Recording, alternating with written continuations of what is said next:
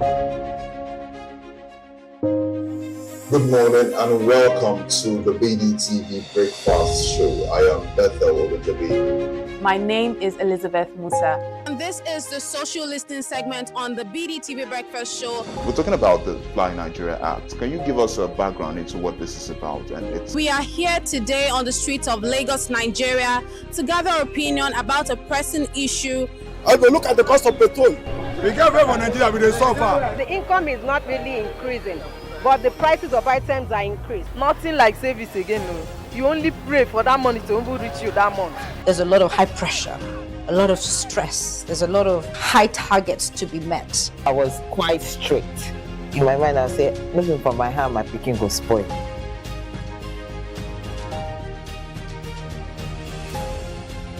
To allow all banks and all the players in the space.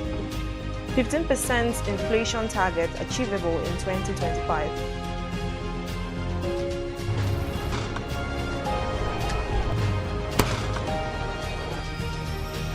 The command and vision philosophy of both the Chief of Defense Staff, the Chief of Army Staff, and indeed all the service chiefs.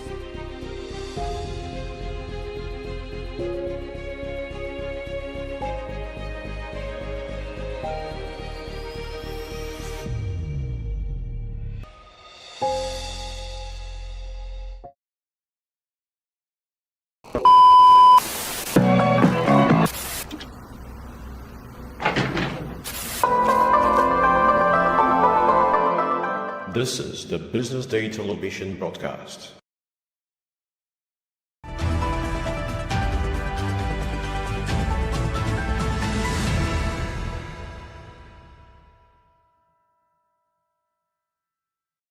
Good morning and welcome to the BDTV Breakfast Show this lovely Wednesday morning. My name is Elizabeth Musa and it's a pleasure to have your day with us this morning. Let's take a look at what's making news headlines this morning. I inherited 13 years backlog of unsettled insurance claims, police IG says. NGX lists 368 billion naira 10-year FGN bond with 22.60% coupon rate. 2025 budget, National Assembly slashes capital expenditure. Russia won't accept NATO troops in Ukraine, Lavrov says after talks with the United States. Manchester United consider sacking Amorim amid disappointing season. We begin the news in Nigeria, where the Inspector General of Police, Kayode Egbetokun, has revealed that his administration inherited a 13 years backlog of unsettled insurance claims for families of deceased police officers. Egbetokun revealed this on Tuesday, the 18th of February in Abuja at the unveiling of the Police Insurance Claims Management Portal and presentation of checks to next of kin and beneficiaries of deceased police officers. The police IG also said his administration had disbursed benefits to 6,465 beneficiaries across 8 separate presentations, amounting to a total of 17.8 billion naira. According to reports, the event also featured the inauguration of a specialized training program for insurance desk officers nationwide. Moving on, the Nigerian Exchange Limited (NGX) has announced the listing of new 368 billion naira federal government of Nigeria bond. This 10-year bond, carrying a coupon rate of 22.60%, was listed on the exchange on Tuesday, February 18, 2025. The newly listed bond, designated as 22.60% FGN January 2035, has been assigned a symbol code of FG212035S1 and ISIN NGF G21-1203518. The NGC revealed that the bond matures on January 29, 2035, with coupon payments made semi-annually on January 29 and July 29.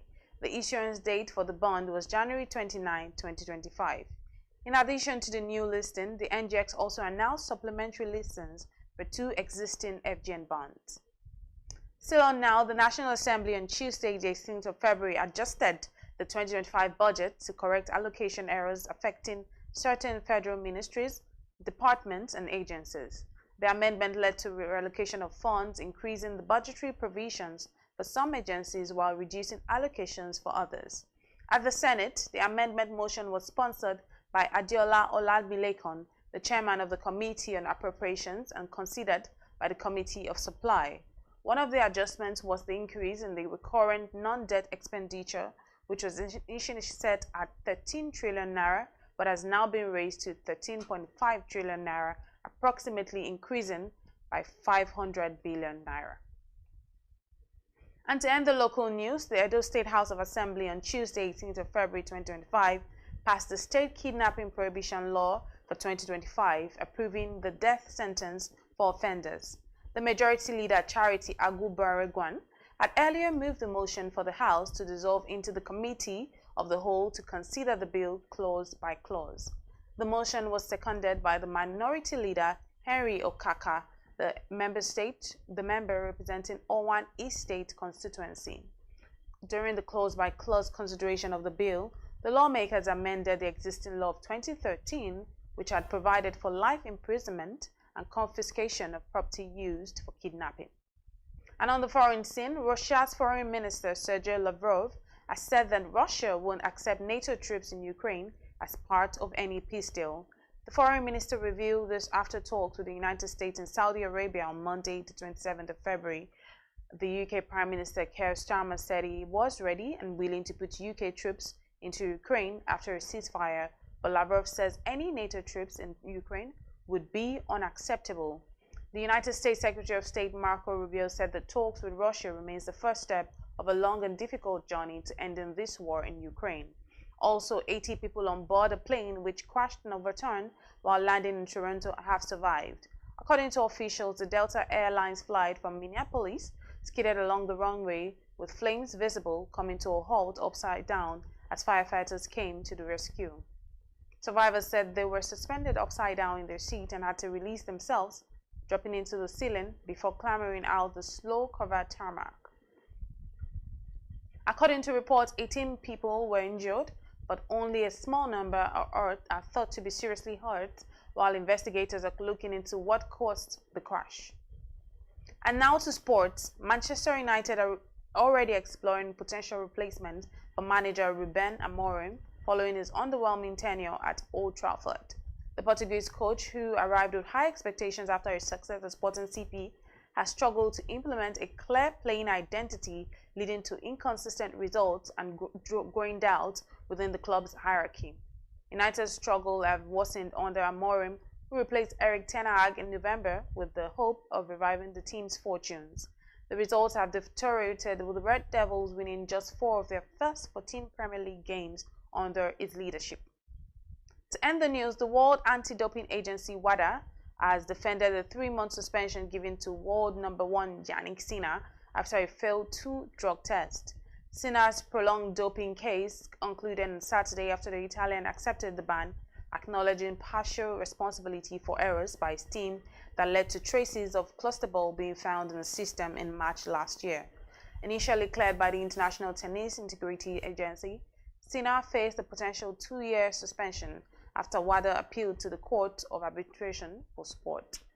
WADA, however, withdrew his appeal after determining that the 23-year-old was inadvertently contaminated by his physiotherapist, who had used a spray containing the banned substance while treating a cut. And those were the top headlines on the BDTV Breakfast Show this morning. Stay tuned as we bring you the newspaper review in a bit.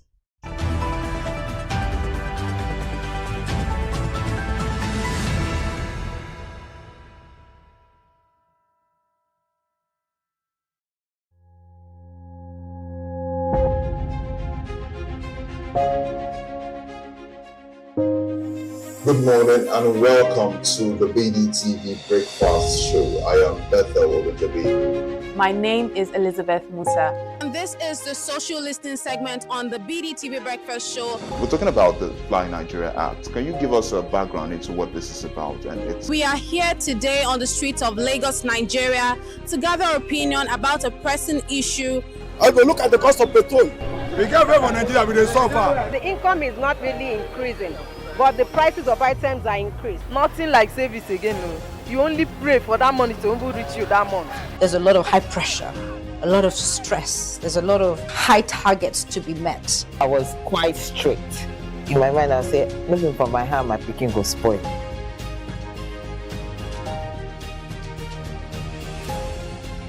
To allow all banks and all the players in the space 15% inflation target achievable in 2025.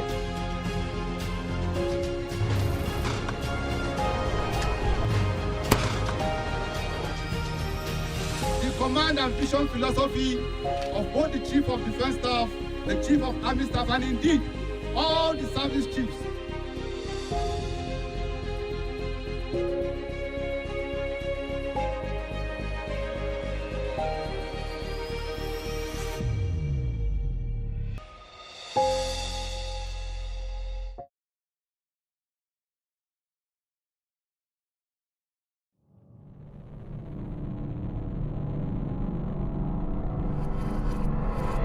I mean, so actually started officially 2021. That's 4 years, but this is the third edition in 4 years.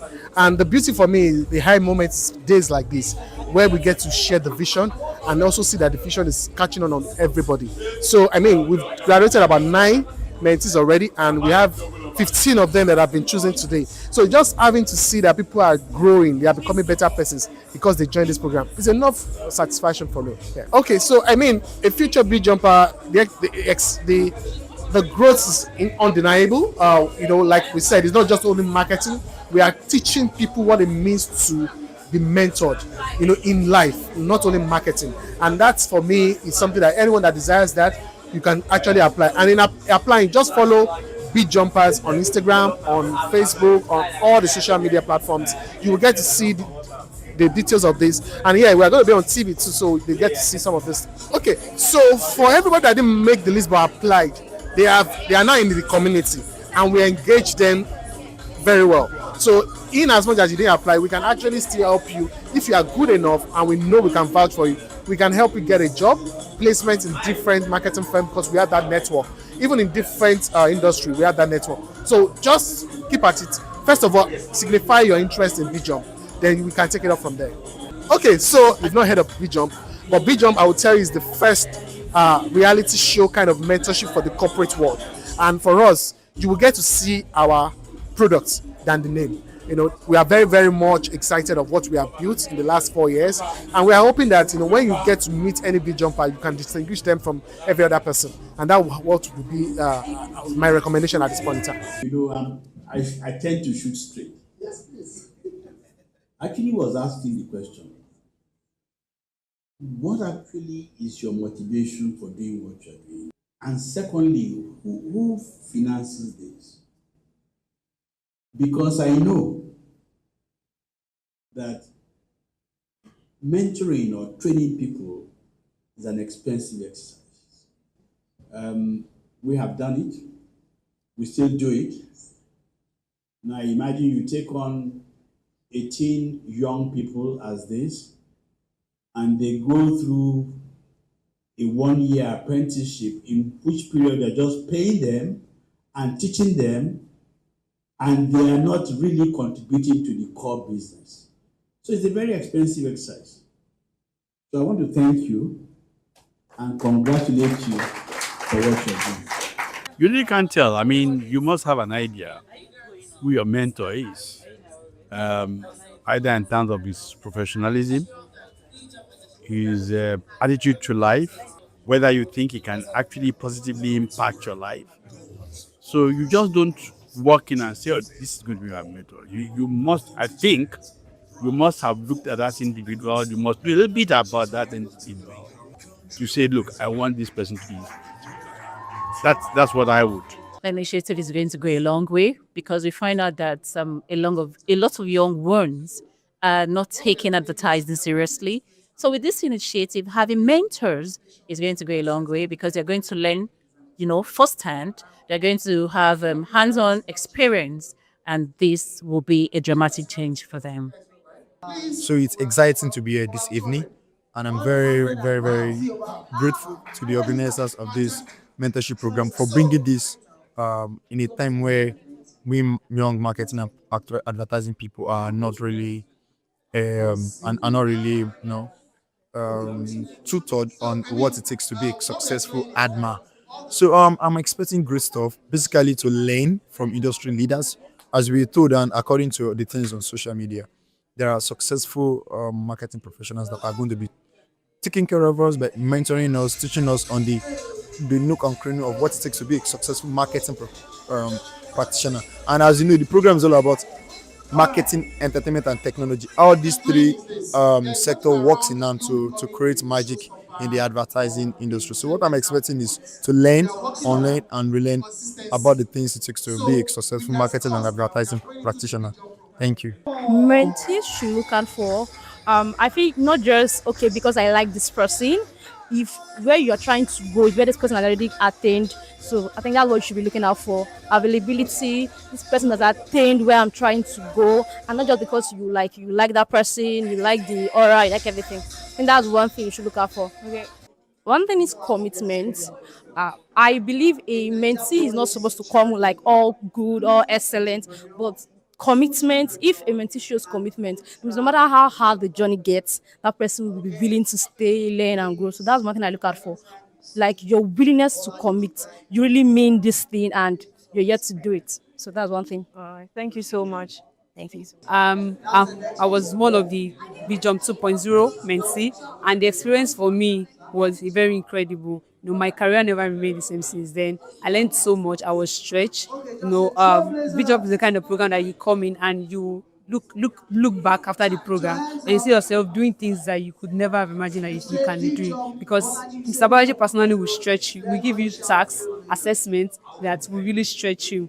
And we had opportunities to visit different agencies, so that means we were exposed to experiences, we were exposed to experts, and that really made us be so fast. And what I have to say to BJump 3.0 and every other BJump set that will be coming is that put in your best to this, because you never can tell who is watching. It's very good to put in your best to whatever you have opportunity. Grab it very well and put in your mind to it, and you definitely no regret. You get the best out of it. Thank you very much. Thank you so much. Okay, so now according to this event, you can see how important it is to have mentor and mentorship, mentee relationships. How important do you think it is from your own perspective that people should have the mentor and mentorship relationships? The importance of mentorship cannot be overemphasized. I'm a beneficiary of mentors, and I have mentors in different areas of my life that I want to excel in. Now, when you have a mentor, the mentor handholds you and ensure that you don't have to keep reinventing the wheel. You get to sort of even have shortcuts in getting faster to where you want to be. And like our guest speaker mentioned, it's not just about learning in one channel, it's about an overall thing. So irrespective of every area of your life, it's better to have someone that has gone ahead of you, that can teach you, mentor you, guide you on these things. So its importance cannot be overemphasized. It's an amazing thing that Bolaji is doing. Anybody that's into mentorship is definitely someone that is passionate at heart and interested in giving back to the society. Now, this mentees today has had a wonderful lifelong experience that they're going to cherish for many years to come, and it makes their journey ahead easier. Like I've said, the importance cannot be overemphasized. I wish so many other people, individuals and organizations can embrace the act of mentorship, because it is the way to go. Thank you. My most memorable moment was the first time we met Dr. Mr. Bolaji. Yeah, so it was very, very, how would I put it? His presence was very, very interesting, unique. This has been such a surreal experience.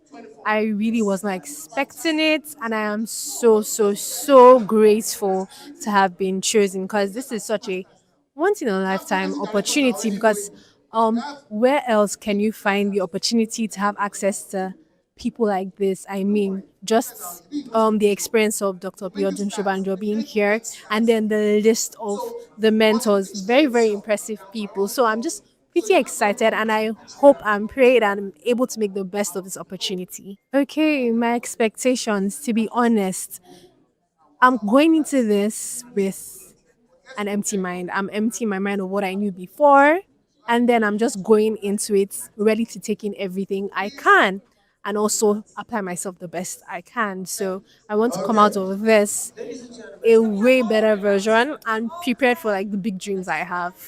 Prepared to be able to apply myself in the industry and fly so high. So yeah. I think it's a very, very welcome initiative. I think it's high time someone, stepped up to this challenge.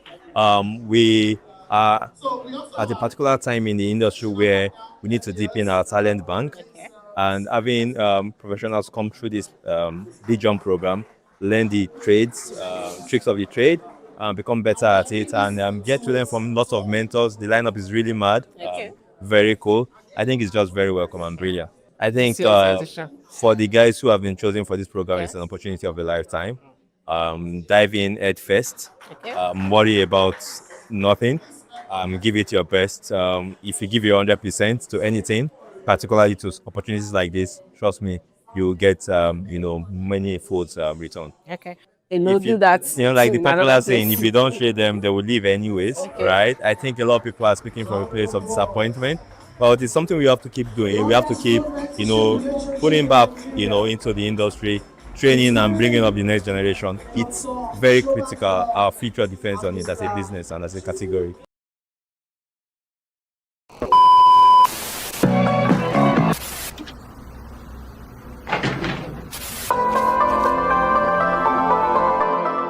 This is the Business Day television broadcast.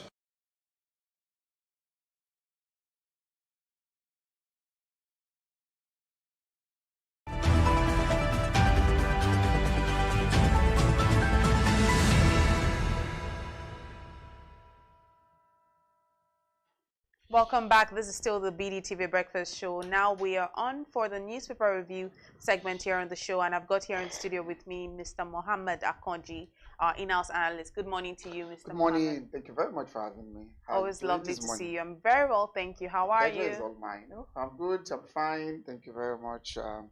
It's been a very good morning anyway. I mean, joining down this morning, it's one character is quite seamless today. Love it. Sometimes it's always like that. Some days are like that. You So want to say it's Wednesday, but it's not really about Wednesday. Some Mondays could be like that. I always see that, that peculiarity on a Thursday when most of, typical market women are always at home.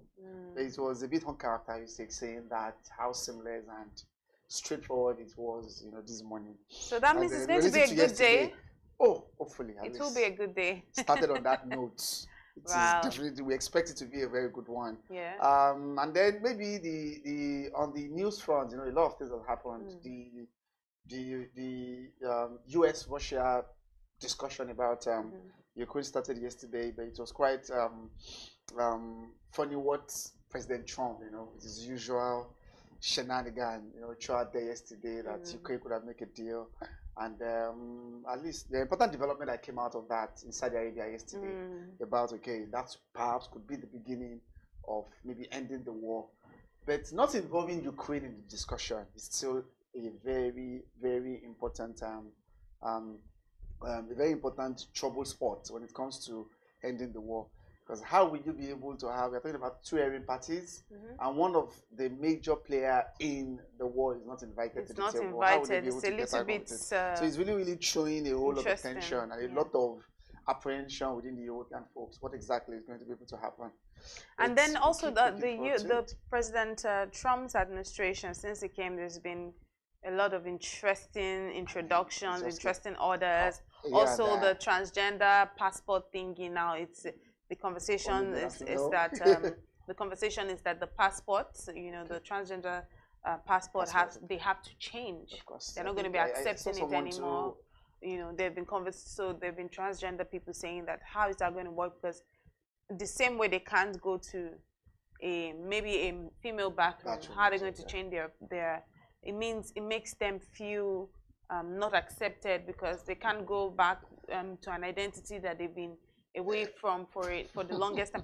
Just a whole lot of things. But then again, it also speaks to how did we get here with all of things happening? I think he mentioned that right from the start, and I think it's and that's why when some of the policies was coming up with It's not as if it's a deviation from what it mentions to the American people.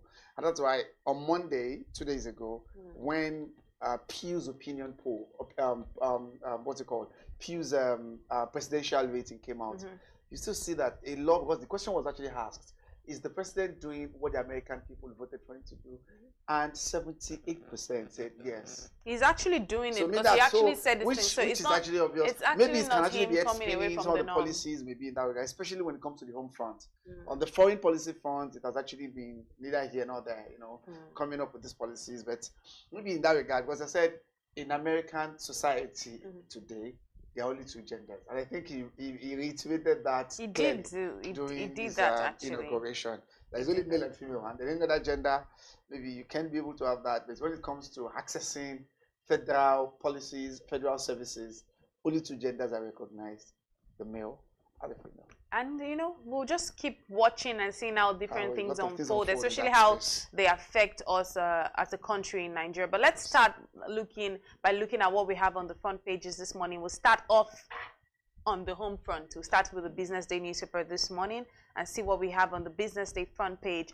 Still talking about the rebasing and all of that. So the big story on Business Day newspaper says, rebased inflation rate stokes interest rate uncertainty. Now everyone's talking about this rebasing. That's been the conversation since perhaps the start of the year or so. And then also on the front page says petrol imports persist amid rising local output. NNPC denies importing in 2025. On the bottom left-hand side on the Business Day newspaper, it says business confidence grows as reforms bear fruit. Again on page 31, it says Nigeria's $34 billion lithium reserves is in demand amid global rush. This should be a good one for Nigeria. But let's start by talking on the big story. I know you have a lot to say on the rebased inflation rate and all of that. Yeah, thank you very much. I think you mentioned that it's been at the front burner since January, and the Statistician General of the Federation came out to be able to give us the numbers. People have been expecting it. Remember, the expectation has been on since 31st of January. But they told us, okay, they're trying to be able to finish up with the methodological enhancement. Maybe there will be some important terms, concepts used in that cases that we need to be able to shed a bit of a light more on. And that's why I don't know if I'll be able to take the other part of the stories, but maybe just be able to explain that part.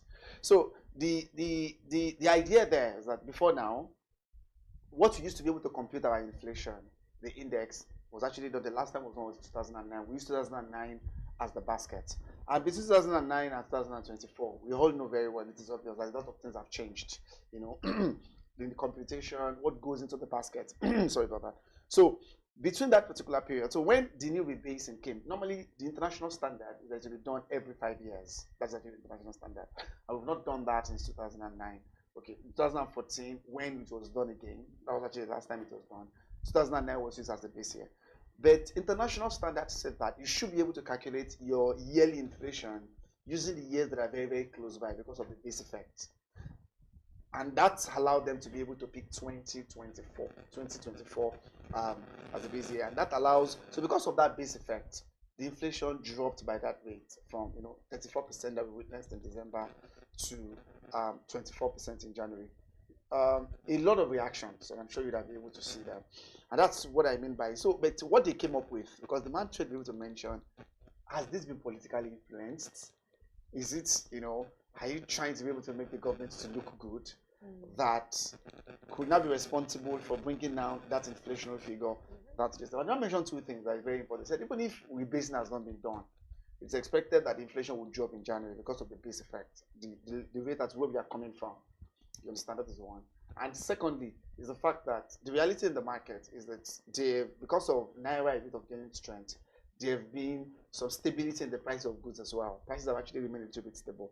But the rebased inflation was actually responsible for that significant drop that we witnessed. And then we see that coming, bringing out that into the picture.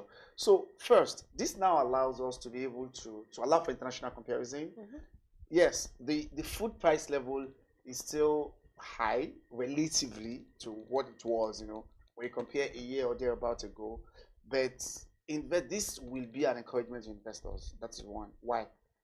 CBN will start meeting today, and I think that's what you read there about what the rate will likely be. We expect them that 19th and 20th, and deliberately, because we're very sure they deliberately to postpone the meeting. This would have held between Tuesday and Wednesday. They postponed it, pushed it to ensure that this figure is out, because that tends to be able to influence the direction of their decisions. Analysts generally, experts and industry watchers, have actually really divided. So whether would they raise the rate further? Since inflation has gone down, why they have actually been keeping the rate high was just to be able to combat the structural inflation, that said elevated inflation that we had. So now that it has come down, they needed to be able to soft pedal, in terms of reducing the rate. So by reducing the rate to allow for expanded output in the economy, if the central bank would do that. While some also still believe that we are not out of the woods yet. To get my point out, some believe that even with the way we are, it doesn't appear that we're out of the woods. So the central bank should not let their guards down by reducing the rate. So the way it is, but I feel like most of what people are saying is maybe they will be able to pause the rate hike, maintain the same 27.25%. Why? Investors now, they are real. Okay, well, that's what I'm saying. Maybe some of the terminologies there. The real return on their investment. Interest rate is 27.5%. So whatever they earn, inflation before now was 34.8. So which means that they're having a negative real return. It means that whatever any money they are earning, if they earn something of interest of 27.2%, the inflation already is 34%. So the inflation will be able to hit up all their returns. But now they are having in a positive realm that they are able to move to. And so the central bank maybe for this month will tend to be able to hold the rate and then see how that maybe by next month, if the inflation drops further, which is actually what we are seeing from what is actually be able to happen out there.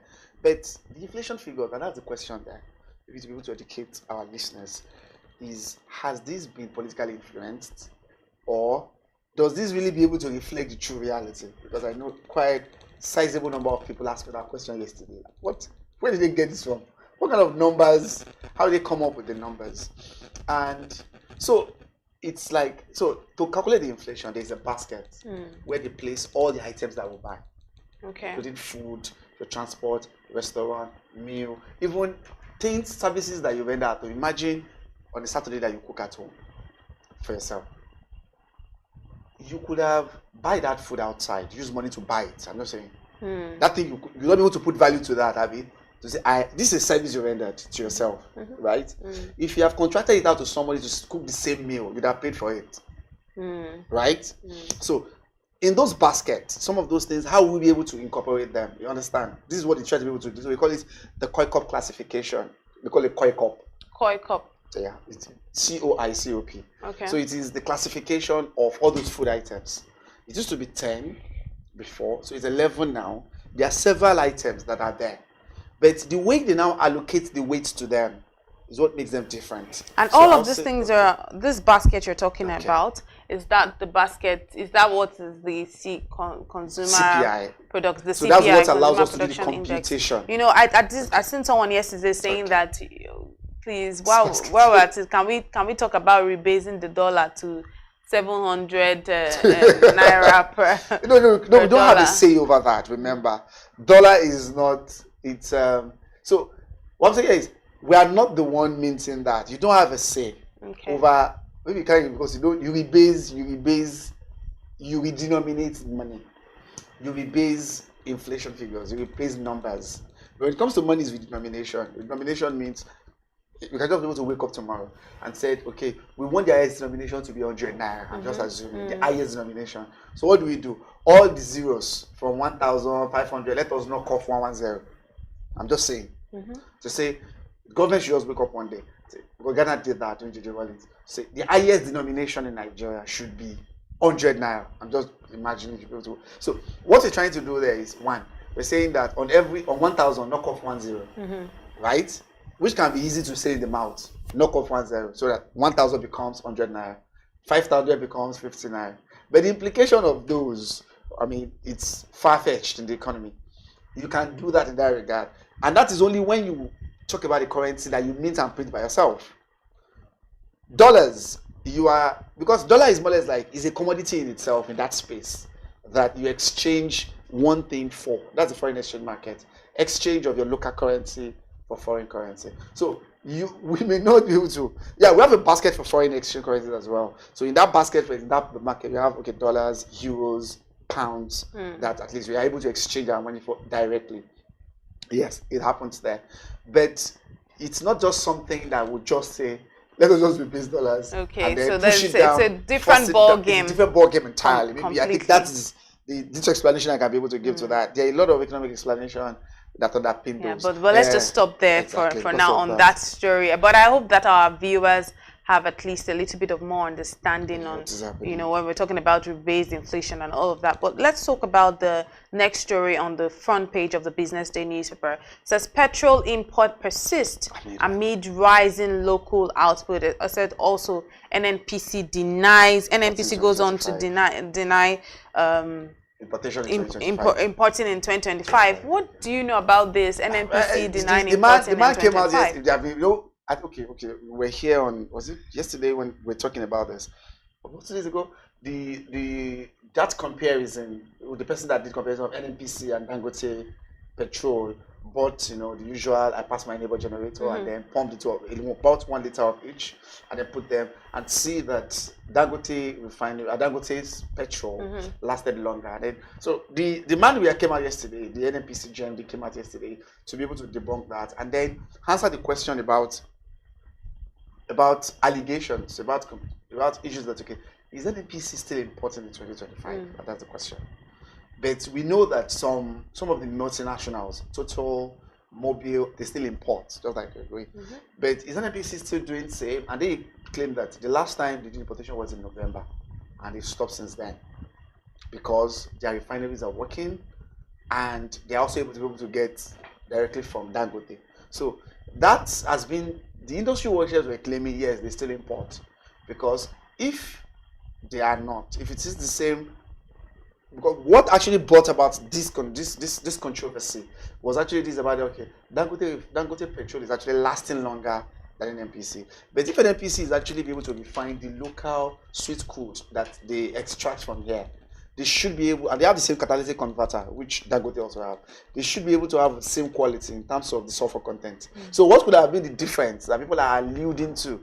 Must have been that, maybe they are importing the blended refineries that they have in Malta and in Belgium, had those ones that do not be able to last, just have that long-term durability. Demand debunk it, as I said, the GMD has said no. Since the beginning of this year, no importation has been done. They've ensured that most of the crude that they got through the JV, they go on the joint ventures that they had with IOCs. They will go straight to their refineries. Part go to, they have the other modular refineries that they supply to, and they're those able are to the be able to smaller get their refineries. exactly, and they're able to be able to get it out. So that's the question that is still there, because we know that the NUPLC mentioned that about 550,000 barrels actually made available every day. So the issue, I think we spoke about that in terms of barrels of oil that they made available, of the 1.6, 1.7 million barrels for local use, even though some of them eventually exported for local production. I think the issue there in that space still needed some clarity. The GMD was saying, yes, maybe you're supposed to be able to know better because that is his forte. But yes, we are not importing any fuel. We've ensured that the fuel that we are using are those that we get directly. I mean, the fuels that, the petrol that we get, the petroleum product that we get directly are also compared to fuel, and then we use it locally. So why those allegations still coming? He mentioned something about yesterday, and he says about they're just trying to demarket them. I'm talking about the GMD, Mr. Melekiari, about demarketing what they do, and that all those they will not be able to glorify or be able to give them some honors to be able to respond to some of those claims. That is what the man said, in that regard. I'm sure in days ahead, investigations we'll certainly find out what the exact facts are in the days ahead. Let's see what we have again on the Business Day newspaper. It talks about the lithium. So we're seeing something about Nigeria's lithium, $34 billion lithium reserves, how it's in demand amid global rush. And this is on the bottom right-hand side of the paper. Also, business confidence grows as reforms bear fruit. But I want us quickly just talk briefly on, what it means for us as Nigerians, and also maybe for investors if our lithium reserves are, is in demand. So, amidst global rush. Why are people? Why is there a global rush for lithium? Okay, maybe so for lithium's actually weapons for nuclear weapons. Some of them actually be able to use even in phone productions, in solar panels. I think that demand is actually going very well right now, and so that demand is a global demand. And the Nigeria is also saying that we have quite sizable amount of deposit of lithium that can actually be used in in doing so. So that's, and it's actually valued at is about $34 billion of that, at least we have in terms of value of lithium that we have on the ground. So I think that is why this particular story was actually done, and to see the potential that economic diversification we have been talking about. You need to be able to look at these solid minerals. Yes, the man has been doing some good job in that regard, the minister. And he was the one too that was able to mention where we have lithium being domiciled in Nigeria and what government is trying to do. And I don't even want to talk about the conspiracy theory part of having lithium. No, I don't want to speak towards it. But I'm sure you know what I'm talking about, and all of the dynamics of having lithium, and their investment, and how all of them are getting very, just as we said, the demand for global rush. We also understand what some of the international bodies have been doing in terms of trying to just gain access to this lithium. So that's the solid mineral minister, Mr. Dele Alake, was actually mentioning something very, very vehement in that regard, and what the kind of the security architecture they put in place to checkmate, foreign bodies trying to be able to access some of this. But it is really, really a global rush right now because of the way the international political dynamics is actually morphing. And the business confidence, as I think you mentioned that, but just like inflation figure came out yesterday, the Stabic IBTC Purchaser Managers Index too came out, and we see that maybe the reforms trying to be able to yield fruit, because a lot of them are now showing, most of the managers, producers, manufacturers are trying to be able to see positive signs, positive directions when it comes to the positive signs when it comes to economic direction of the nation. And that confidence is actually growing. Of course, the figure shows there's an improvement from the last time it was done in December to January. And I did mention at the start of the year that I'm really thinking that this year, I really strongly believe that this year is going to be a very strong, it's going to be a very positive business year. But let's see what we have on the Punch newspaper this morning on the BDTV Breakfast Show. The Punch newspaper always has like a very interesting spread of different stories. Now, the big story on the Punch newspaper this month says, workers in 109 embassies groan over 6 months unpaid salaries in the embassies. Now, the ministry promises to clear arrears. Ex-envoys kick. Now, on the top right-hand side of the Punch newspaper, inflation drop. It says experts demand lower interest rate. Page 21 says Dangote's wealth rises to $24 billion after refineries operation. That's a good thing, isn't it? Now, page 21 says Tinubu, Obasanjo, others mourn as Edwin Clark dies at 97. That's one of the great Nigerian statesmen. On the bottom left-hand side of the Punch, it says Lagos Assembly says Tinubu's wife not involved in crisis. On page 16, immigration arrests 40 illegal migrants in Oyo State. Again, Osun crisis. Police go after killers. LG poll holds on Saturday. On page 30, it says Ukraine protests in exclusion as United States Russia race team to end war.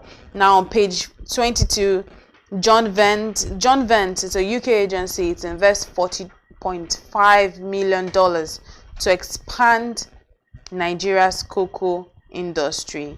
Now that John Vest is doing its own best to invest. Again, everyone is just trying to. Nigeria is rich in so many resources, so many natural resources. So everyone just wants to have a bite of the cherry. But let's talk about the big story here. Workers in 109 embassies groan over 6 months Unpaid unpaid salaries. Not 1 month, not 2, not 3. 6 months. 6 months. And then ex-envoys are kicking. So what was happening for, 6 months? What could be the problem? What could be? So it was a Punch investigation that brought out this expose. So it was stated that about 450 foreign service officers in about 109 countries had those actually be able to hold this amount. The reason for that, the Ministry of Foreign Affairs, speaking to Punch in anonymity, said efforts are being made to be able to make the payment. But what have actually been able to happen? Remember, even the ambassador has not been appointed yet. 2 years into this administration, we've not seen that.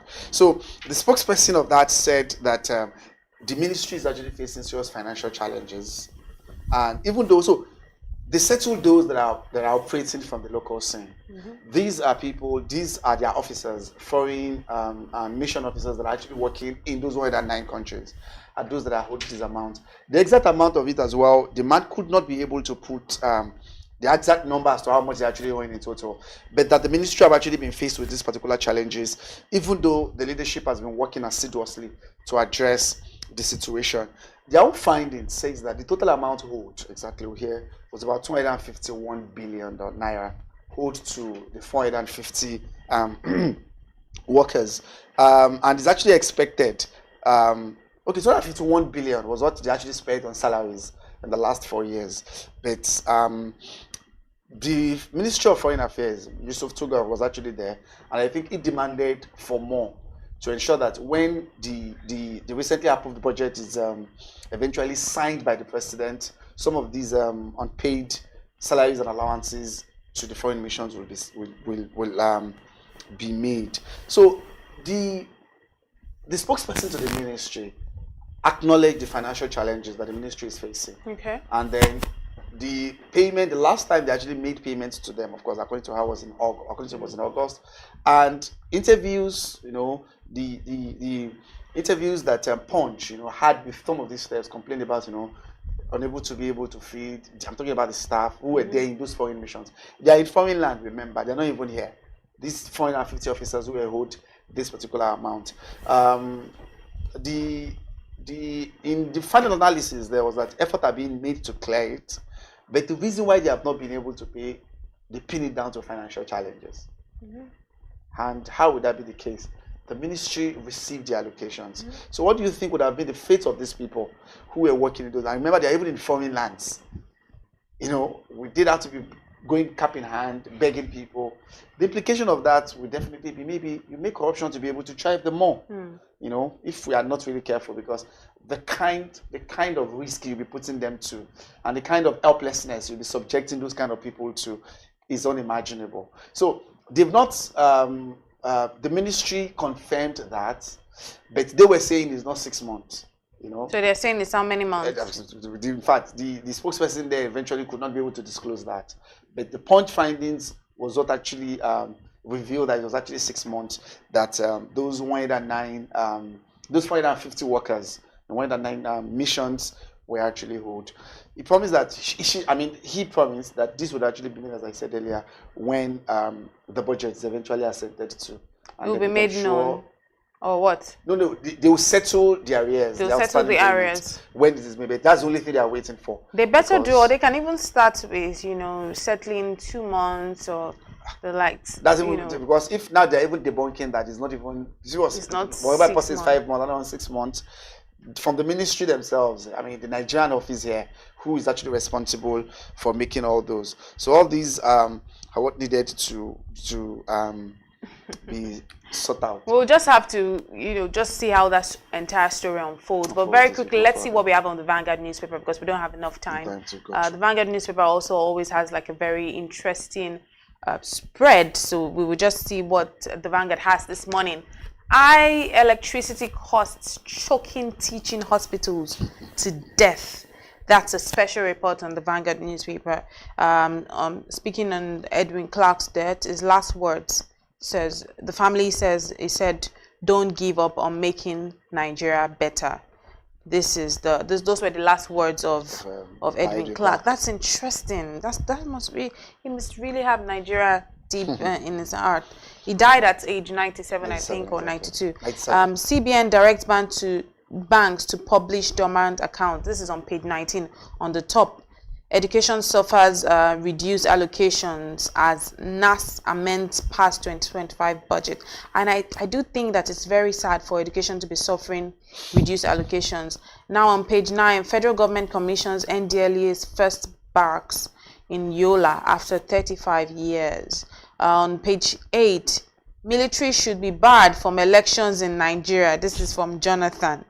Now, on the bottom side of the Vanguard, still just below the special report on Edwin Clark's family's words, Boko Haram. The kicker is Boko Haram. Then the writer itself says U.S. to audit aid fund to Nigeria. Again, on the bottom left-hand side, says NDDC group warns organizers to desist from protest. On page 8, fears grow over Pope's health as Vatican cancels upcoming event. Now on sports, Chell to watch Musa Kano pillars. But let's just very briefly, I just want to hear your thoughts on if you were able to do a little bit of research on the electricity costs choking teaching hospitals to death. Yes, of course. I mean, it's been in the news. It's been in the news UCH for a while has been now. on, but they were able to go further and even bring out other ones. Even here in Lagos, the Uniben Teaching Hospital, Uniben, I think they did that in the report if you were to look at it, how energy costs, especially since the last banding system that happened in April, what is has actually been able to push a whole lot of them. In fact, some of them have been disconnected. The case of Teaching Hospital was mentioned. Part of Lute here, even in Lagos, have actually been mentioned. They have actually been able to suffer significantly as a result of that. Now, of course, they are entitled to 50% subsidies as teaching hospitals, but I think has not really been able to come into to reality yet for most of them, so that can be able to lighten the burden on teaching hospitals. And similarly, the Edwin Clark, I think we heard about the past death yesterday. Is another, just like Friday was when Paddy Banjo died here in Lekki in Lagos, and then yesterday, I think we just left. The good thing is it's a celebration of life. They've lived life, they've done their part. But you see, Nigeria is really, really, because in fact, somebody was telling me yesterday that when these people speak, they look like men that maybe like somebody that will never die. Especially when it comes to how they took Nigeria.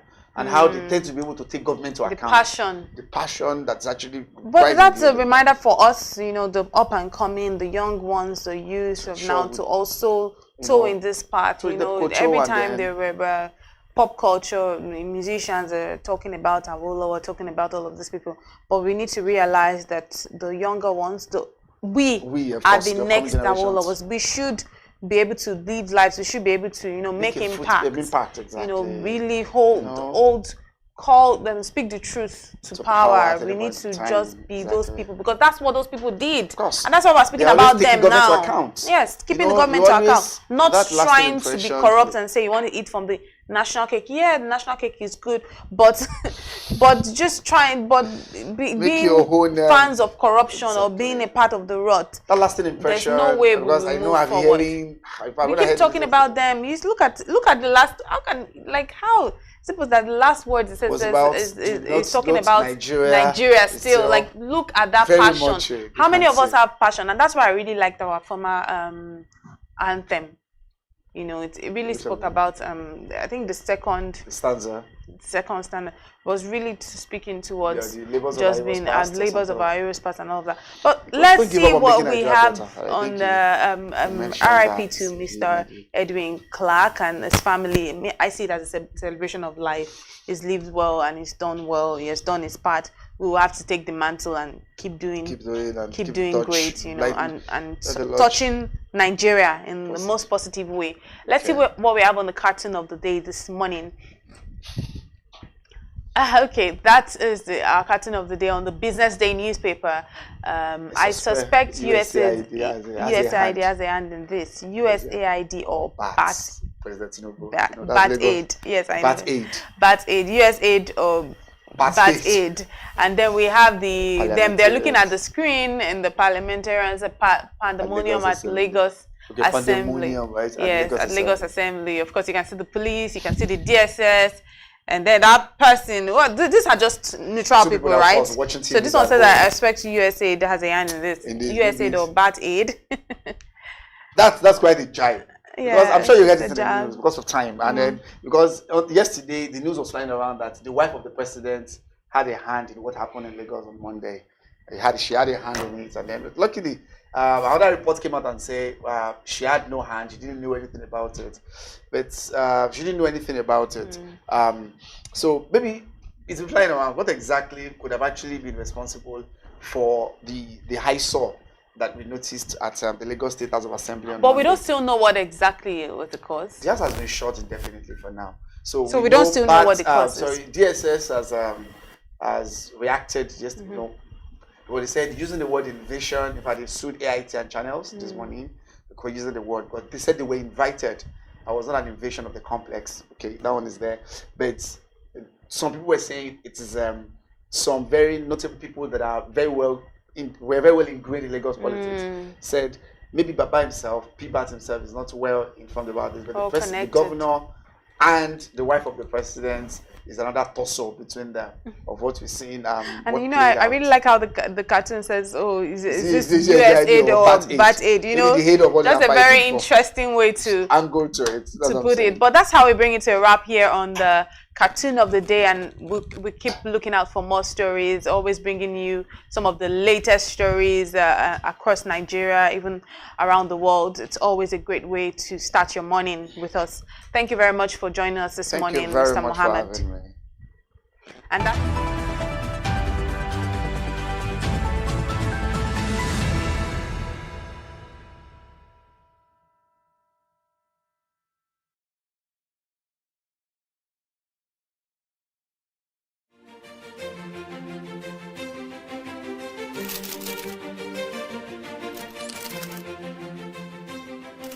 I am, of course, a great admirer of the impeccable credibility, professionalism, and business savviness of BusinessDay. If you really mean business in Nigeria, start your day with BusinessDay.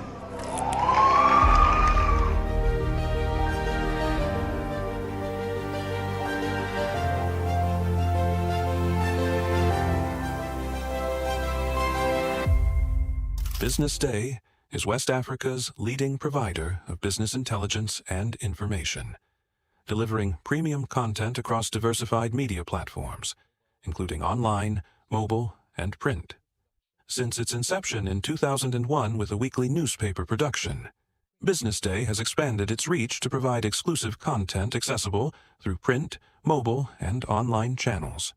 Our premium offerings are further enriched with syndicated content from esteemed sources like the Financial Times, The Economist, and the Harvard Business Review. At BusinessDay, our mission is clear: to be the foremost provider of business and financial content, empowering readers to make informed decisions in Nigeria and Africa.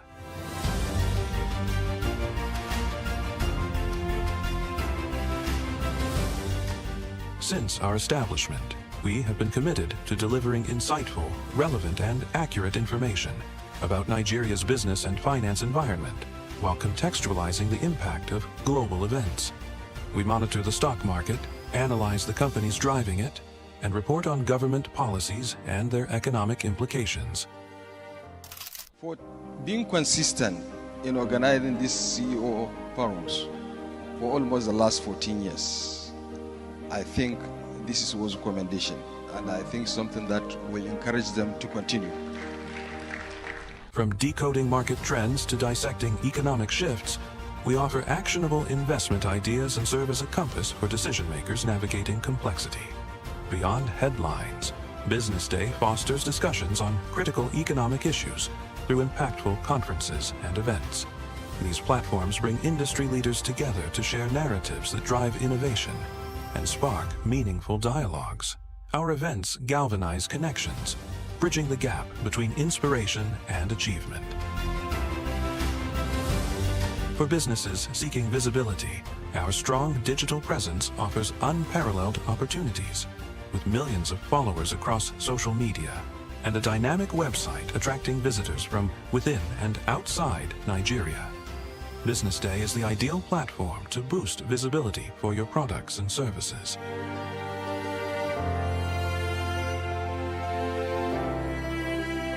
If you're looking for in-depth analysis and expert opinions on Nigeria and Africa's business landscape, Business Day is your guide.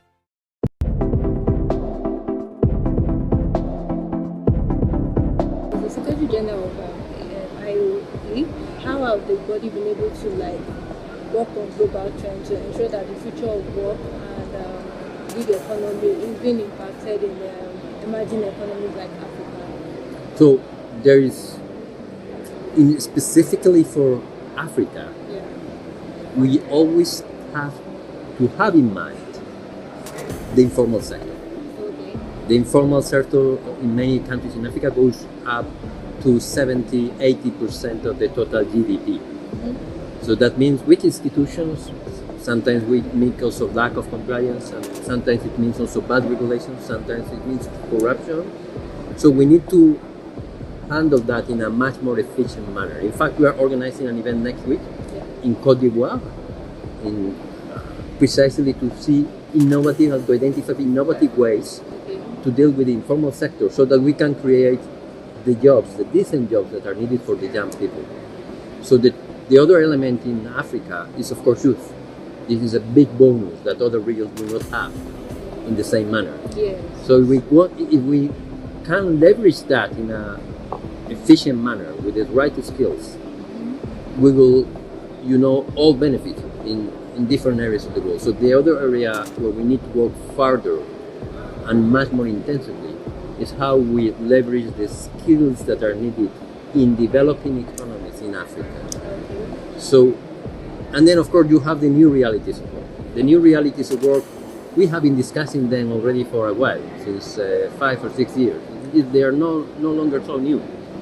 So what we need also is to go to face them, not with fear, but looking at them as big opportunities. AI bring strong opportunities for people, for individuals, for young women, for young men, also to do entrepreneurship, to bring also new startups, to skills themselves, to also connect better with other areas of the world. But for that you need connectivity. You need good internet connection, you need good infrastructure, you need also good educational systems. But those are opportunities, please don't face them with fear. That's how we see them. One of the main challenges we have is that the collaboration between the private sector and the educational systems is still very weak. For many reasons.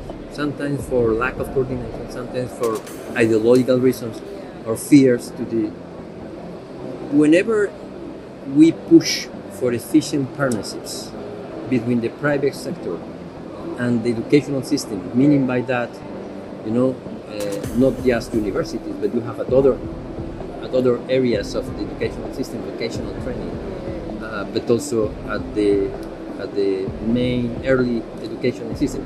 Once you have this connection much stronger, you will be able to identify better the needs of the labor market. You'll be able also to provide young people well ahead the competence that they need, the mathematical skills, the scientific, the reading, the basic skills, but also the social skills, the human skills.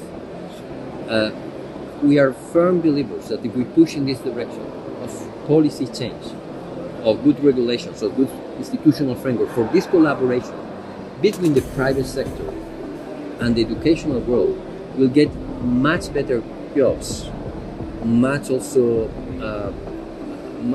more jobs also for young people in Africa, where you have this youth bonus that can make a huge difference also for the continent, but also for the world.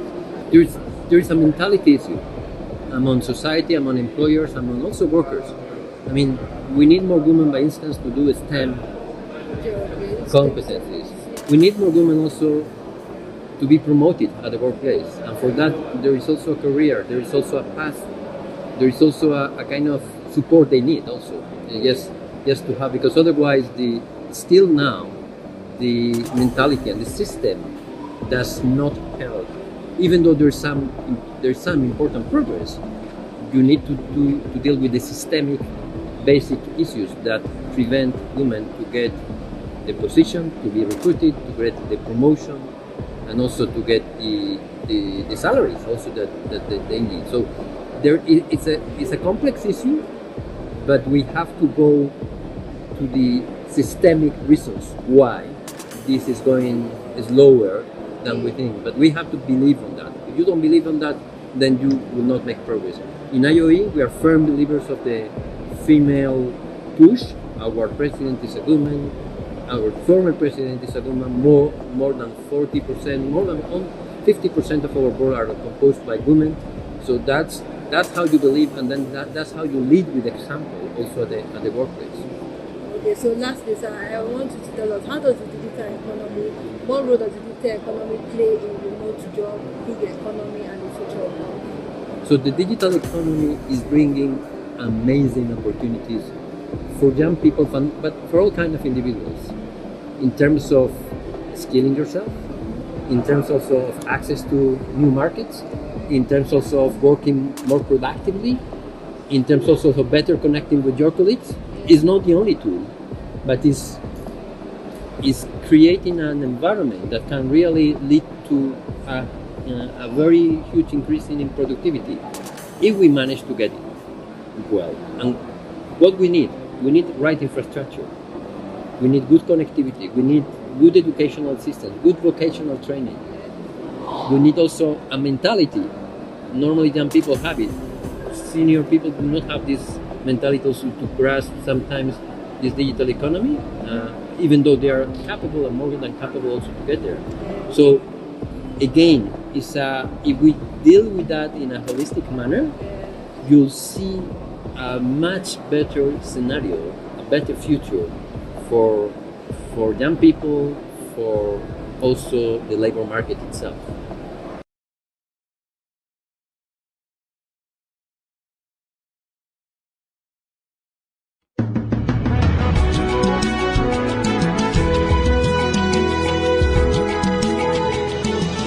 Hello, this is Bode Oshosami on Global Business Insights on BDTV, where we bring ideas and discussions on the business headlines.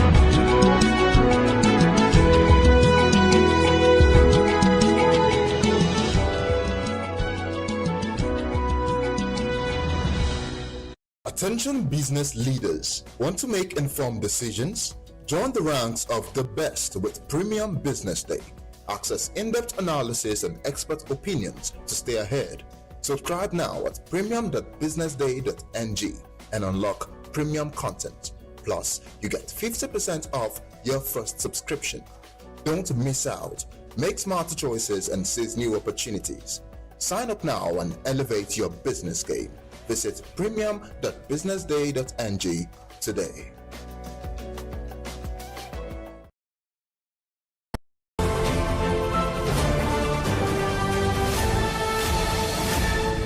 You are watching Business Day Television.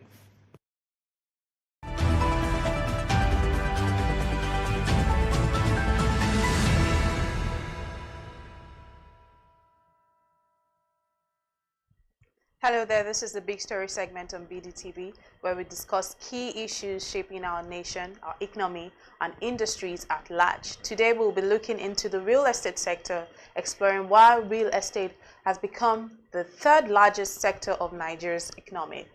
The NBS's recent rebasing report put real estate as the economy's third largest contributor, moving up from its earlier fifth position.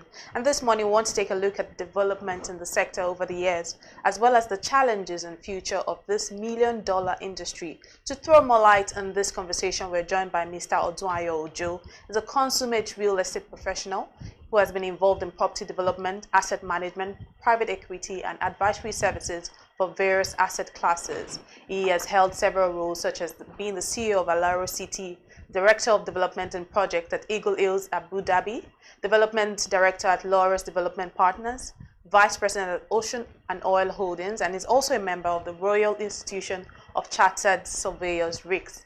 and the Nigerian Institution of Estate Surveyors and Valuers. Is currently the MD CEO of UPDC PLC. It's a pleasure to have you on the morning show, sir.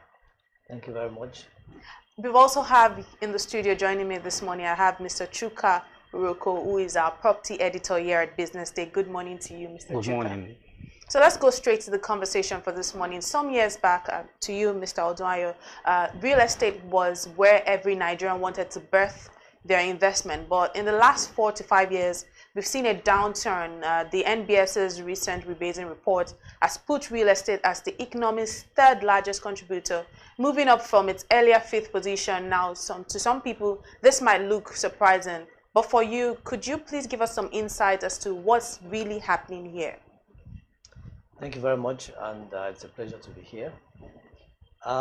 So the real estate sector of the Nigerian economy has always been a major sector. It has always been a major contributor to Nigeria's GDP.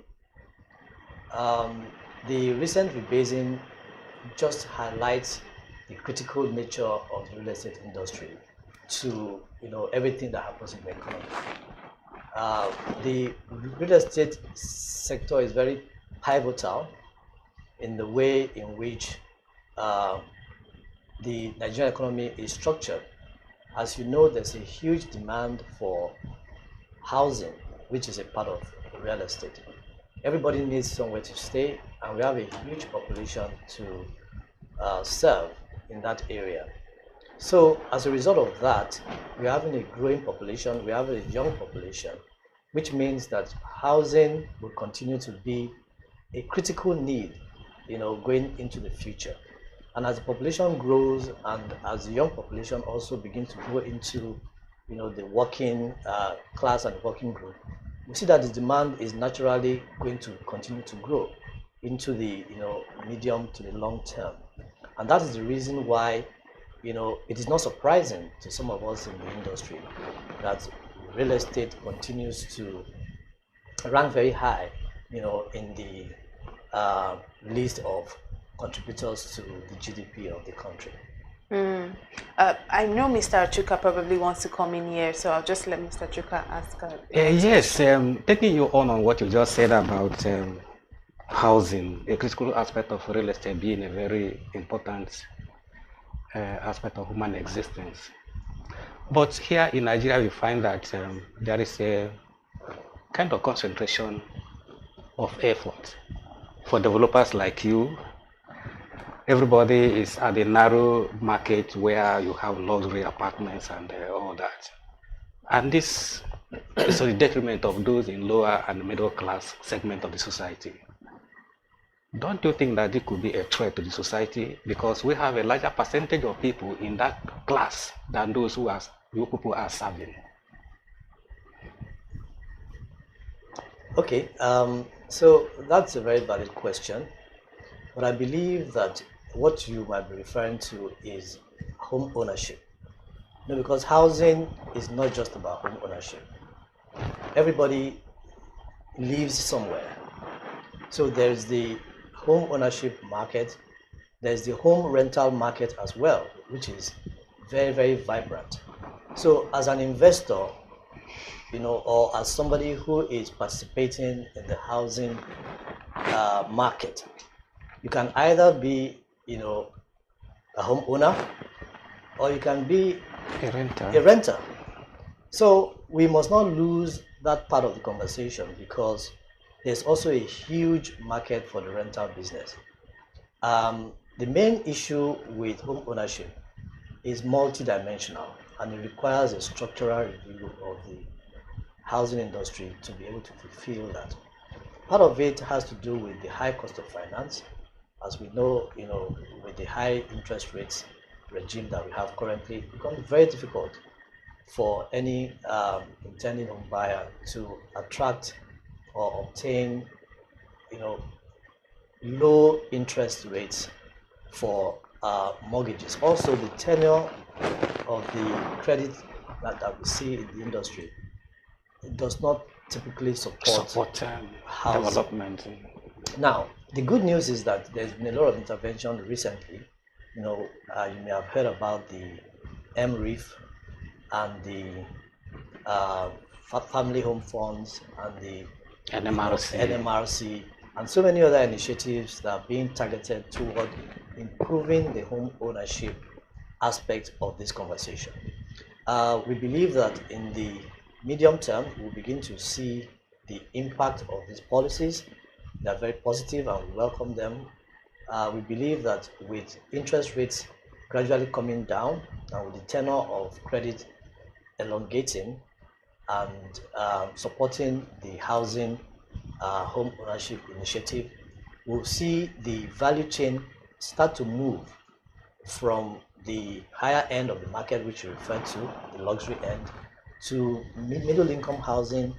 And then maybe we can also start talking about the lower end of the market, which requires, a lot of support. And, it's also worth to mention that because of the inclusion of the pension contributions in the eligibility for housing mortgage equity, we also see that the working class will be empowered in the short to medium term to be able to take advantage of these opportunities. So these are the things that are being done in improving the home ownership aspect of the conversation. But the home rental aspect is already very active, especially in the middle income segment of the market. We see a lot of investors going into that area because that's where you have the critical mass, and we see a lot of people, even from Nigerians in diaspora to the Nigerians here in Nigeria, participating in that aspect, buying real estate to be able to rent out, to provide more housing to the teeming Nigerians. So we've spoken about home ownership and then the home rental bit. Let's talk about the estimated value of the real estate market. Now, Nigeria is estimated to achieve a value of $2.61 trillion by 2025. For you, do you think that this projection is realistic? Are there gaps you see that can work against the realization of this, let me say, ambitious estimate? The estimate is ambitious, but I think it might actually be scratching the surface.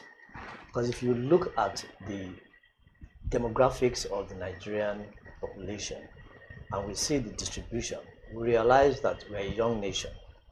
And as more and more of the younger generation get into the working class, this size of the market can only increase.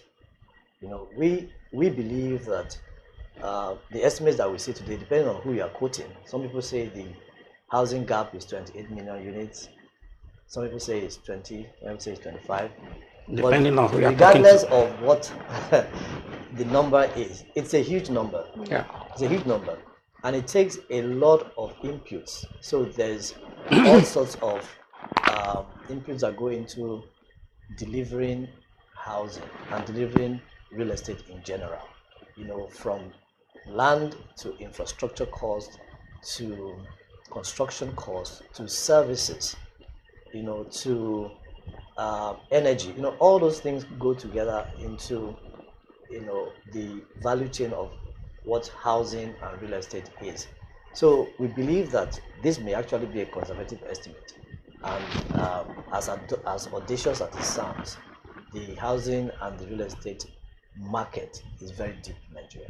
Yeah, and speaking on the housing and the real estate market, how much does it actually cost to start a real estate business in Nigeria? So real estate is not one business, and I think when people talk about real estate or housing, the mind always goes to developers who build houses and who sell houses. They're just one very important aspect, but that's just one aspect of the industry. So if you're a professional, you can start your business in real estate by just being a broker. You don't need anything more than your skills to do that. Depending on which part of the value chain you want to play in, I would encourage a lot of youth and a lot of the enthusiasts of the industry not to think of only real estate in terms of the capital it needs to build houses. You can play in your own little area. You can specialize also in one aspect of the industry. Some people are specialized. For instance, lawyers have a role to play, engineers have a role to play, architects have a role to play, estate surveyors and valuers, facility managers. Facility managers have a role to play, suppliers, traders, people who sell cement, people who sell building materials, people who sell electrical appliances, and all the way, to the contractors. You have the small scale contractors, you have the medium scale contractors, you have the large contractors, you have small developers that just do one building, you have developers that do a series of buildings, you have big developers that do thousands of housing units. So it's a very, very diverse industry, and I can tell you, you and I can start a business of real estate tomorrow. Absolutely. I agree with that. Mr. Chika, I know you want. Yeah, so I still want to take you back to the rebasing and real estate, because by the NBS estimate yesterday, we are told that inflation has now dropped from 34.8 to 24, which means we are down by 10%. And then each time you talk about real estate, you talk about macroeconomic indices as major problems, challenges affecting you perhaps as a developer. Because inflation, we are talking about inflation, we are talking about interest rate, we are talking about exchange rate. All these impact negatively on real estate development. And now my question is, with what can happen to inflation, for instance, are we going to see a drop in house prices? Are you as a developer now going to reprice your products to reflect what we are told that the economy has improved tremendously? What are we expecting? It's a very good question, and the jury is still out, on what the impact will be, because there are other dependencies. So it's good news to learn that we are beginning to see a cooling, in the economy, and some of the reforms and the restructuring of the economy is beginning to take positive effect. It will be interesting to see how the CBN reacts to this information and how the rates adjust, because this is one of the things that affect the real estate industry. The cost of credit is very important and it's pivotal to everything. So it will be interesting to see, what kind of rates we see going forward. And if the NPRs begin to trend down, and we also see maybe the banking industry and the financial services sector also respond to this downward trend, that will have a direct positive impact on the cost of doing business, not just for the real estate industry, but for the economy in general. And there's a multiplier effect of interest rates, which will also be felt in the real estate industry.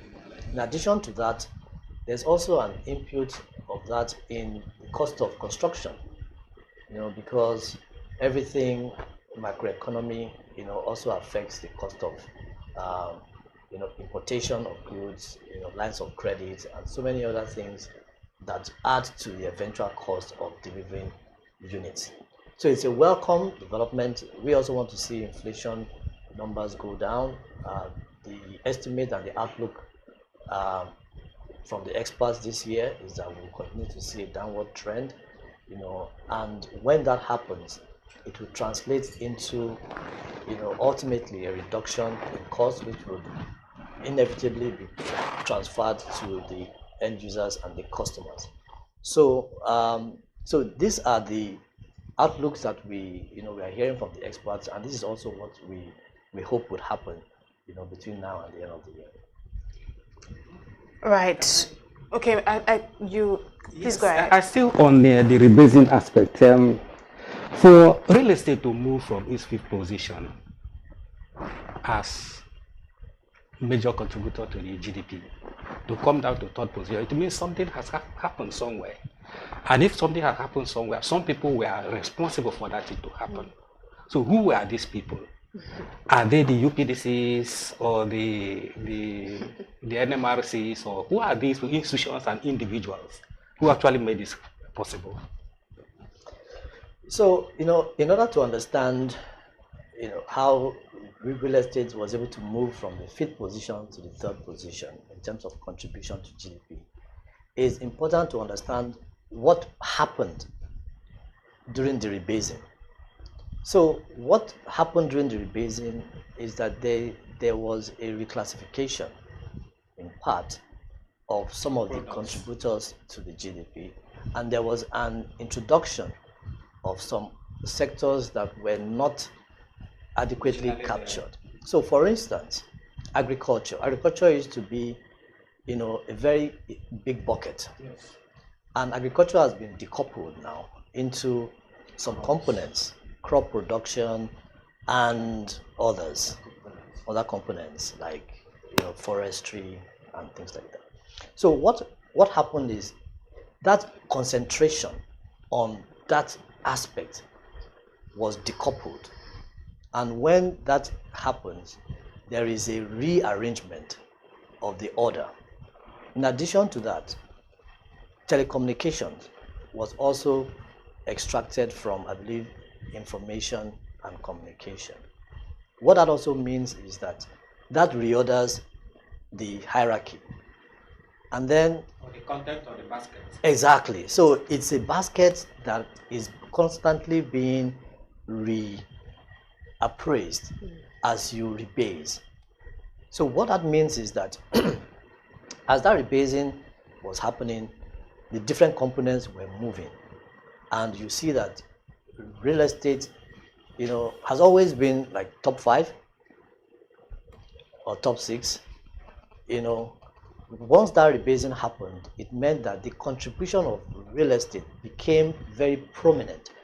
And for the players in our industry, it is not surprising for some of the reasons that we've talked about.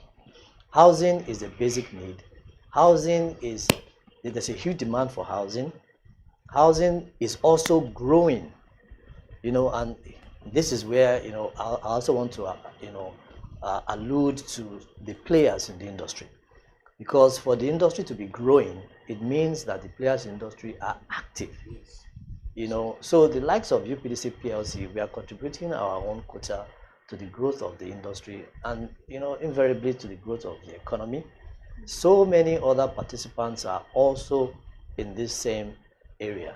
And the enabling policies that we've also talked about will even ensure that this growth continues into the future. Because as you enable demand, as more and more people are able to move into the home ownership bracket, as more and more people are able to utilize their pension accounts and are able to take advantage of some of these policies, you begin to see that even though the rebasing is a reclassification, the growth that is happening is going to sustain the real estate sector as one of the major contributors going into the future. Thank you very much, Mr. Odunayo. So we've spoken all about, our focus for the conversation today is how Nigeria real estate has become the third largest sector for Nigeria's economy. And obviously we know that in a city like Lagos, we know that we have a very thriving real estate business, but at the same time, we've seen building collapses across the country, particularly in Lagos. Where would you put the blame on, and what policy and regulatory measures do you think are required to put paid to these collapses and their costly consequences? Because we're seeing properties worth millions of naira collapsing at random. So what's your advice? It's a very unfortunate trend, the trend of building collapses. And it's something that it's been in the news and has been debated extensively. So it's a multi-dimensional responsibility to ensure that the integrity of the building construction industry is intact. I believe almost every player in the sector has a role to play, starting from the designers who put the plans together. We need to ensure that our engineers, our architects have the required training, skills, and abilities to be able to design properly and not to have this situation where buildings fail. So it starts from there. It starts from education. It starts from the quality of the workforce, even from design. Then you go to the people who actually do the construction. We need to ensure that the ethics of that particular profession is upheld, so that people do not use substandard materials, people do not use cut corners, so to speak, in the process of building construction. And regulators also have a very big role to play, because they are the ones that ensure that the guidelines are enforced. So the real issue is not that the policies are not there. We have very robust guidelines and policies that talk about what you should do. But the problem has always been that people do not follow those guidelines. And sometimes the administrative capacity to be able to monitor and police these developments are scarce. So there needs to be an improvement in the enforcement of those policies. Then also the business side of things also. The developers have a role to play, because developers bring everybody together, and they are the people who are central to how capital is deployed in this industry. So developers need to be interested in the structural integrity of their buildings, and make it a point of duty to ensure that they do not allow any player, from the consultants to the suppliers to the contractors, to do anything that would jeopardize their reputation, and then, of course, lead to loss of lives and investment. Mr. Chika, do you have any more questions? Yes, I think a very last question. You mentioned some interventions made by the government that contributed to what we have today in the area of where real estate is. And you mentioned new policy like MREF. Before MREF, you had something like National Housing Fund, NHF. Before that time, we still had the Nigerian Mortgage Refinance Company. And all these things were playing basically the same role. Now we'll come with MREF. My question is, what is MREF coming to do differently, that will now have something away from what you used to have, and perhaps impact on both the developers and home seekers? Yes, so policies are meant to be reviewed from time to time, and by the time policies are introduced and they are implemented, after a few years or within a period, those policies are to be evaluated reviewed, based on their success rate. So as we've moved from one policy to another, some of them have had varying degrees of success. And I believe that all those have culminated into some of the inputs that went into the recent structures and the policies that have been put in place to make them better. So when some policies were evaluated, some gaps were identified, obviously. And this is how it is in any part of the world. As you implement a policy, you will see gaps. And those gaps, when you review or when you introduce new policies, you try to fix them. So the direction, I believe, of the MREF is to empower the end user, the customer, to be able to get, mortgages, to make mortgages available at rates that are reasonable, affordable, and it has been identified as a major factor in limiting home ownership in the country. So I believe that where we are today is a journey.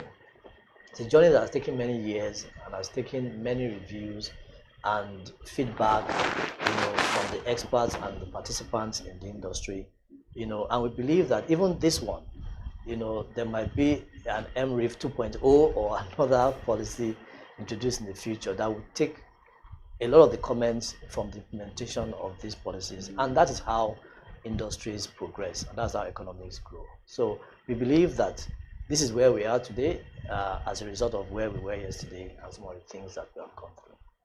Yeah, and on a very lighter note, before I let you go, what's the most profitable side of the real estate business? I would say every aspect is profitable. It depends on your risk appetite. You know, you cannot talk about profit without risk. So depending on your risk appetite, if you are risk averse, you do not want to risk a lot of your capital, then you go into services. You can use your skills and then you earn your fees. If your risk appetite is a little bit higher, then you can join developers. You can risk your capital and the returns and compete. So I would say every aspect is profitable depending on your risk appetite. Thank you very much, Mr. Odunayo, for joining us this morning on The Big Story, as well as you, Mr. Chuka Oroko. It was very lovely speaking with you this morning. Thank you. Thanks for having me. And that's how we bring it to a wrap here on The Morning Show. Do stay with us for more updates.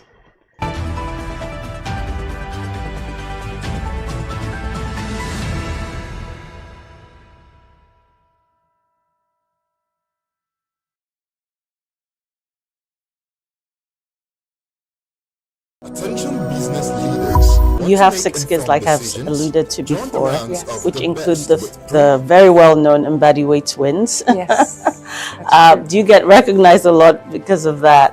I think I turned into a mini celebrity when they were on the show Big Brother. All right, everybody was like, "Oh, you're the mom of the twins, oh, the mom of the twins." And I was like, "Yeah, I'm the mom of the twins." And I am a Zumba instructor, so I have related to a lot of women. I've been to classes where women coming and they're like, you know, they're shy and they're this and they're that. And then you start to talk to them, and then I get them to co-teach with me, and then they open up, and then you find out that, look, you have that strength, and then the next thing they want to become a Zumba instructor. Life isn't perfect. People aren't perfect. If you say you're going to do something, for heaven's sake, just do that, right?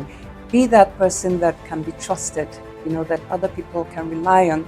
You have to be humble, you know, and you have to be respectful of everybody. It doesn't matter who they are, you know. Right. So in any little way you can, you know, you should try to support the next woman. Absolutely. You know, where you can speak up for somebody who is underrepresented and you have the capacity to do so, please do so.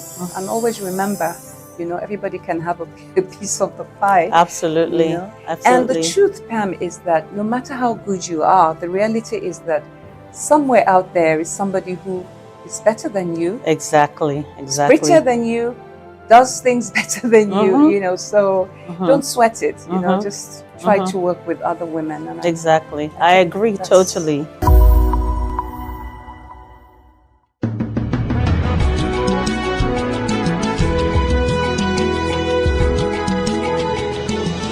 Hello, this is Bode Oshosami on Global Business Insights on BDTV, where we bring ideas and discussions on the business headlines.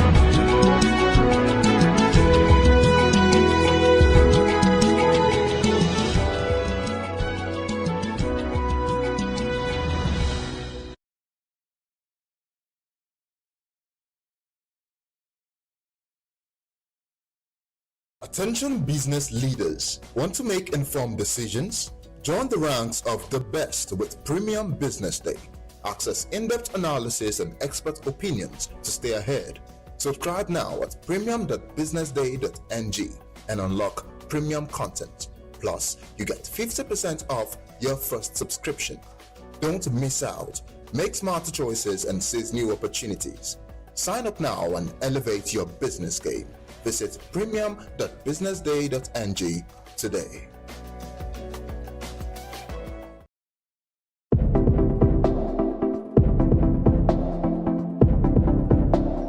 But this Global Labor Market Conference is really important because it's a place where all the different stakeholders from all around the world are coming together and can exchange views, can share best practices in the way labor market should be organized. So that's why it's really important.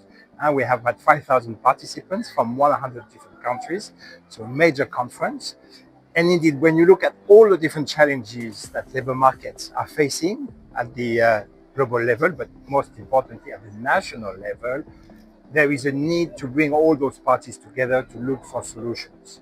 And when I'm talking about the main challenges of the labor market, clearly you have the demographic shifts, you have the impact and the disruption coming from new technology to develop. We have, of course, the new relationship between the employees and the employers and the companies, and not to mention the use and the need for skilling, reskilling, upskilling, cross-skilling the workforce. So as you can see, many topics to be discussed. And clearly there's an issue because labor market is a market, but it's not a perfect market. This is what we see. And the match between the supply and the demand is not optimal. That's why we have unemployment in many countries around the world. That's why we have people who do not manage to enter the labor market. Therefore, the level of inclusion also in the world of work is not as good as it should be. And once again, this is why it's really important for this event to take place, to bring stakeholders from all around the world and to address all those challenges. And more important, of course, to look for solutions. Well, the main challenges I see for the labor market at a global level, first and foremost, and I'd like to start with some good news, is that actually there had never been so many people at work in this planet as we speak, today. 3.2 billion people are currently working, around the globe. This is the highest level we have never seen. The level of unemployment is also rather low. So again, this is the good news. That the world of work might not be optimal. There still might be some issues, but as as I said, many people are now working, which is really good. The second key challenges for me is about demographics. As we know, there is a very strong imbalance between some countries or some regions in the world when it comes to demographic and the size of the working population. Some countries are already seeing their working population shrinking. Russia, Japan, Germany, the US, but thanks to immigration, they managed to cope for that. But for those countries, indeed, the working population is decreasing. While in some other countries, and of course there we have to look at Africa, because Africa has a very young population overall. So for most of the countries in Africa, we see an increase of the working population, which is a very good signal for Africa, because this is where the New Year's talents will be coming from in the future. So that would be for me the second key challenge to discuss and to address. And the third one, of course, it's all about technology and the new technological development, creating disruption in the world of work, positive ones, less positive ones, I'm afraid. And of course, the buzzword on that one is all about AI, artificial intelligence. This is where the attention is now focusing, and rightly so, because we see already the disruption, coming from AI. Again, in a positive way, new jobs are being created, but we see also some jobs that will be destroyed probably in the future as part of the adaptation to this new technology. I would say that what we are seeing is actually the rise of the global south, as it is mentioned, of the BRICS countries in the broad sense. As you know, the number of BRICS countries, starting with Brazil, Russia, Indonesia, China, and South Africa. The number of those countries have extended now. The group has become larger. Actually, countries like Saudi Arabia are not part of the BRICS countries, which is really good. What we are seeing is that in the developed, you could say Western world, or the north, the global north, if I could say, you can see that in those markets, they are almost saturated in terms of consumption. You have as many goods and services that you want. So companies are now looking for emerging markets where they can sell their products and services. And this is why they are specifically turning to Africa, for instance, where there again, you have young population, growing young population. You still have some needs that must be, served. And therefore, this is why also companies are all offshoring their activities to Latin America, to Africa, to the Asian part of the world, because this is once again where the consumers of tomorrow will be, or are already actually, and where indeed also it's important to produce locally for cost reasons and global supply chain management. So for me, it's very positive for the global south, that indeed this is the market of tomorrow. This is the working population of tomorrow, because once again of the young generation. And this is where, yeah, for business, it is the place to be, because this is where, yeah, there will be some money to be made. Well, the answer to that question is very simple, and it's 3 words: skilling, skilling, skilling.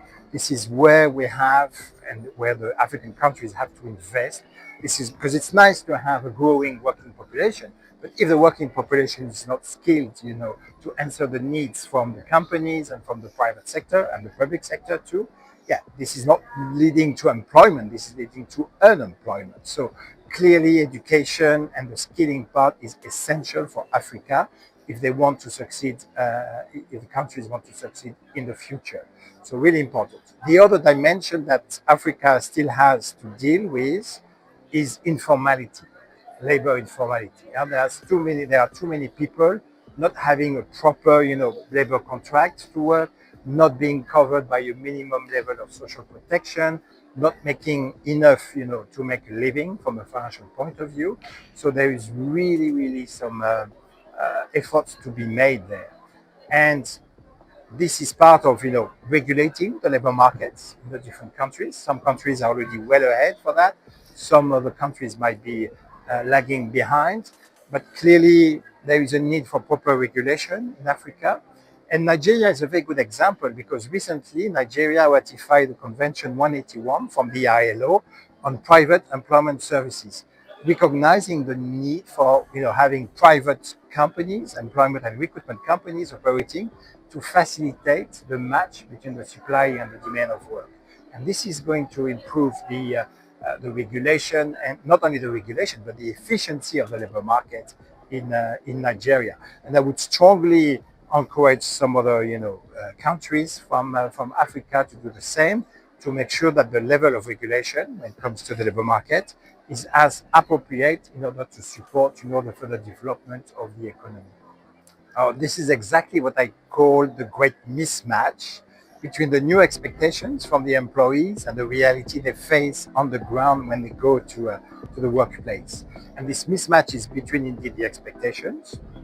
Clearly, people nowadays, they want to have more autonomy, more freedom in the way they organize their work. When it comes to the working place, but also the working hours, with whom and where they want to work. This is really a new expectation from the workforce and from the employees. If you look at the companies, some of them are fine with that, some of them are still reluctant and not fully willing to go into that direction. Hence the mismatch, the great mismatch as I call it. So yeah, there is a need to reconcile the 2 parts. Clearly remote working is there, it's not going to disappear. Let's keep in mind that it does not affect the full working population. On average, it's only about 40% of working populations in countries that can do some remote working. So let's keep in mind the 60 remaining percent. Those are people who cannot do remote working because they work in a shop, they work on an assembly line, they work in a factory, they work in hospitals, so they have to be there to serve, the customers or the patients. I think, as I said, remote working is good. I don't believe in full remote working, people working from home 5 days a week. This is not good, because this is killing the collective approach of work, and the fact that, at work you need also to interact with your colleagues. This is where, innovation is. This is where you can develop creativity. So everybody stays at home, and do not go to the office any longer. This is not good. So the question is really a question of balance. What is the good balance between working from home, going to the office? Probably for me, I would say it's still important to go 3 days per week to the office, and then having some freedom to organize 2 days working from home.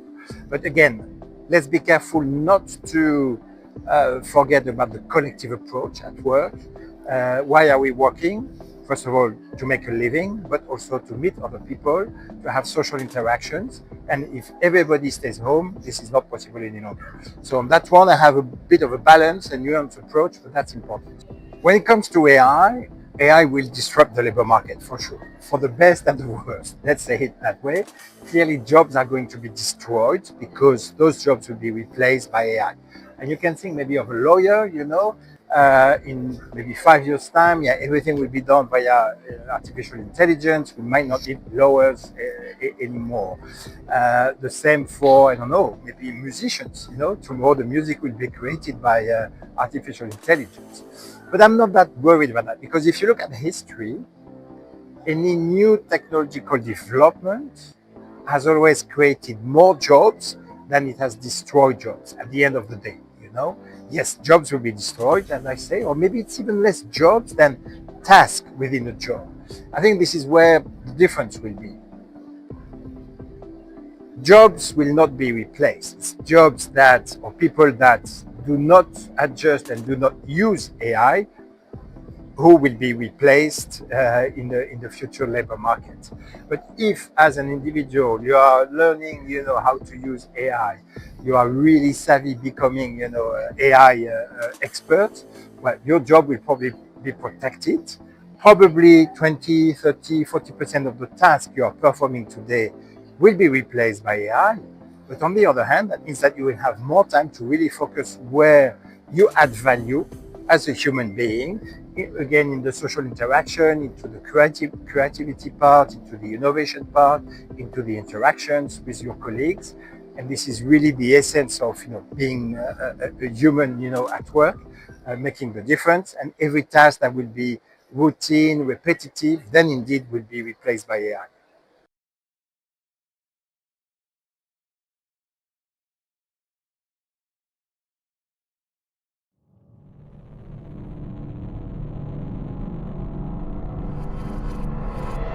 I mean, so actually started officially 2021. That's 4 years, but this is the third edition in 4 years.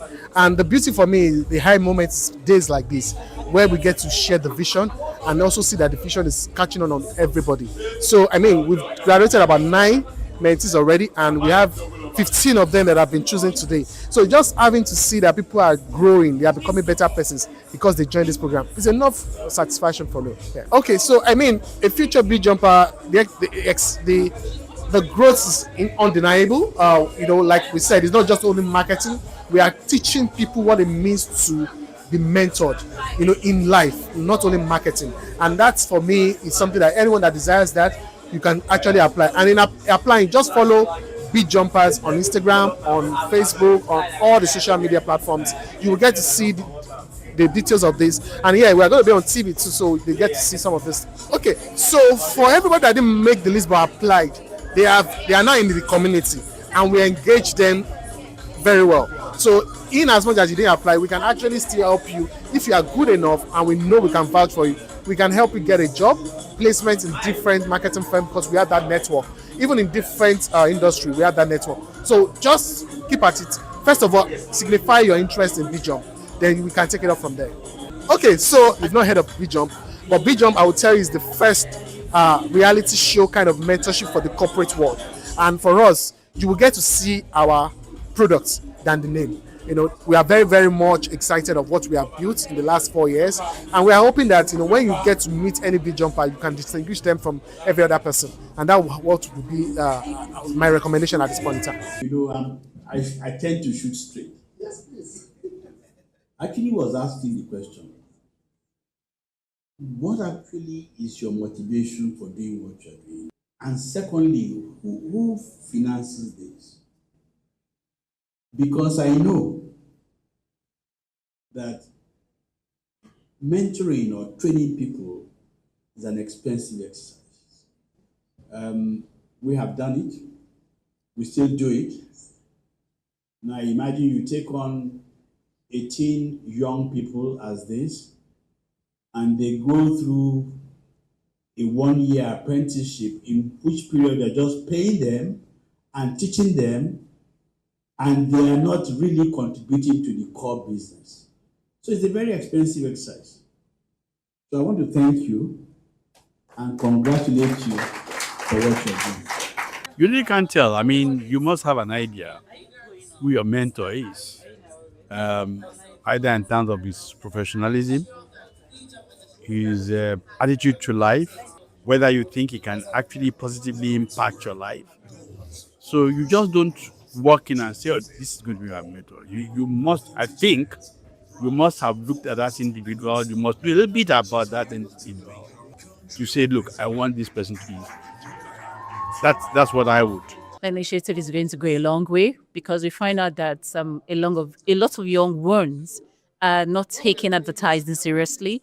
So with this initiative, having mentors is going to go a long way because they're going to learn, firsthand. They're going to have hands-on experience, and this will be a dramatic change for them.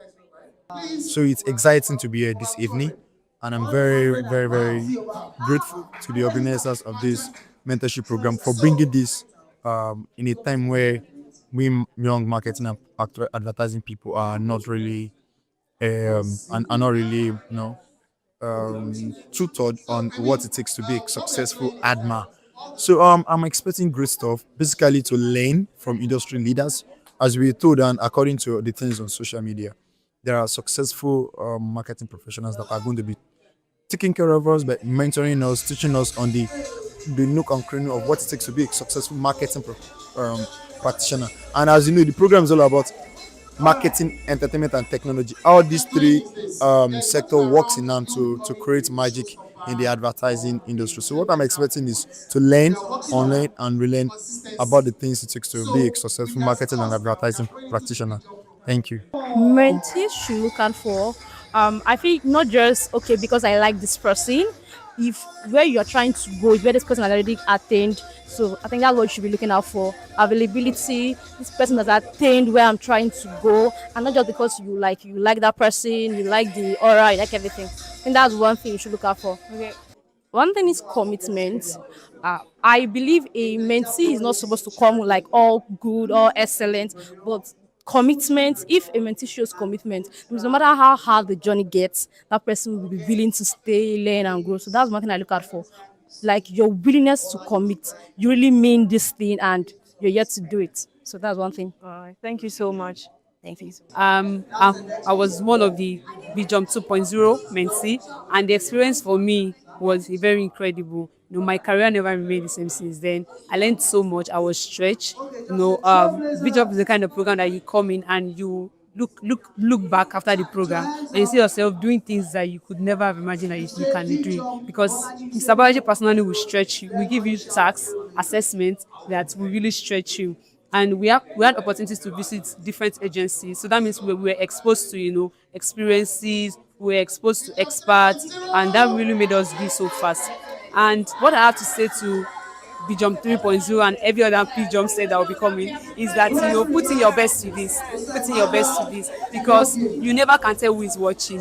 It's very good to put in your best to whatever you have opportunity. Grab it very well and put in your mind to it, and you definitely no regret. You get the best out of it. Thank you very much. Thank you so much. The importance of mentorship cannot be overemphasized. I'm a beneficiary of mentors, and I have mentors in different areas of my life that I want to excel in. Now, when you have a mentor, the mentor handholds you and ensure that you don't have to keep reinventing the wheel. You get to sort of even have shortcuts in getting faster to where you want to be. And like our guest speaker mentioned, it's not just about learning in one channel, it's about an overall thing. So irrespective of every area of your life, it's better to have someone that has gone ahead of you, that can teach you, mentor you, guide you on these things. So its importance cannot be overemphasized. It's an amazing thing that Golaji is doing. Anybody that's into mentorship is definitely someone that is passionate at heart and interested in giving back to the society. Now, this mentees today has had a wonderful lifelong experience that they're going to cherish for many years to come, and it makes their journey ahead easier. Like I've said, the importance cannot be overemphasized. I wish so many other people, individuals and organizations can embrace the act of mentorship, because it is the way to go. Thank you. My most memorable moment was the first time we met Dr. Mr. Bolaji. Yeah, so it was very, very, how would I put it? His presence was very, very interesting, unique. This has been such a surreal experience.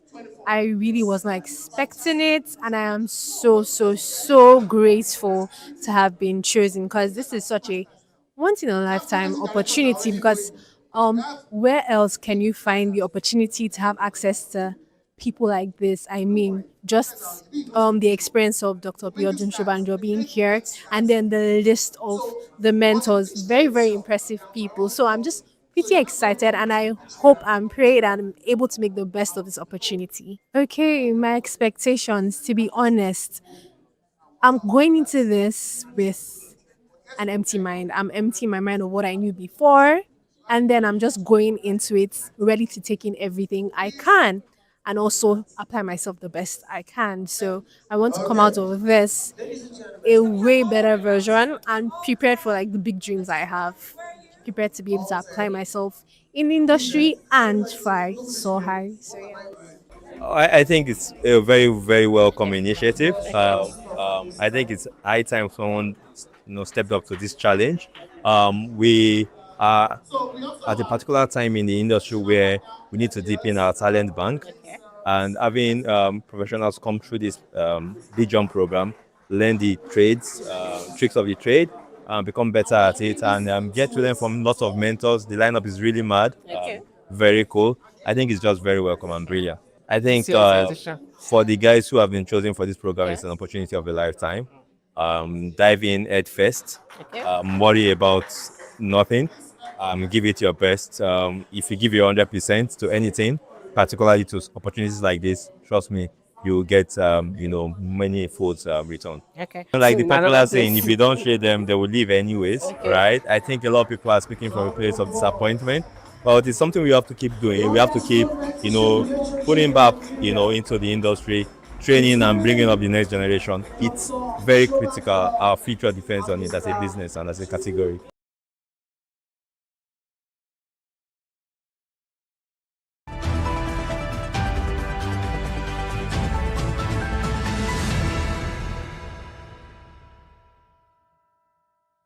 Attention business leaders. Want to make informed decisions? Join the ranks of the best with Premium Business Day. Access in-depth analysis and expert opinions to stay ahead. Subscribe now at premium.businessday.ng and unlock premium content. Plus, you get 50% off your first subscription. Don't miss out. Make smarter choices and seize new opportunities. Sign up now and elevate your business game. Visit premium.businessday.ng today.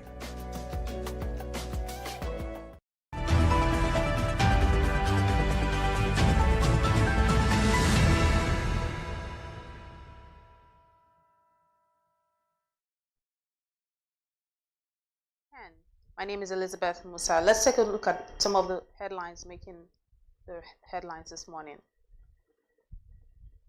CBN orders banks to publish dormant account holders' details online. SSS threatens to sue AIT channels over Lagos Assembly invasion report. 2025 budget, National Assembly slashes capital expenditure. Russia won't accept NATO troops in Ukraine, Lavrov says after talks with United States. Manchester United consider sacking Amorim amid disappointing season. We begin the news in Nigeria, where the Apex Bank CBN has directed all banks and other financial institutions to disclose details of dormant accounts, including the names of account holders, the type of accounts, and the branches where the accounts are domiciled. The directive issued in a circular dated 17th of February 2025 and signed by the Director for Financial Policy and Regulation Department, Michael Akuka, requires these details to be published on banks' website, industry association website, and in at least 2 national newspapers. This move, according to CBN, follows the implementation of the guidelines on the management of dormant accounts, unclaimed balances, and other financial assets in banks and other financial institutions in Nigeria for 2024. The guidelines aim to enhance transparency and ensure unclaimed funds are properly accounted for. Moving on, the State Security Services SSS has demanded retractions of reports concerning its involvement in the recent invasion of the Lagos State House of Assembly. In separate letters to the management of Africa Independent Television and Channels Television signed by the SSS Legal Counsel Ayodeji Adedipe, the security agency said failure to retract their reports and publish apologies within 7 days would incur civil and criminal lawsuits. The SSS alleged that the report contained inaccuracies and misrepresentation tarnishing the agency's reputation. The state security said the report that it invaded the Lagos Assembly and attempted to prevent members of the Assembly and the Speaker Mojisola Miranda from gaining access to the chamber is false. Still on, the National Assembly on Tuesday, 18th of February, adjusted the 2025 budget to correct allocation errors affecting certain federal ministries, departments, and agencies. The amendment led to reallocation of funds, increasing the budgetary provisions for some agencies while reducing allocation for others. At the Senate, the amendment motion was sponsored by Adiola Olamilekan, the chairman of the Committee on Appropriations, and considered by the Committee of Supply. One of the adjustments was the increase in the recurrent non-debt expenditure, which was initially set at 13 trillion naira, but has now been raised to 13.5 trillion naira, increasing by approximately 500 billion naira. Well, to end the local news, the Edo State House of Assembly has on Tuesday, 18th of February, passed the State Kidnapping Prohibition Law for 2025, approving death sentence for offenders. The Majority Leader Charity Agwo Beragwan had earlier moved the motion for the House to dissolve the Committee of the Whole to consider the bill clause by clause. The motion was seconded by the Minority Leader, Henry Okaka, the member of the representing Owan East State constituency, and during the clause-by-clause consideration of the bill, the lawmakers amended the existing law of 2013, which had provided for life imprisonment and confiscation of property used for kidnapping. And on the foreign scene, Russia's Foreign Minister Sergei Lavrov has said that Russia won't accept NATO troops in Ukraine as part of any peace deal. The foreign minister revealed this after talks with the United States and Saudi Arabia. On Monday, the 27th of February, the UK Prime Minister Keir Starmer said he was ready and willing to put UK troops into Ukraine after a ceasefire, but Lavrov says any NATO troops in Ukraine would be unacceptable. The United States Secretary of State Marco Rubio said the talks with Russia remains the first step of a long and difficult journey to ending the war in Ukraine. Also, 80 people on board a plane which crashed and overturned while landing in Toronto have survived. According to officials, the Delta Airlines flight from Minneapolis skidded along the runway with flames visible, coming to a halt upside down as fighters came to the rescue. Survivors said they were suspended upside down in the seats and had to release themselves, dropping onto the ceiling before clambering out the snow-covered tarmac. According to reports, 18 people were injured, but only a small number are thought to be seriously hurt, while investors are looking into what caused the crash. And now to sport. Manchester United are already exploring potential replacement for manager Ruben Amorim following his underwhelming tenure at Old Trafford. The Portuguese coach, who arrived with high expectations after his success at Sporting CP, has struggled to implement a clear playing identity, leading to inconsistent results and growing doubts within the club's hierarchy. United's struggles have worsened under Amorim, who replaced Eric Ten Hag in November with the hope of reviving the team's fortunes. The results have deteriorated, with the Red Devils winning just 4 of their first 14 Premier League games under his leadership. And to end the news, the World Anti-Doping Agency, WADA, has defended the 3-month suspension given to world number 1 Yannick Sinner after a failed 2 drug test. Sinner's prolonged doping case concluded on Saturday after the Italian accepted the ban, acknowledging partial responsibility for errors by his team, leading to traces of clusterball being found in the system in March last year. Initially cleared by the International Tennis Integrity Agency, Sinner faced a potential 2-year suspension after WADA appealed to the Court of Arbitration for support. WADA, however, withdrew its appeal after determining that the 23-year-old was inadvertently contaminated by his physiotherapist, who had used a spray containing the banned substance while treating a cut. And that's the news this morning at 10. Do stay with us for more.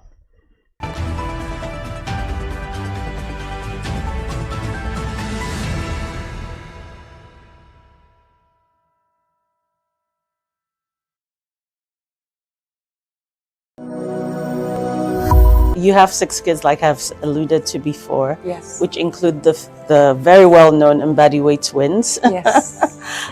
Do you get recognized a lot because of that? I think I turned into a mini celebrity when they were on the show Big Brother. All right, everybody was like, "Are you the mom of the twins? Oh, the mom of the twins!" And I was like, "Yeah, I'm the mom of the twins." And I am a Zumba instructor, so I have related to a lot of women. I've been to classes where women coming and they're like, they're shy and they're this and they're that. And then you start to talk to them, and then I get them to co-teach with me, and then they open up, and then you find out that, look, you have that strength, and then the next thing they want to become a Zumba instructor. Life isn't perfect. People aren't perfect. If you say you're going to do something, for heaven's sake, just do that, right? Be that person that can be trusted, that other people can rely on. You have to be humble, and you have to be respectful of everybody. It doesn't matter who they are. Right. So in any little way you can, you should try to support the next woman. Absolutely. Where you can speak up for somebody who is underrepresented and you have the capacity to do so, please do so.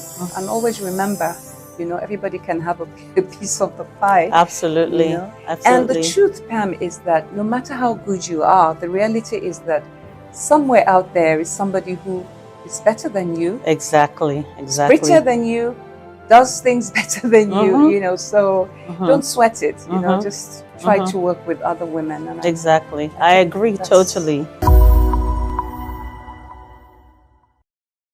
Hello there, welcome to the Business Day exclusive. My name is Elizabeth Musa, and today I'm in conversations with Ms. Adaora Ayoade. She is the MD, CEO, and lead coach of EZ37 Solutions Limited. And she has over 30 years of diverse industry experience in HR and management consulting. She's a professional coach focusing on executive and strategic leadership. Welcome to the show, ma'am. Thank you so much, Lizzie. Great to be here. Awesome. Very lovely to be speaking to you today. And you look awesome. Thank you. Thank you. So let me start by asking, how did you, find yourself in this field of, professional coaching, and what are some of the impacts that your time on this job, what are some of the impacts that you have recorded? Interestingly, the way I found myself in this space was based on a request from a multinational client who recognized they had a need for coaching in their organization and reached out to me. And really that was where the journey started and my whole interest and passion in coaching began. Now, with regards to the impact of coaching and the achievements recorded in the many years that I've been in this space, I would say that I'm increasingly and really very grateful to Almighty God, because there have been so many numerous achievements along the way that I struggle to think of which one to actually name as the greatest achievement. From being the president of ICF Nigeria chapter. ICF is the International Coaching Federation, which is the leading and largest body of professional coaches globally. So from being the president of the Nigerian chapter to being the global co-leader for Europe, Middle East, and Africa for ICF Education. Fantastic. Thank you. To being featured in Forbes, to having co-authored, the very first book on professional coaching in Nigeria, which is, coaching from the African perspective, to having received awards, leadership award, and most recently a Coaching Excellence Award. There have been so many achievements, and even the testimonials I have received from numerous organizational leaders that I support, multinational organizational leaders, who talk about the impact that coaching has had, not just on their personal lives, but even contributing to the success of their professional lives and, towards the impact in their organizations. When they talk about how coaching has led to and contributed to success in their organizations and the ROI that they were expecting, having received that, it's really been huge achievements for me and very rewarding. I would really say that the greatest achievement would be serving as the CEO of EZ37 Solutions. We are one of two accredited organizations in Nigeria by the ICF. And so being able to support thousands of individuals all over the world to transform lives, to impact organizations really has been the greatest achievement. So really it's being the CEO of EZ37 Solutions and working with really incredible team members. That has been my greatest achievement. Fantastic. So what role do you think that coaching plays in organizational and individual transformation in general? So Lizzie, we're in a very fast-paced world, and we really cannot bring the knowledge of yesterday to solve the ever-changing problems of today. And so for individuals, coaching unlocks their potential. It really helps them to have a growth mindset, to really consider creative and innovative ways to find solutions to a number of challenges that they may be facing. Sometimes they have, obstacles they have to cross, and they're looking for ways to be able to do that. So coaching unlocks the potential of individuals, untapped potential. It unlocks that. And then for organizations, you find that, coaching really supports in improving performance. Organizations have goals that they want to achieve. And so coaching supports in enabling the achievement of those goals and creating a very enabling environment for people to really thrive and to feel engaged and to contribute towards the success of such organizations. So culture transformation, leadership transformation, clarity, change, courage. There's so many benefits that coaching provides for individuals and the organizations that they serve. Yeah, fantastic. And but speaking of leadership transformation, what are some of the areas that you have seen in your time working as a professional coach? What are some of the areas that you've seen leaders lacking in?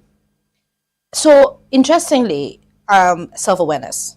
Lizzie, a number of leaders are, they may feel, I know myself, so they may have the internal self-awareness, but the external self-awareness is lacking sometimes. So coaching really enables them to have a better perspective of how their behaviors are being viewed and, perceived and received. So I think self-awareness is a huge one. I think decision-making is another key one. You find that strategic leadership, being able to have that strategic mindset is another area of need. And then, of course, emotional intelligence, Lizzie. Emotional intelligence. Sometimes you find that, people are dealing with things from different angles, and how do they navigate but still, maintain the front that enables people not to sort of run away from them because they feel this person is going to explode. So emotional intelligence and resilience. Yeah. Awesome. So what areas do you say that individuals must pay more consideration to as they grow? So individuals, generally, I would say there are a number of areas individuals should pay attention to, and some of which I've just spoken about, because we are all leaders in different capacities. We're all influencing individuals or organizations in one way or the other. So we need resilience. We need resilience. We need to have that change management mindset. We need to pay attention to having a growth mindset. We need to work on our emotional intelligence. We need to work on our critical thinking skills. And sometimes people have these blockers. Some people call it obstacles, things that get in the way. And coaching helps them to, in that safe, non-judgmental space, it enables them to look beyond those obstacles to identify solutions that they may not even have realized was within them. So, these are some of the areas that people, individuals, leaders should pay attention to. Fantastic. So knowing full well about the importance of coaching and all of these things you've said, are there sectors in Nigeria that need urgent coaching attention? That's an interesting one, Lizzie. I think I would say almost every sector in Nigeria could really benefit from, coaching and coaching interventions. In particular, sectors that there's a lot of high pressure, a lot of stress. There's a lot of, high targets to be met. Such sectors could actually really benefit from coaching because they're looking at ways to think creatively, to come up with novel and new ways to stay competitive. So you find sectors like finance sector, very fast paced. You have people having some targets and you're like, this is interesting. So financial sector, oil and gas, you have, telecommunications, FMCG, sectors where they really need leadership development. They need improved governance. They need effective policies and programs. So across various sectors, coaching is needed. Good. So would you say Nigerians are engaging enough in the areas of coaching, and what would you say are some of the best practices that will make Nigerians thrive when they adopt coaching? I don't know that generally people employ professional coaches. It seems to be like something that is very elitist, like, oh, have I finished eating and I want to employ a professional coach? So what would you say are some of the best practices that Nigerians can actually adopt in terms of engaging with professional coaching? So I would say that, the awareness of coaching is growing in Nigeria, and I really want to applaud BusinessDay and the efforts being made to create the awareness around coaching, because there's still a lot of room for people to recognize the transformational impact, the benefits of coaching. And when you say it's seemed as elitist, there's a lot more democratization of coaching. People are embracing coaching at different levels of organizations, or even entrepreneurs, even individuals, not just businesses. I would say that I spoke about the International Coaching Federation earlier. Yes, you did. And they are the gold standard. Now, I am an ICF professionally credentialed coach, right? I'm certified by this gold standard.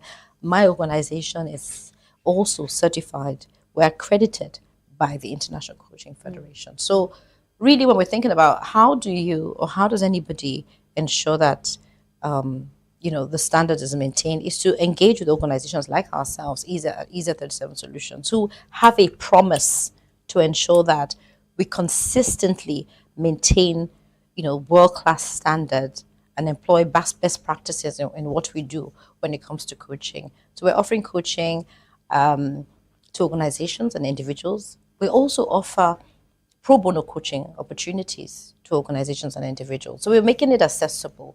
So when I talk about the democratization of coaching, it's real. So finally, you've spoken about the work that EZ 37 Solutions is doing, which is amazing. So for someone who probably wants to venture into professional coaching, not just the people who want to use your services, what would you say are some of the traits they should see in themselves before they say, you know what, I think I should venture, I think I could reach out to EZ37 to coach me? What are some of the traits they should look out for? Somebody who wants to be an agent of change. Okay. If you want to be an agent of change, if you want to make an impact in your world, if you truly want to show up as an authentic contributor to making the world a better place, that's what you need. We will then, being a coaching institution, we will then support with the skills, with the competences, with the mindsets, with the tools, everything that's needed. Having that passion, having that desire to be a change agent, to bring about sustainable change. And our world needs more change agents. So I think with that, you've got all you need to get started. I think you've said it all. I mean, you literally just said just being the person who wants to be a change agent. And I think everyone should want to be a change agent. I want to be a change agent. Beautiful. I'm a change agent, so I think it's fantastic. I want to really commend you for the work you're doing. Thank you. And I hope that we keep seeing, this impact that you're making every day. We keep seeing it around our world, in Nigeria and even beyond. So well done, ma'am. And it's lovely talking to you. Thank you, Lizzie. It's been a pleasure speaking to you too. Thank you. And I truly appreciate BusinessDay for creating this vibration around coaching. Thank you. Absolutely. So there you have it. I've just had a very enlightening conversation with Mrs. Adora Ayoade on professional coaching. It was indeed very remarkable. We hope you keep watching Business Day. We are on all social media platforms at Business Day NG. Thank you for watching. My name is Elizabeth Musa.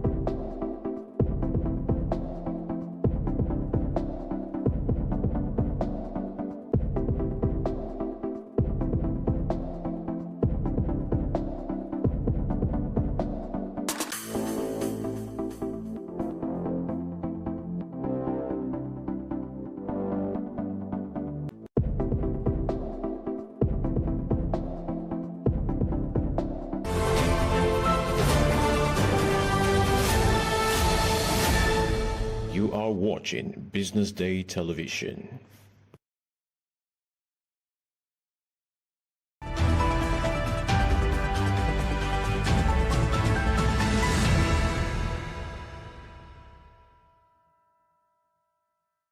Welcome back and thanks for joining the social listener segment here on the BDTV Breakfast Show. My name is Elizabeth Musa, and joining me on the show this morning is Stephen Onyekwelu, our in-house analyst. And as usual, I'm always glad when you're joining us in the studio. Thank you very much. How are you feeling today?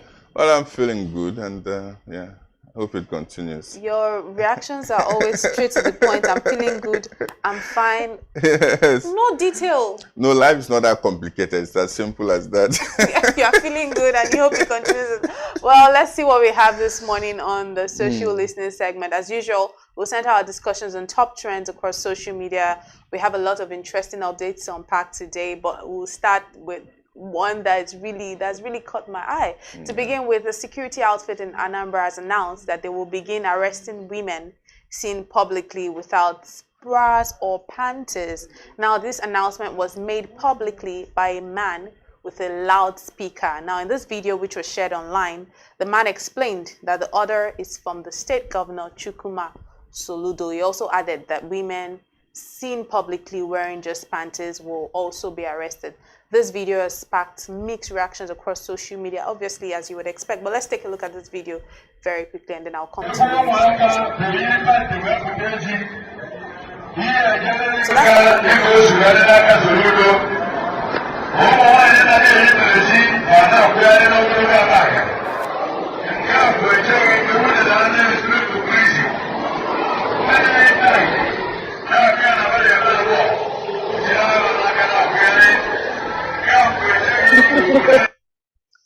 well, there you have it. It's just a really short video. The man speaking to a speaker. We can't see the man in question, but obviously speaking to the situation. Mr. Stephen, you probably want to help us to do a little bit of Okay, so that video, from what I understand, that announcement happened in Abagana. Abagana is a town in Anambra State. I can't remember the local government now. And so the man was saying, so the ladies or women who dress indecently, say some wear their underwears and they loiter on the streets, that this announcement is from the governor, that such, if you're a victim, you'll be arrested and you go to jail for it. And then those also who generally dress indecently, yeah, so you'll be arrested. So there's a law, maybe a policy that would that provides for the arrest of such people. What law? Is there really a law that provides for the because arrest? that's now going into the conversation, because the question now will be, it's quite complicated in the sense that, so is it really about morality or just again another way of controlling women? So what would you then say about men who appear in public shirtless, or those who sag their trousers? I don't even want to even go deeper, because many times you see men with their trousers, and then you kind of even see like some print. What are we going to say about that? Yeah, so that's why I'm worried. So it's not just one way again of this patriarchy thing of you have to contain women, you have to do no. So, but if then there's a policy, and again it borders also on human rights, right? So the right of self-expression, which involves how you choose to dress. There's actually the freedom of self-expression. Yeah, so that, and at this isn't that this just a distraction? There are bigger issues, infrastructure. Anambra has bad roads that need attention. There's unemployment. There's even threats of security threats.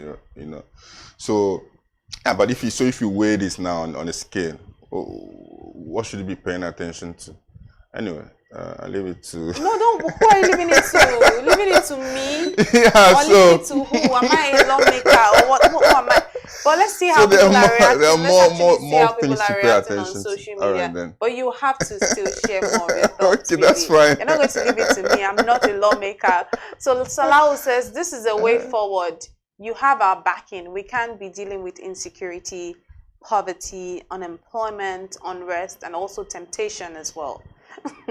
Gradually, we are coming back to our senses. Thank God this is not coming from the northern government. Of course, this is happening in the east. Celestine Nelson says, okay, we're getting there. Sanity will soon be restored. And then he puts a prayer hand. It says, thank you, dear Governor. Watch how rape cases will reduce. Say no to sexual provocative. I don't know. That comment is getting on my nerves. Let's see if we have more reactions. Israel Usolo says, bra is understandable. But how do you know a lady is not wearing pants? Now, those are the key questions for me, really. Daniel Rega, I love him so much. Daniel says, so, of all problems in Anambra State, who wears braziers and panties? And then he put it in quotes, is a top concern from the state government. I understand the need to promote decency, which is true, but this is outright ridiculous. The state government has far more pressing issues that need urgent attention, misplaced priorities. That's how Daniel ended it. One thing with Daniel, he must stop. That's good. If there's one thing with Daniel, he must chime into every conversation. I don't know how he tends to always have his hot takes on everything, but one thing with Dan, he must talk. And I just love his confidence, really. But let's not make the conversation about Daniel. Let's make the conversation, let's bring it back to the conversation, the issue of the day. Really, when Daniel said misplaced priorities, I do agree. I'm all for pushing us towards decency. You know, we need to be more decent. But again, you see that if you're having conversations, if you want to really be critical with our thinking, you will see that what is decent to me might not be what is decent for you. So when it comes to issues of morality, except we're talking about what is permissible according to the law. The law, When we're talking about issues of morality, it's objective, it's subjective to each individual. So what could even be seen as decent here in Nigeria, in America, it's like, what's going on here? Do you get my point? It's like, what's really happening? Because we don't do this. But many times people come from out of the country and then they come here, they're like, nah, some of the things that we are doing, it's a little bit extreme. Right? And here it's seen as, you are being decent. So again, it's subjective. Even when you go to the north sometimes, I could be dressed like this and I'm seen as indecent. The other time I was in a northern state and I'm telling you, they were looking at me. You knowing me in the yardstick of what is decent, you know that in the yardstick of what might be seen as in your own diary or in your own dictionary, on your own book per se, or what is this? You don't mean to dress in no. Exactly. So imagine I was there and they were looking because again, what I say about it, because you could be showing your shoulders and wondering, this is indecent. Which is what because I had like the when you now try to force down a law amidst all of the interesting and more serious issues for me, more serious issues going on. That first commenter said something I found really interesting. He said that we are dealing with different things. You can't be dealing with temptation. I find it ridiculous. Well, I guess he just wanted to say something because and this is not new. This indecency thing. I mean, the colonial days, but it's always targeted at women. That's the thing. That's always the thing. You know, there are men every day. So are men always dressed decently? If you come here with your shirt and your this thing open, is it decent? No, but it's not. But we want to control women. We want to control women and talking about decency, you know, there was these things they used to sell in selling what was it called? They used in selling clothes. Is it mannequins or how? Yeah, mannequins. Yeah. No, they were banned in some northern states. Really? Yeah, because that's indecency. You see what I'm saying about how decency is kind of relative. It from is. Place to place. It is relative. From person to person. From you know, it's just really from group to group. It's how in some churches you putting on earrings is considered, you know. No, that is not acceptable. It's not acceptable. But in some churches it's acceptable. So it's just these things are just. I think we should focus on what is lawful, you know. Yeah, what is lawful, what's for lawful, instance.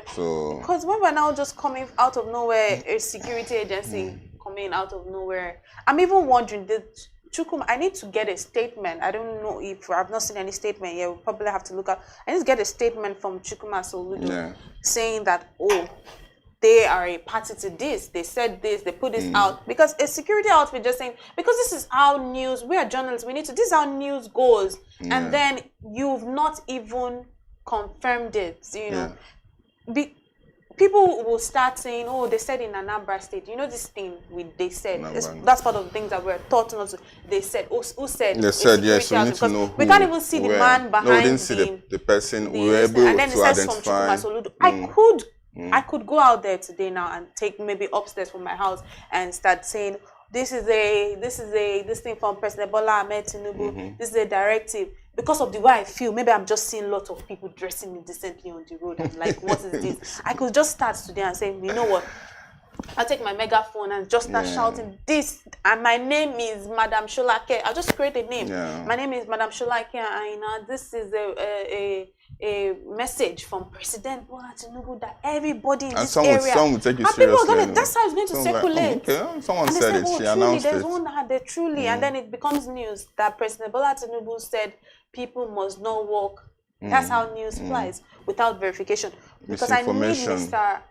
Chukwuma Soludo to actually, put out a statement. Maybe it's office saying that, oh, you were really a party today. If that did not happen, then to me, this information is just one of those trends that just give us something to talk about and then.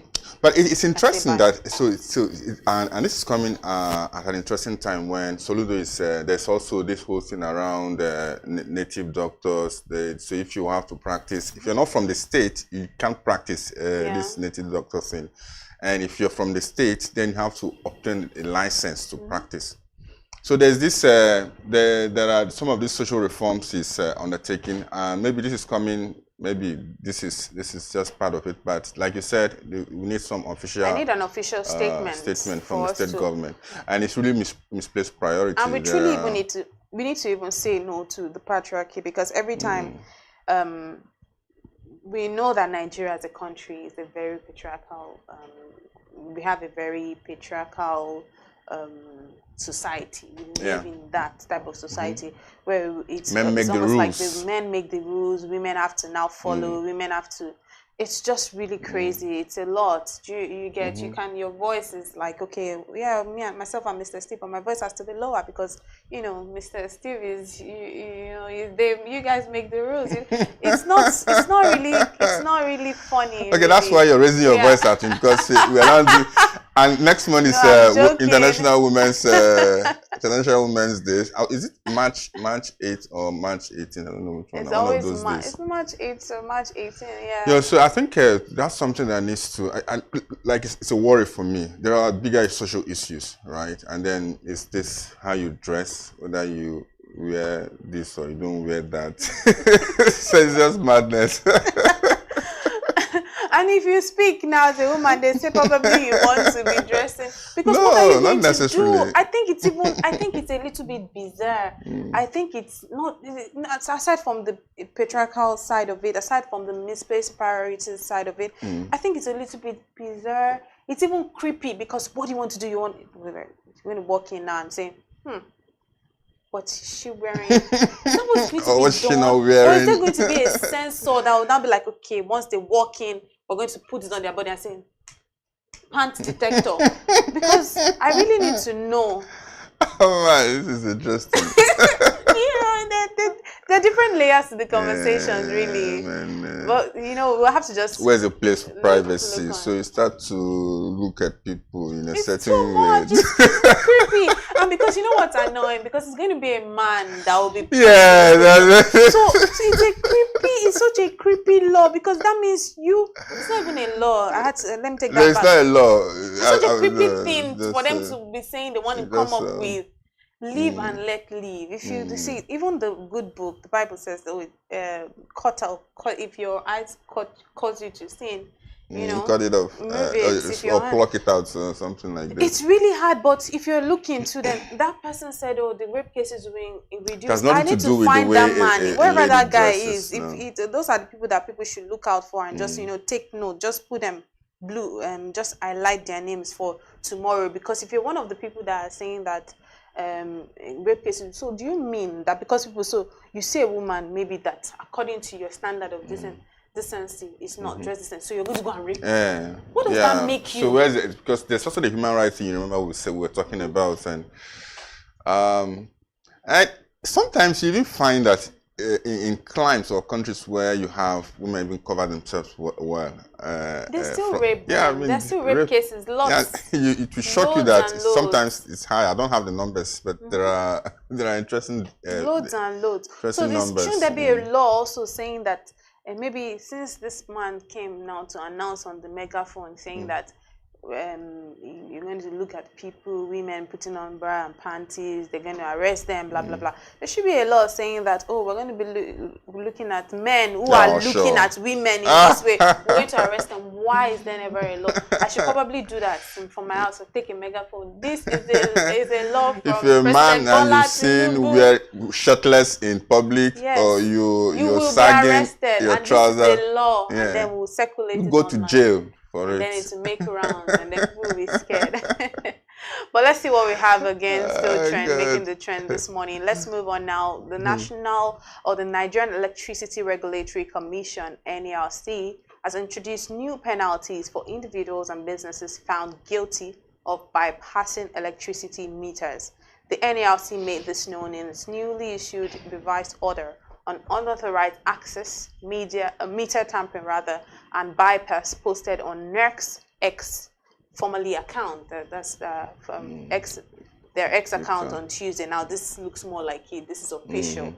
The new order, which took effect on 22nd of January 2025, aligns with the Electricity Act of 2023 and the Customer Protection Regulations Act of 2023 to strengthen enforcement against electricity theft and ensure compliance with metering regulations. Now, this to me looks like actual better priorities, but let's see how people are reacting to it on the social media space. Netizens always have something to say, and they will never not meet up with your expectations.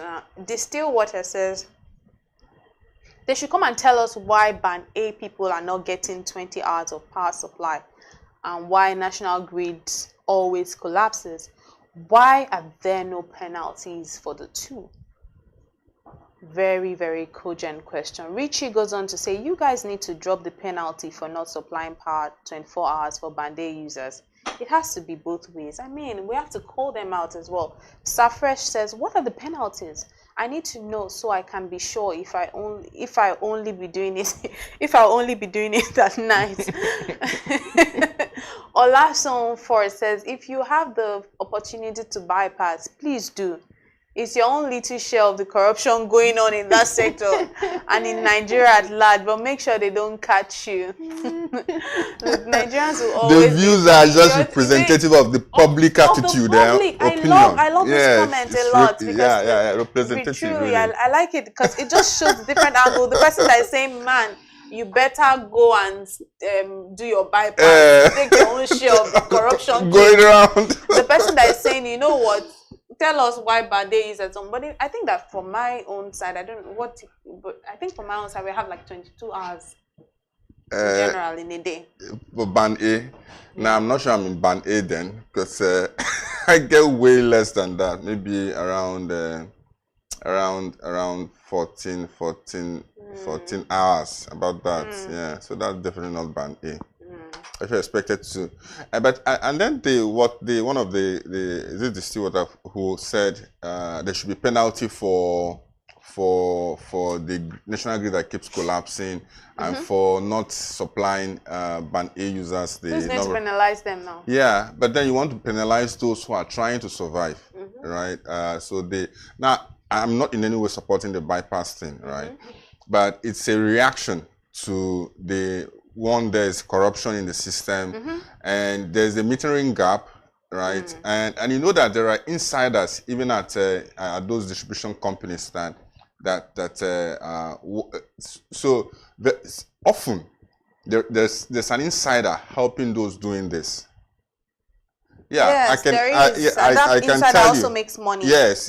So there's that corruption happening there that then it's emboldening those who eventually want to do it. You hear the other one saying, okay, you need to do it, but make sure you're not caught. Because when they catch you also, that's when the penalty will not apply. But why are we always thinking in terms of penalty? Why are we not thinking in terms of solutions? Yes, incentivize. Yes. So even make people happy to comply. That, okay, so when you comply, you will get to so and so, and not when you don't comply. It's like the one in Anambra State says it's about penalties. We'll take you to jail. Yes, you have a point. Like that's food for thought. We're always thinking of penalties instead of giving incentives. Incentives. So people are willing to even comply. Oh, you're happy. Well, I know it's tough. Human beings can be very somehow, especially Nigerians. Can be very creative, both in a good way and in a bad way, right?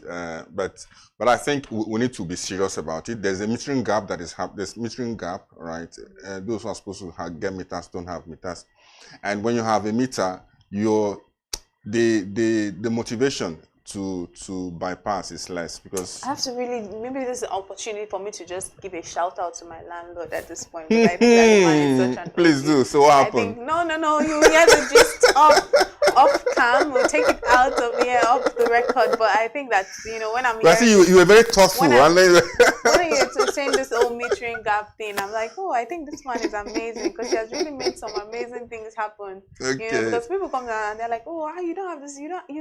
Wow, you are lucky, or like you don't have to deal with this. And I'm like, I think the man has really done amazing. Yeah. I don't know how mounted it is. At this point, I'm thinking because to have certain things in Nigeria, it seems like you must have some sort of mouth of privilege. So it's not making me see him in a different light. Like, wow, you must be really something, for you to be able to get all of these things. To have got these things in place, yeah. But those comments really, I like those comments a lot. They were very. They are representative, really. They spoke for everybody. The one that spoke for, Bande, why don't we have enough light? The one that spoke for, you better take your share of the corruption going around. That was hilarious for me. There's so much corruption also in that sector. Yeah. Well, not only in that sector, like but they need to go inward. When anything is happening, when people are complaining in the society, what and whatnot, you need to look inward. Yeah, surely. Because the rot is always coming from in. So when police is saying, oh, so XYZ, the people on the inside are the ones that are, what's the word? The people on the inside are the ones that are feeling it. Yes. To the outside, they understand the system. They're the ones that understand. So if there's a rot in any place, it's the people on the inside. There's a proverb that says that it's a Yoruba proverb that says that the termite that is eating, is it a termite? The insect that is eating the vegetable is inside the vegetable. Oh, it's surely. It's true. But thank you very much, Mr. Stephen. It's always a delight speaking to you on the social listening segment. I always really enjoy it. And that's how we bring it to a wrap here on the morning show. Stay tuned for more. My name is Elizabeth Musa. Keep watching BDTV.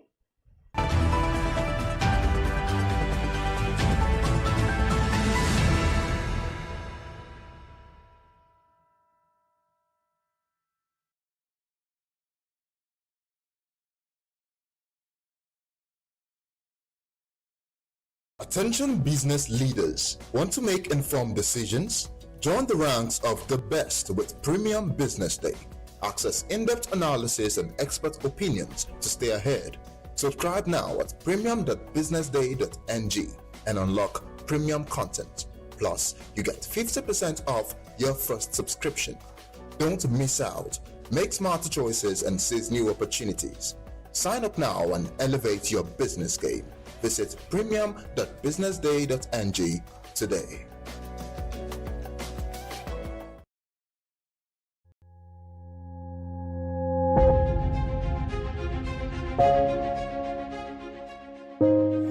Good morning and welcome to the BDTV Breakfast Show. I am Bethel Obajabi. My name is Elizabeth Musa. And this is the social listening segment on the BDTV Breakfast Show. We're talking about the Fly Nigeria Act. Can you give us a background into what this is about? We are here today on the streets of Lagos, Nigeria, to gather opinion about a pressing issue. I go look at the cost of petrol. We get very Nigeria with the suffer. The income is not really increasing, but the prices of items are increased. Nothing like service again. No. You only pray for that money to reach you that month. There's a lot of high pressure, a lot of stress. There's a lot of high targets to be met. I was quite strict. In my mind, I said, looking for my hand, my picking go spoil.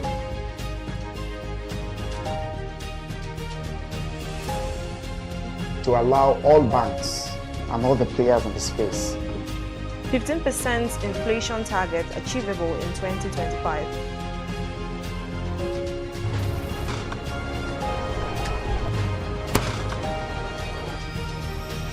The command and vision philosophy of both the Chief of Defense Staff, the Chief of Army Staff, and indeed all the service chiefs.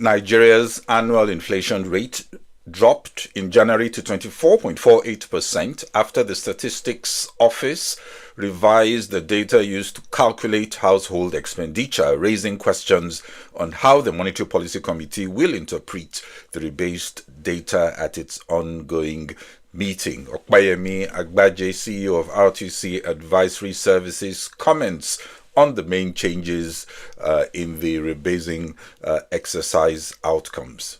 Hello, this is Bode or Shosami on Global Business Insights, where we look closer at the main business headlines. First, some of the main stories. Just out, UK annual inflation rose to 3% in January from 2.8% in the previous month and above expectations of 2.8%. The highest upward contribution was from transport, food and non-alcoholic beverages. Europe's largest lender, HSBC, reported annual pre-tax profit of $32.3 billion, marginally missing estimates, and on revenue at $65.9 billion, down from $66.1 billion in 2023. The bank will also repurchase up to $2 billion in shares by end of Q1 2025. US stocks were mixed, making gains in the final minutes and with potential policy moves by the Federal Reserve and President Trump policy thrusts in focus. A majority of stocks in the index closed higher, but communication services and consumer discretionary were a drag. The S&P's top sectors were energy, boosted by a rise in crude oil futures. US President Donald Trump said auto tariffs, probably to be announced in April, will be around 25%. Last Friday, he said levies on automobiles could come as soon as April the 2nd, the day after Cabinet are due to deliver reports outlining options on reciprocal tariffs and how that can be executed. 1 in 5 Americans are reported to be purchasing more items than usual, primarily due to concerns over impact of coming tariffs.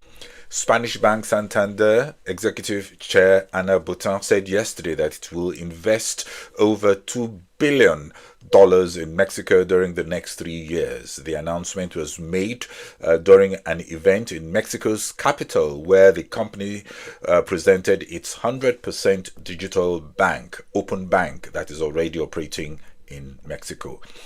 Intel shares spiked up 13% after a report that Broadcom may consider a play for the company's chip design and marketing segment, while Taiwan Semiconductors manufacturing company TSMC is also keen on a stake or complete control of Intel's factories. Talks are still largely informal.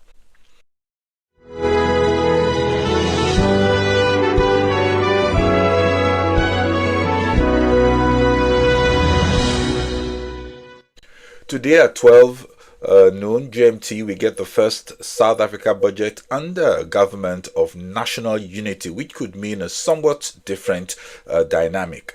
There is little room for tax hikes while keeping a lid on spending, while the big issue will be about finding new levers for growth and a better handle on debt, as the deficit looks set to be wider with a higher debt to GDP ratio.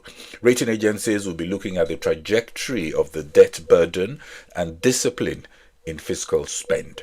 They are calling it a complex balancing and juggling act, juggling austerity, reforms, and finding new incentives to help growth in a struggling economy facing a tough, uncertain external context. South Africa is also facing challenges with the new U.S. administration. Yesterday, South Africa's Foreign Minister Ronald Lamola said the U.S. had not responded to attempts to discuss President Trump's executive order cutting off aid, but that China had pledged some form of support. U.S. Secretary of State Rubio is not attending the G20 meeting of foreign ministers this week in Johannesburg, after he expressed disapproval of the theme solidarity, equity, and sustainability. While South Africa is not hugely dependent on the US, for some, there is concern it may be disqualified from the preferential trade status it enjoys under the US African Growth and Opportunity Act. The US is planning more talks with Russia on ending the war in Ukraine after an initial meeting which excluded Kiev, a departure from the previous approach of isolating Russian President Vladimir Putin. It was reported that at the meeting, Russia hardened its stance, notably insisting it would not agree to the NATO alliance granting membership for Ukraine.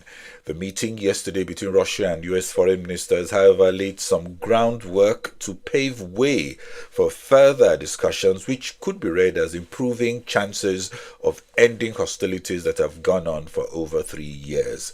A permanent end to war will require robust guarantees, especially for Ukraine, and many have said NATO membership has to be on the cards to avert another Russian invasion. There are also fears that Trump will be more favorable to Moscow's terms, and early signals are pointing to giving in to some of Putin's core demands before talks even began. Russia Foreign Affairs Minister Lavrov said there was agreement to appoint ambassadors to each other's capitals and openness to removal of obstacles like reversal of expulsion of diplomats and revisiting the seizure of assets. Lavrov also said normalization of relations could also mean lifting of sanctions. U.S. Secretary of State Marco Rubio said the EU was going to have to be on the table at some point, adding that to decide on concessions will require hard, difficult diplomacy in closed rooms over a period of time. Yesterday, we looked at the scenarios and said it looked like the more likely situation would be a fragile truce supervised by peacekeeping missions but excluding NATO membership for Ukraine, at least not yet.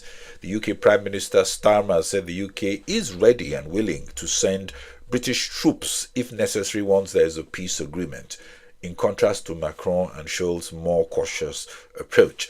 So far, Lavrov has said that any European peacekeeping deployment was unacceptable, while Zelensky said they will not cooperate with any peace brokered behind the scenes without their involvement. And there are other questions. How will Ukraine settle the $100 billion invoice recently served on it by the United States administration? All sides will definitely have to shift position one way or another, which is the point of negotiations. Macron is holding another meeting this week with European allies as France seems to be taking the lead at a time when the German Chancellor Scholz faces an election. That's on Sunday. The uncertainty of a fragile truce will weigh on the economy in a region urgently in need of economic revival. Leadership is required to push for a clearer path to peace, which can be a better foundation for more robust economic growth. Yesterday, we got Nigeria's headline inflation reported at 24.48% year-on-year in January after it rebased its CPI to reflect changes in consumption patterns. When it announced the rebasing exercise last month, the National Bureau of Statistics said consumption patterns had changed significantly since the last rebasing, and it would use 2024 as the new base year when calculating inflation. Mr. Okpeyemi Agbaje is CEO of RTC Advisory Services Limited, a leading strategy and advisory firm based in Lagos. He comments on the data release. I have had the opportunity of reviewing the National Bureau of Statistics report on the recently rebased Consumer Price Index. I was interested in evaluating the process the NBS went through in the rebasing process. I could see that it was basically two processes. One, updating the year, the base year, which was done to 2024, and then adjusting the index to reflect consumption, current consumption patterns.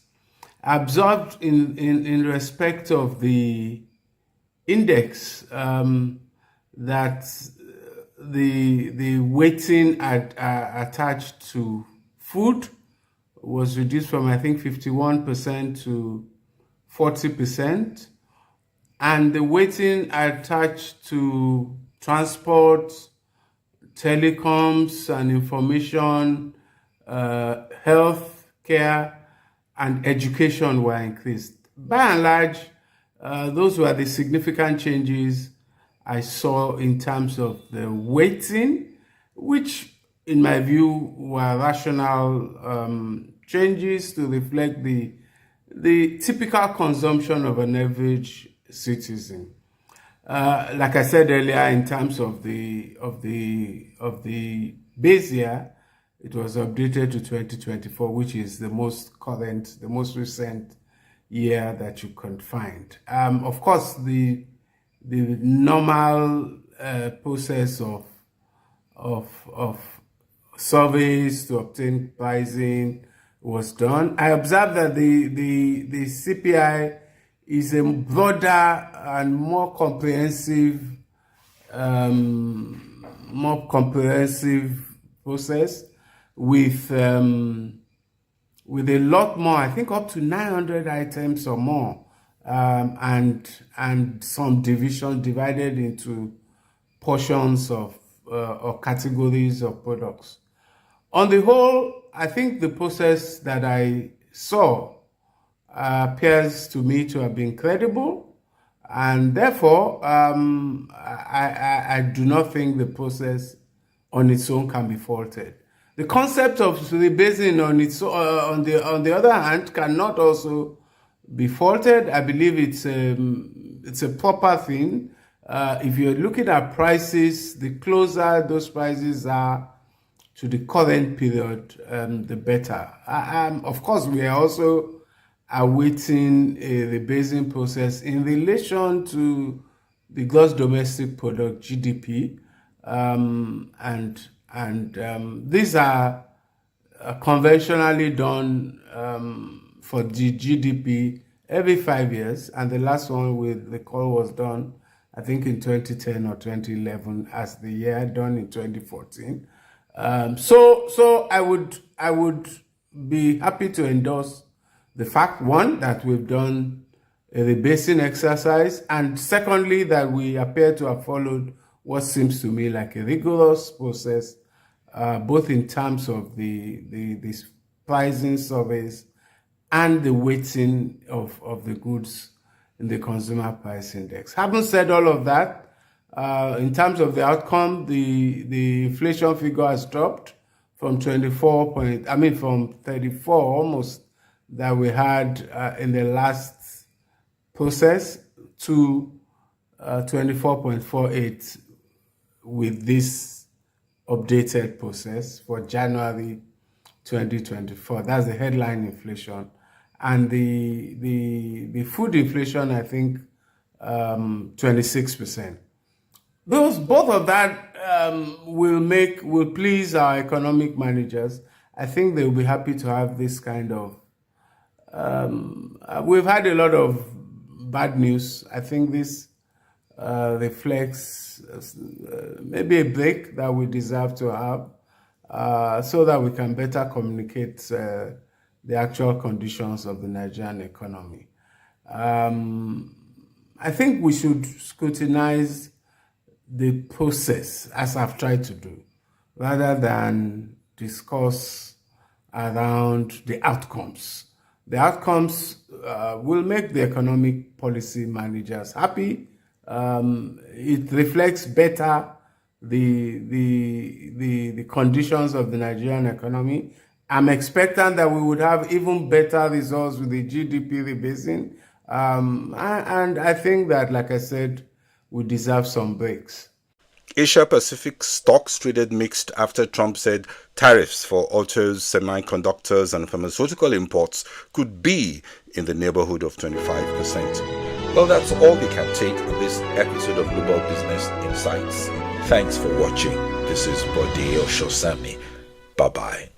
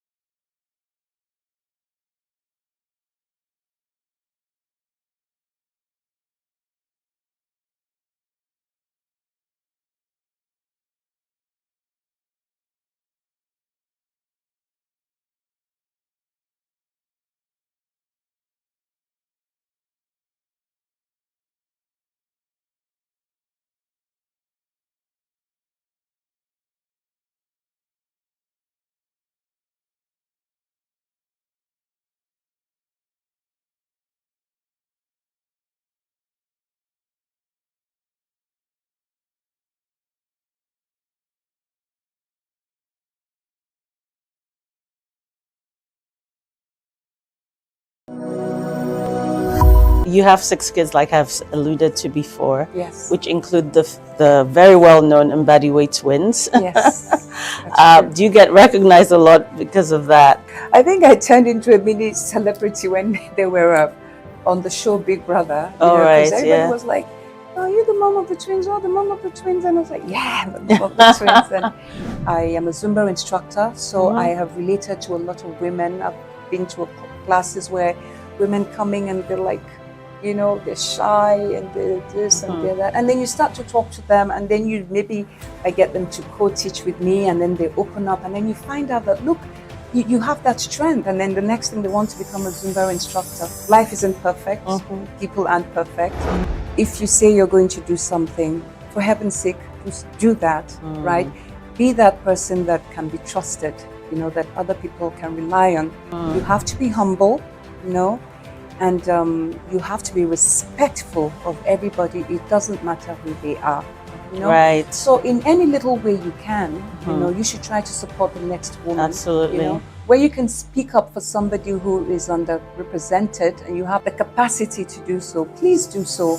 And always remember, you know, everybody can have a piece of the pie. Absolutely. You know? Absolutely. And the truth, Pam, is that no matter how good you are, the reality is that somewhere out there is somebody who is better than you. Exactly. Exactly. Richer than you, does things better than you, you know, so don't sweat it, you know, just try to work with other women. And Exactly. I agree totally.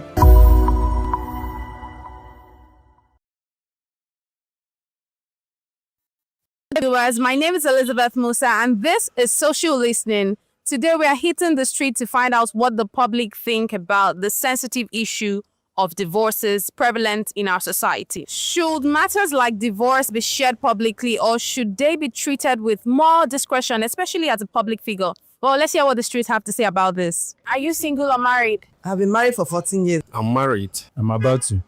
I'm single. What's your take on divorce? Well, I will not have... Is it okay? It's not okay. Should divorces be kept public or private?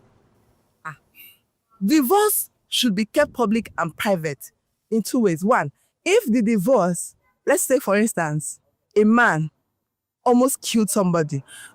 Should I mention name? There was a musician, I won't mention name, that died because of molestation, a Christian musician that was beaten till she met her death. She didn't leave the marriage, but she's dead. If you have gone out of that marriage, you would have also seen a way to take care of your children. That is the only one I support. Don't stay where they want to kill you. Please. Nobody should sit and be panicated as if you're a car that had accident. Okay, molestation, and you want to divorce, keep it private. How will a young one that is suffering the same fate know what to do next? That's why I told you, it can be this, I can. And if you're doing it because of promiscuity, you better shut up your mouth and do it quietly. We don't want to hear it. Why do you think that there is an increasing rate of divorce these days? I think people rush into marriage. Even when they see red flags, they do not care, probably because of peer pressure. Their mates got married, they want to get married. And also people that are already in marriage, not being able to compromise and tolerate their partner can cause divorce. First of all, I think the major reason for divorce is insincerity. People are not sincere to each other. That is one. Secondly is competition, right? People like to compare themselves with others and also compare their spouse with others. You understand? And also, you know, that human syndrome of human wants and you can never satisfy all human wants. I can't really say because divorce is not in my dictionary. I've been married for 14 years. I don't think I want to divorce anyway. But for those that are divorcing, there must be something that's making them divorce. It might be molestation, abuse, violence in the home and all that, you know. And sometimes you never can tell why somebody wants to divorce. If you come to the female part, maybe this man is not paying attention or not giving me enough money, or you're seeing another person outside that you will think you can impress more than the devil you know at home. So I don't know. People divorce for so many reasons. There are so many reasons why somebody can divorce. Well, the one thing I understand about this divorce is maybe for the man, okay, maybe the character the woman bringing is not quite okay. With the increasing rate of divorce these days, do you think it has affected how the public perceives It has. of marriage? It has actually, because there are some of my friends that feel like marriage is not necessary, and it's because of what they see on social media. So it really has effects on, especially the coming generation. You see some of them saying, "Oh, I'd rather remain single than." And I know there's a good part to marriage, so I feel like people should get to see more of that. So it has a lot. Well, yes, to a good extent, yes. It discourages people, especially young people. And you know, these days, if you ask, let me say, majority of young people, majority of single, they will tell you that most of them will tell you that marriage is a scam, because they believe they are seeing what is happening on the social media and the rest. So they will be like, if I enter marriage now this one I go to see. Do you understand? So it discourages people. That is just it. It discourages, especially young people. And if you look at it very well, you see that these days, there is high rate of, as in single people, they are more, like compared to before now. You understand? You know, before now, then you don't even need, as a young guy, you don't need to disturb yourself that you are of age. Your parent will just go and get wife for you and give you. You understand? And all those issues will be taken care of. But these days, you have to prepare yourself financially, mentally, and otherwise. You prepare yourself. And now looking at what is happening, especially this celeb of a thing, you are looking at so person. I don't want to call them sha. So person did this, like the one that happened yesterday. You know, somebody came up and the rest and the rest. So when they look at all those things, they will be like, I beg, might just enjoy my life as a single, as a single person. So many people think marriage is an achievement. Some people want to marry and let it be that I'm married, or nobody will say I didn't see a man to marry, or I didn't see a wife to marry. People that are thinking about having elaborate marriage or having a marriage that is this is the best for the year. Look out for them. Give them time. Start counting. Because the thing that the way bitter cola sounds in the mouth, that's not the way it's sweet. Until you realize that what you have come here to do is to become half of this person, part of this person, and the person will accept that person's bad and good, and the person accepts your bad and good. It's not encouraging. If I have a brother that wants to get married at this time, this hardship, I think that is his own belief. I will not advise him that he should stop marrying. He should go ahead, because I believe everything is going to be fine. Do you think that public divorces, especially from public figures, do you think it inspires people to be more open about their struggles? Or do you think it inspires more people to go for divorces regardless of whatever situation they're facing? I think any divorce that is public or private, as far as the divorce is based on two people separating based on their mental health, okay, we can't cope with this, we can't do, they are not. You know, somebody wake up one morning and say, I don't want to marry again. Coming publicly to come and say, I am saying it, I'm not marrying again. Well, when you agree to marry, we are not there. Please keep it quiet, keep it on your own. When you say that you want to marry, you didn't tell us. It is when you now came to, for the wedding, you gather everybody, you wasted our time. That's what I'll call it. We came for the wedding, we buy Ashebi, we saw Ashebi, all of that. Then don't. If you want to divorce, in fact, they should be doing that. If people that you want to divorce, those who that came to your wedding, call all of them one by one. Let them go down when you're doing that divorce. Because I don't understand. It doesn't encourage anybody. Do you understand? The only thing I know that if somebody is being molested, being abused, you understand, and you come out and speak, and people will even help you and tell you, please, run away, run for your dear life, because nobody wants to lose their child. So on the issue of public divorces, do you think it's okay for celebrities to come on social media to announce publicly of their divorces? Well, like you said, they are public figures. Whether they announce it or not, we are bound to know about it. But I just feel like before announcing it, they should come to a mutual agreement on, okay, are we ready to put this out? It should not be one person putting the divorce thing out. The two of them should have a mutual agreement before putting it out, because whether they put it out or not, they are public figures. We are bound to know. Well, when you already call them celebrity, so celebrity is all about showcasing. It's all about letting people know that, as in let people know that you are, something is happening to you. But it has a negative impact on the society. Do you get? Because most people will look at it and start, compare, like I said before, start comparing their own family with what is happening in the celeb family, without knowing that all fingers are not equal and you can't be the other person. You get? So I don't think it's right for them to bring it to the limelight or let people start knowing that this is what is happening to them and the rest. I don't think it's right.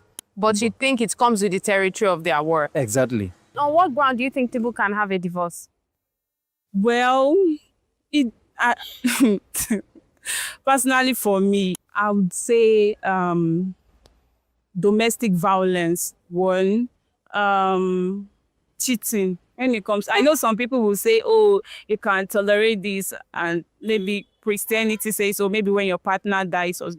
But I just feel like anything that will affect your mental health, you should do away with it. So for me, I don't have a really, how will I put it? I don't have standard for divorcing. So if it's messing with your mental health, if it's something you've tried to control and you can't control it, rather than losing yourself, just separate. Let's just call it separation. Well, I'm a Christian, first of all. A very good one at that. Biblically, the Bible says that you can only divorce your wife on one condition. That is, if she is caught red-handed cheating. You understand? So, based on that, I think that is the only reason why there can be divorce. You get? So, I'm talking from biblical point of view, as a Christian that I am. So, that's just what I think. Any other thing, both of you, even that one too, you can resolve it to, you understand? But that one is strong enough to cause divorce. So every other thing can be worked out? Of course. Every other thing can be worked out. Every other thing. You put your heads together and you agree and move on with life. Nobody is perfect.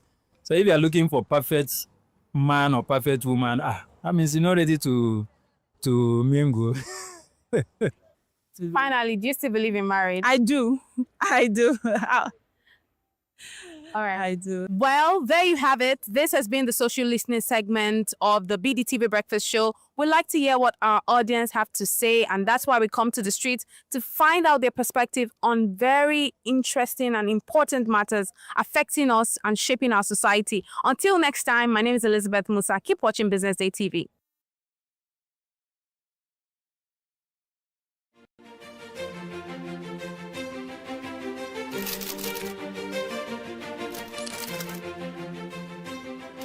I am, of course, a great admirer of the impeccable credibility, professionalism, and business savviness of BusinessDay.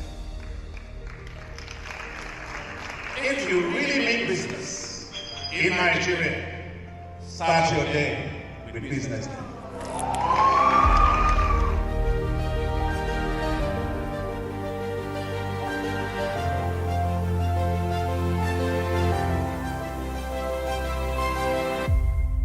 BusinessDay is West Africa's leading provider of business intelligence and information, delivering premium content across diversified media platforms, including online, mobile, and print.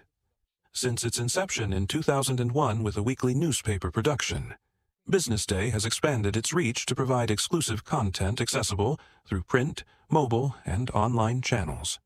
Our premium offerings are further enriched with syndicated content from esteemed sources like the Financial Times, The Economist, and the Harvard Business Review. At BusinessDay, our mission is clear: to be the foremost provider of business and financial content, empowering readers to make informed decisions in Nigeria and Africa.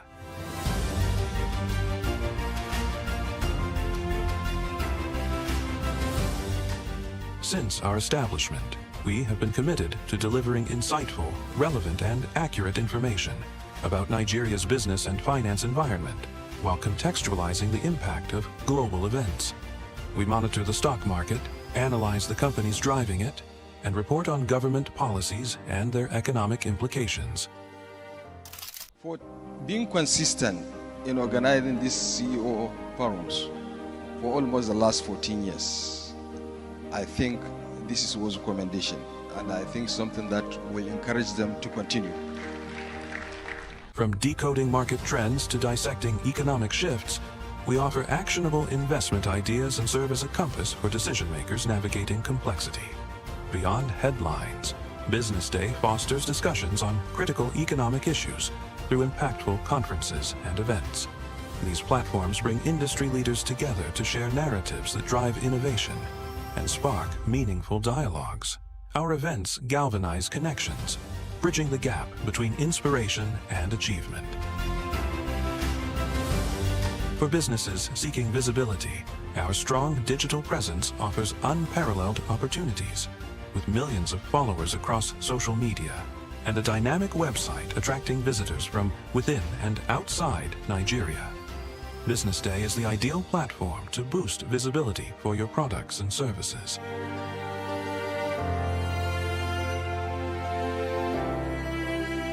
If you're looking for in-depth analysis and expert opinions on Nigeria and Africa's business landscape, Business Day is your guide.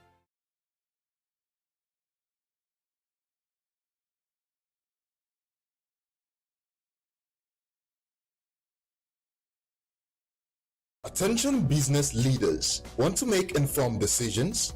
Join the ranks of the best with Premium Business Day. Access in-depth analysis and expert opinions to stay ahead. Subscribe now at premium.businessday.ng and unlock premium content. Plus, you get 50% off your first subscription. Don't miss out. Make smarter choices and seize new opportunities. Sign up now and elevate your business game. Visit premium.businessday.ng today.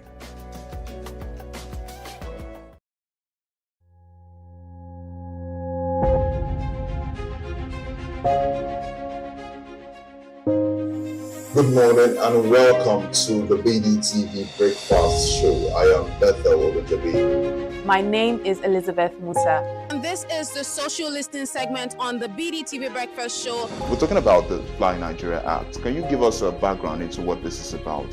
We are here today on the streets of Lagos, Nigeria, to gather opinion about a pressing issue. I go look at the cost of petrol. We get very Nigeria with the suffer. The income is not really increasing, but the prices of items are increased. Nothing like service again. No. You only pray for that money to reach you that month. There's a lot of high pressure, a lot of stress. There's a lot of high targets to be met. I was quite strict. In my mind, I said, nothing from my hand, my picking go spoil.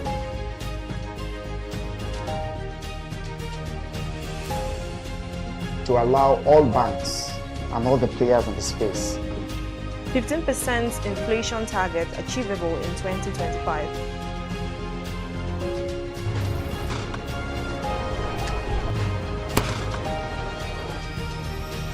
The command and vision philosophy of both the Chief of Defense Staff, the Chief of Army Staff, and indeed all the service chiefs.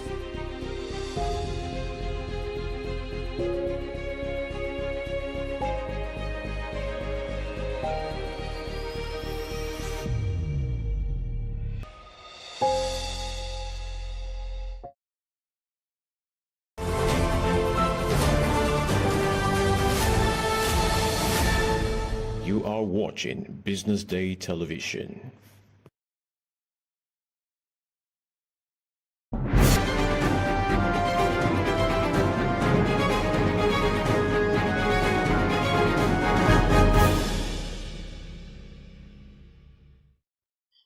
Famous British author made a statement, facts are stubborn, but statistics are more pliable. That was Mark Twain. While Nigerians are hard-pressed on every side by rising cost of goods and services, the Nigerian Bureau of Statistics agrees to disagree. Yesterday, we saw the rebased consumer price index released by the National Bureau of Statistics saw inflation fall flat. From 34.46% in December, it fell to 24.48% in January. And that is all our show is about today. I'm your host, David Olujimi.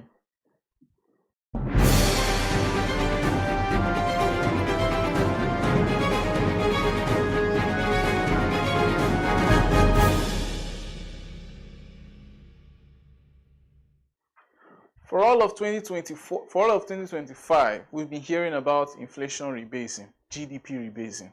And after a much acclaimed CPI rebasing, which happened yesterday, we saw inflation drop to 24.48% from 34.46% as of December 2024.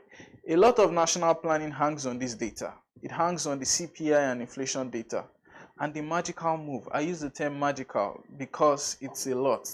It just is like it's like it takes away the allure of inflation, and the magical move is casting a lot of doubts about the veracity of the data put out by the National Bureau of Statistics. Let me help provide some context into why there's been a lot of doubt. No country has come up with that volume or that magnitude of reduction after rebasing their CPI methodology.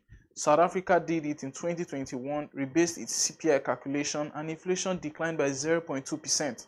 Kenya did it, inflation declined by 1.5%. And in some cases, like in Uganda and in Ghana, inflation actually went up, increased. There's hardly been a case where inflation went down by about 10%. In other words, 1,000 basis points. Also, the weighting system has also cast a lot of aspersion over the rebasing. As part of the rebasing, the contribution of food, non-alcoholic beverages, housing, electricity, gas, and other fuels to the CPI basket was reduced by about 72%. In other words, the National Bureau, NBS, is telling us that food, non-alcoholic beverages, housing, electricity, gas, and other fuels don't contribute as much to household spending as they used to in the past. I'll read up an excerpt from a story on Business Day. This was how it was stated.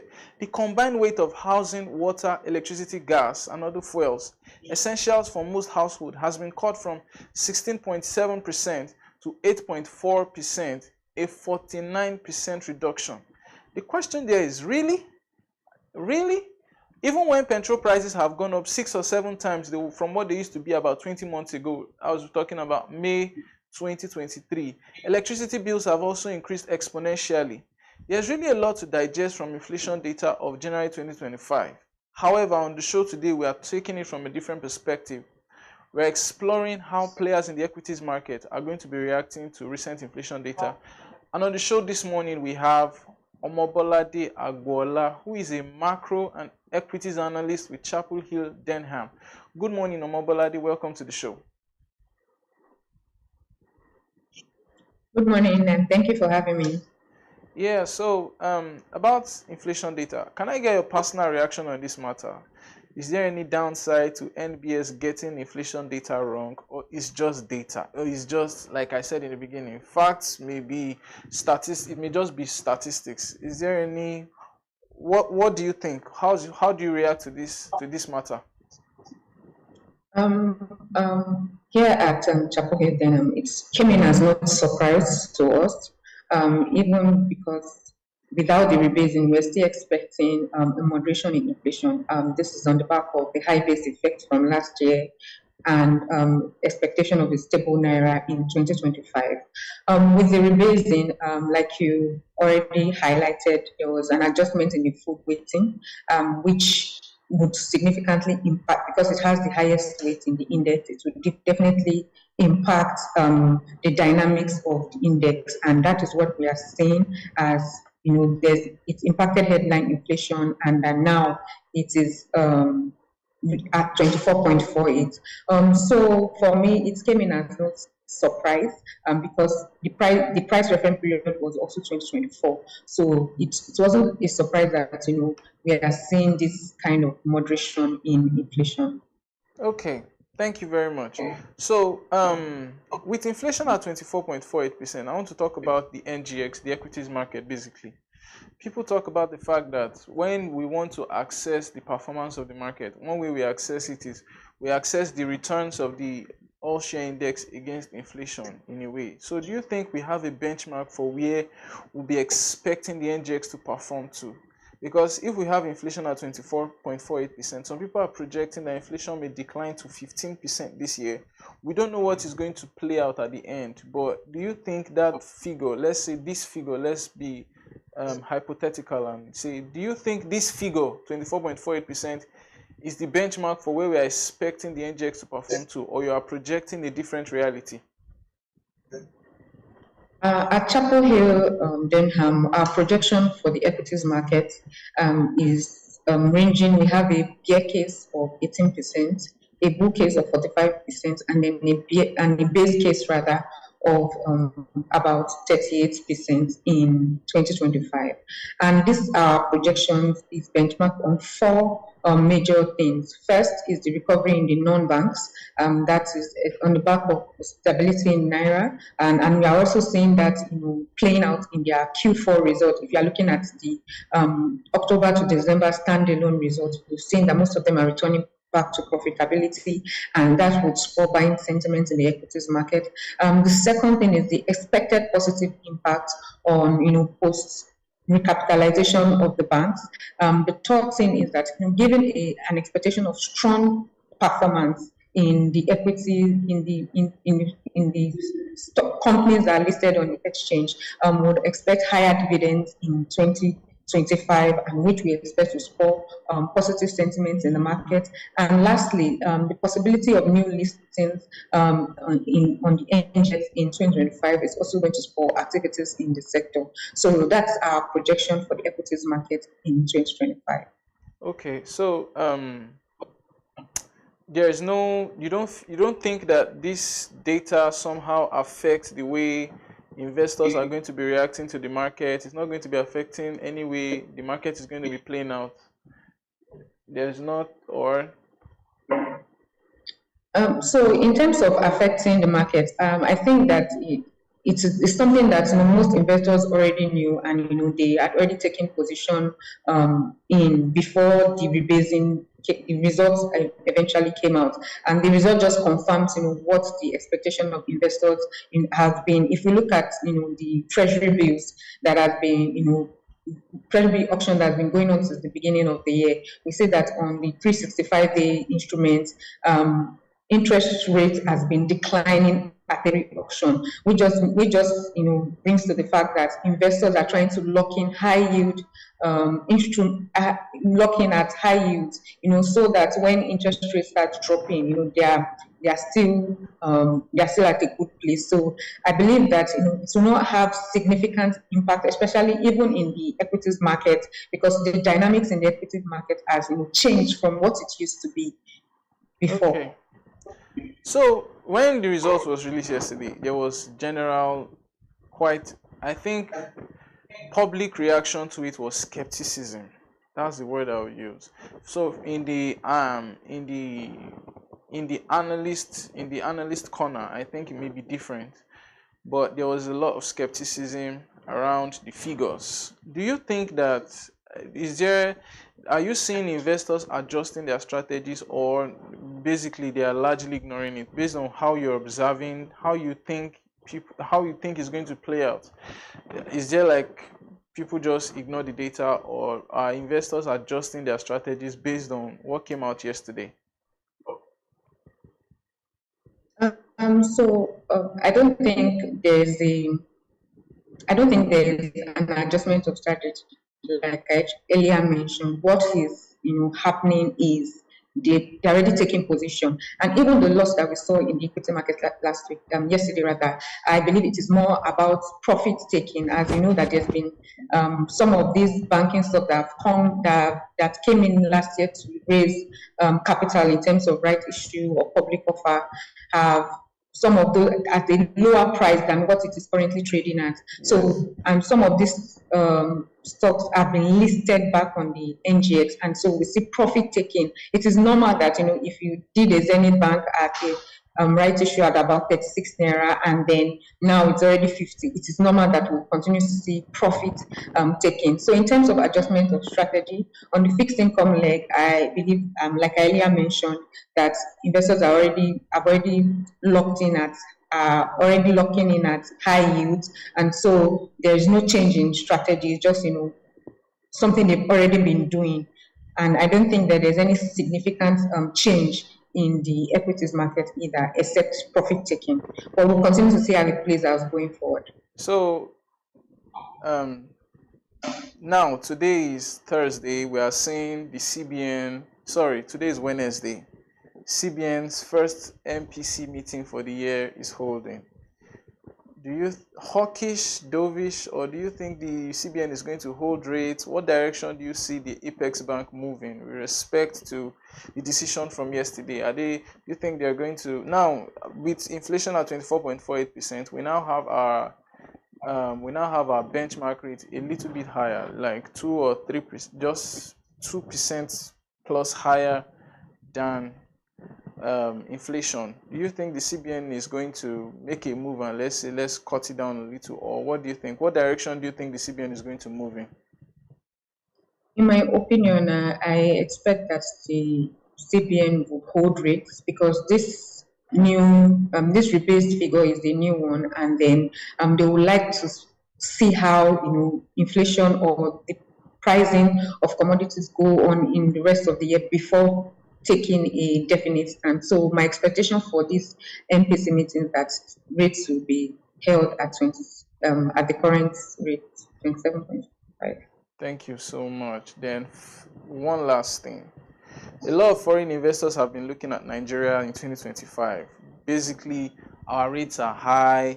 I'm talking about fixed income rates high when it comparing to other developed market like the US or even other emerging markets. Our rates are high.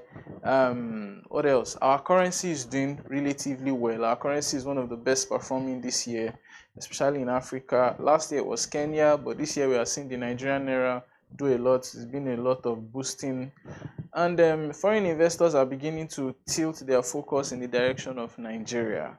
But now we are seeing inflation figures at this level, meaning that rates may not be as high as they used to be anymore. We've been seeing the CBN declining. We've been seeing the CBN decline their returns on T-bills over the last couple of issuances. The last 3 issuances has been a consistent decline. So how do you think these figures, how do you think this will play out on the investor, especially foreign investor confidence? How do you think this rebased inflation figure will play out on their confidence, on the confidence of investors in Nigeria?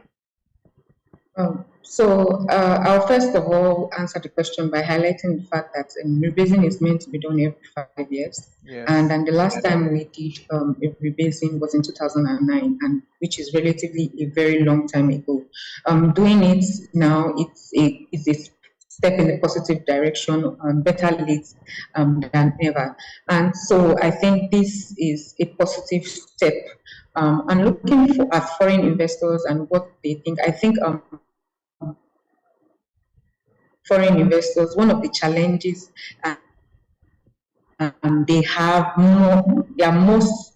the thing that concerns them the most is exchange rates, and we've seen stability in the exchange rates in the recent times, and so we expect that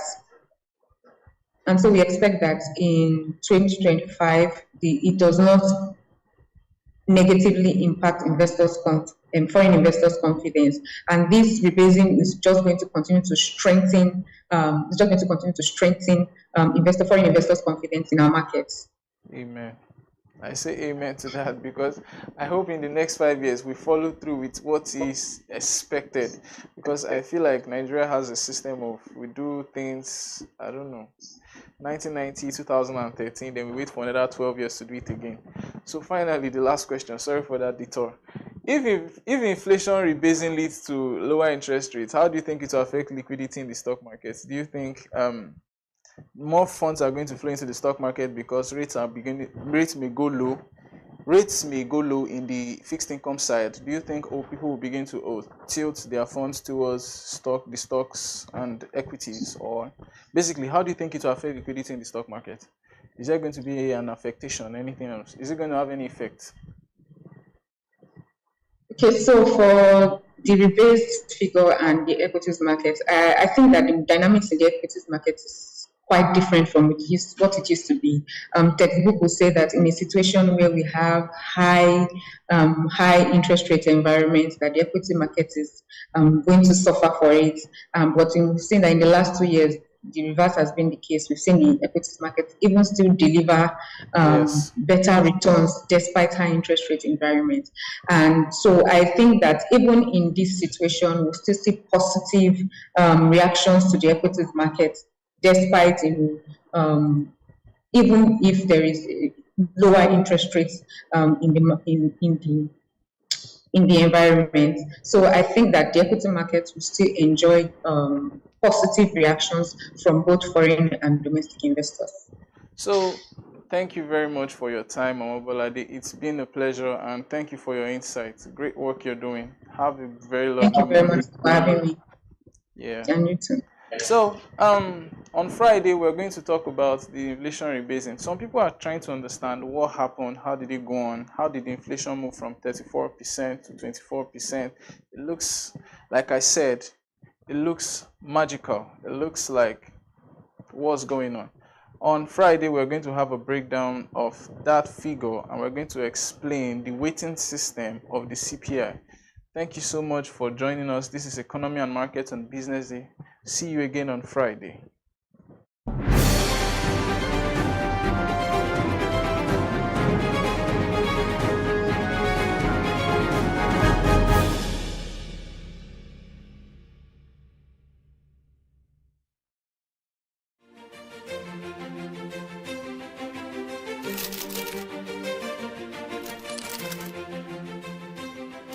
I am, of course, a great admirer of the impeccable credibility, professionalism, and business savviness of BusinessDay. If you really mean business in Nigeria, start your day with BusinessDay.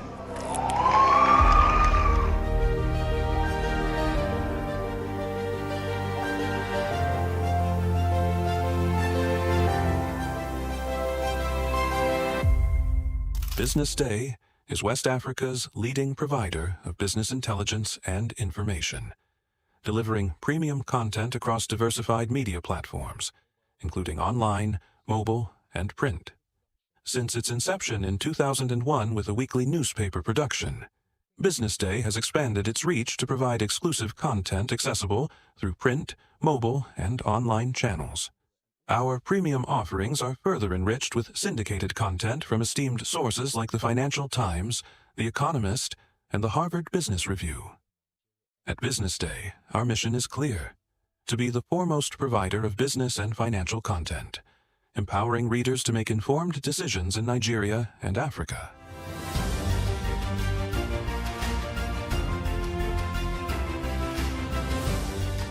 Since our establishment, we have been committed to delivering insightful, relevant, and accurate information about Nigeria's business and finance environment, while contextualizing the impact of global events. We monitor the stock market, analyze the companies driving it, and report on government policies and their economic implications. For being consistent in organizing these CEO forums for almost the last 14 years, I think this is a recommendation, and I think something that will encourage them to continue. From decoding market trends to dissecting economic shifts, we offer actionable investment ideas and serve as a compass for decision makers navigating complexity. Beyond headlines, BusinessDay fosters discussions on critical economic issues through impactful conferences and events. These platforms bring industry leaders together to share narratives that drive innovation and spark meaningful dialogues. Our events galvanize connections, bridging the gap between inspiration and achievement. For businesses seeking visibility, our strong digital presence offers unparalleled opportunities, with millions of followers across social media and a dynamic website attracting visitors from within and outside Nigeria. BusinessDay is the ideal platform to boost visibility for your products and services.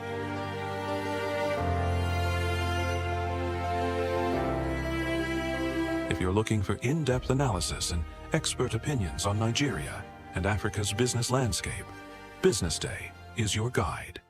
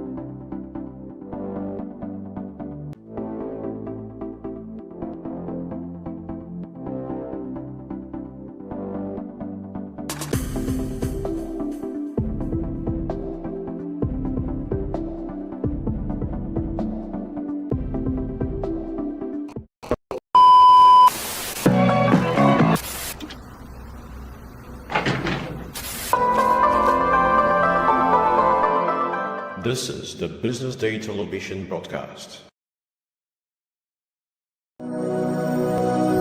You have 6 kids, like I've alluded to before, yes, which include the very well-known Mbadiwe twins. Yes. Do you get recognized a lot because of that? I think I turned into a mini celebrity when they were on the show Big Brother. All right.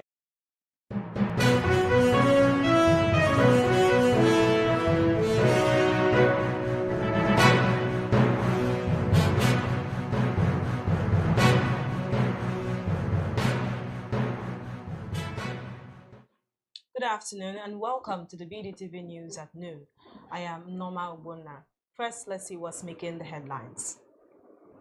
U.S. to probe past foreign aid to Nigeria, August, amid terrorism funding concerns.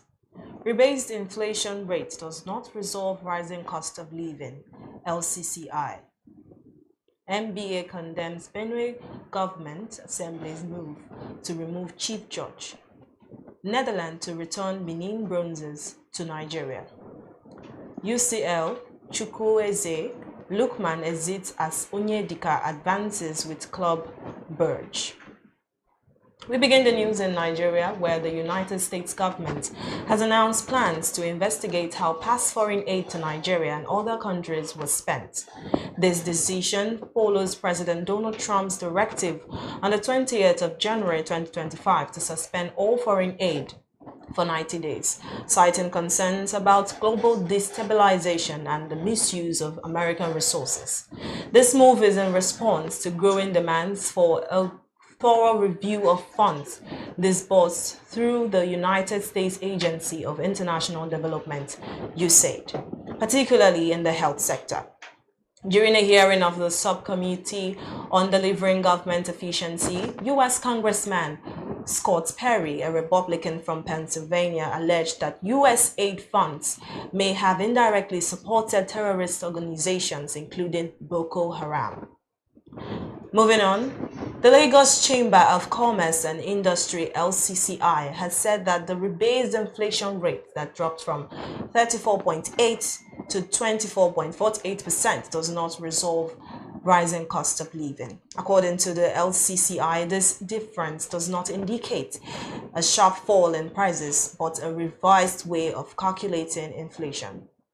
The chamber added that while the rebased inflation rate provides policymakers with a clearer view of economic trends, it does not resolve the rising of cost of living.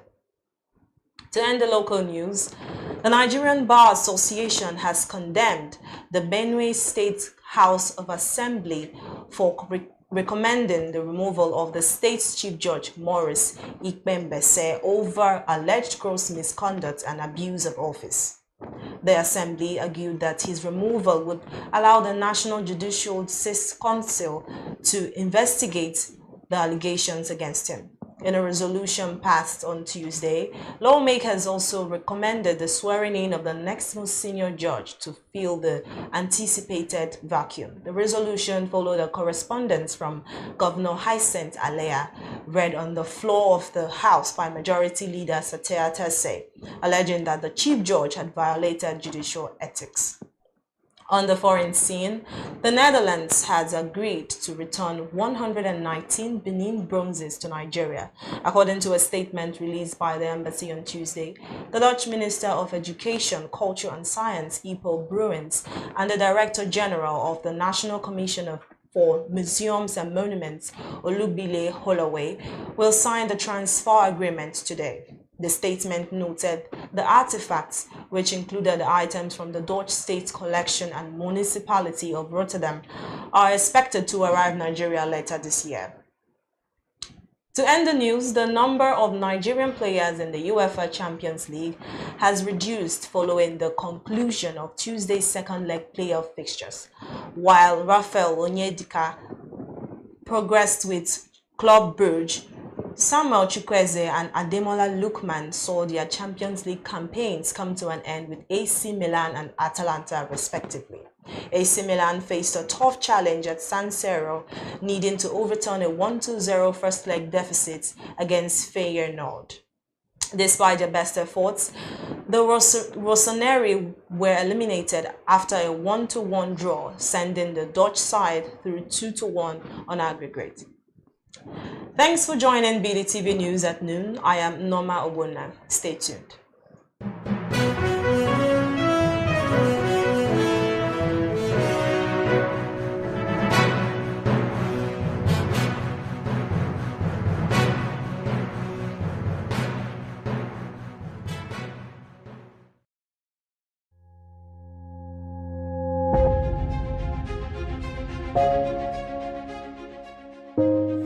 Good morning and welcome to the BDTV Breakfast Show. I am Bethel Olajabi. My name is Elizabeth Musa. And this is the social listening segment on the BDTV Breakfast Show. We're talking about the Fly Nigeria Act. Can you give us a background into what this is about?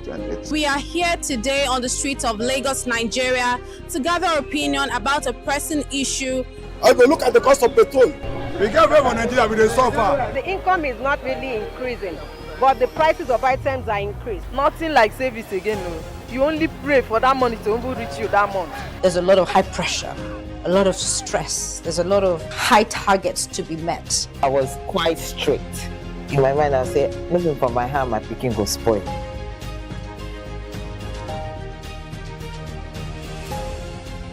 To allow all banks and all the players in the space 15% inflation target achievable in 2025.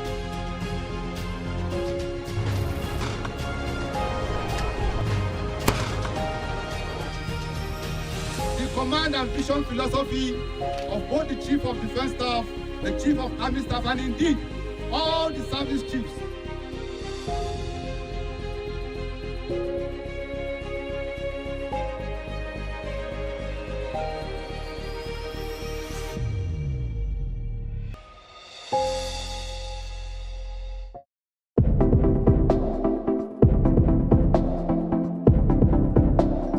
But this Global Labour Market Conference is really important because it's a place where all the different stakeholders from all around the world are coming together and can exchange views, can share best practices in the way labour markets should be organized. So that's why it's really important.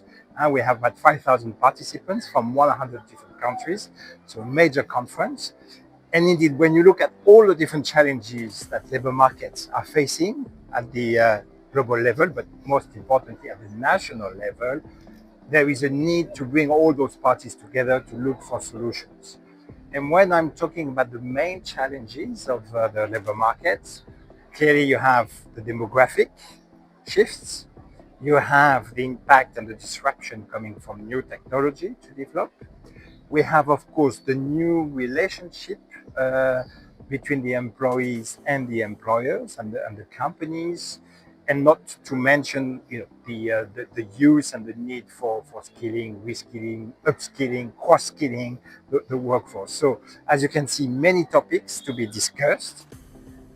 And clearly there's an issue because labor market is a market, but it's not a perfect market. This is what we see. And the match between the supply and the demand is not optimal. That's why we have unemployment in many countries around the world. That's why we have people who do not manage to enter the labor market.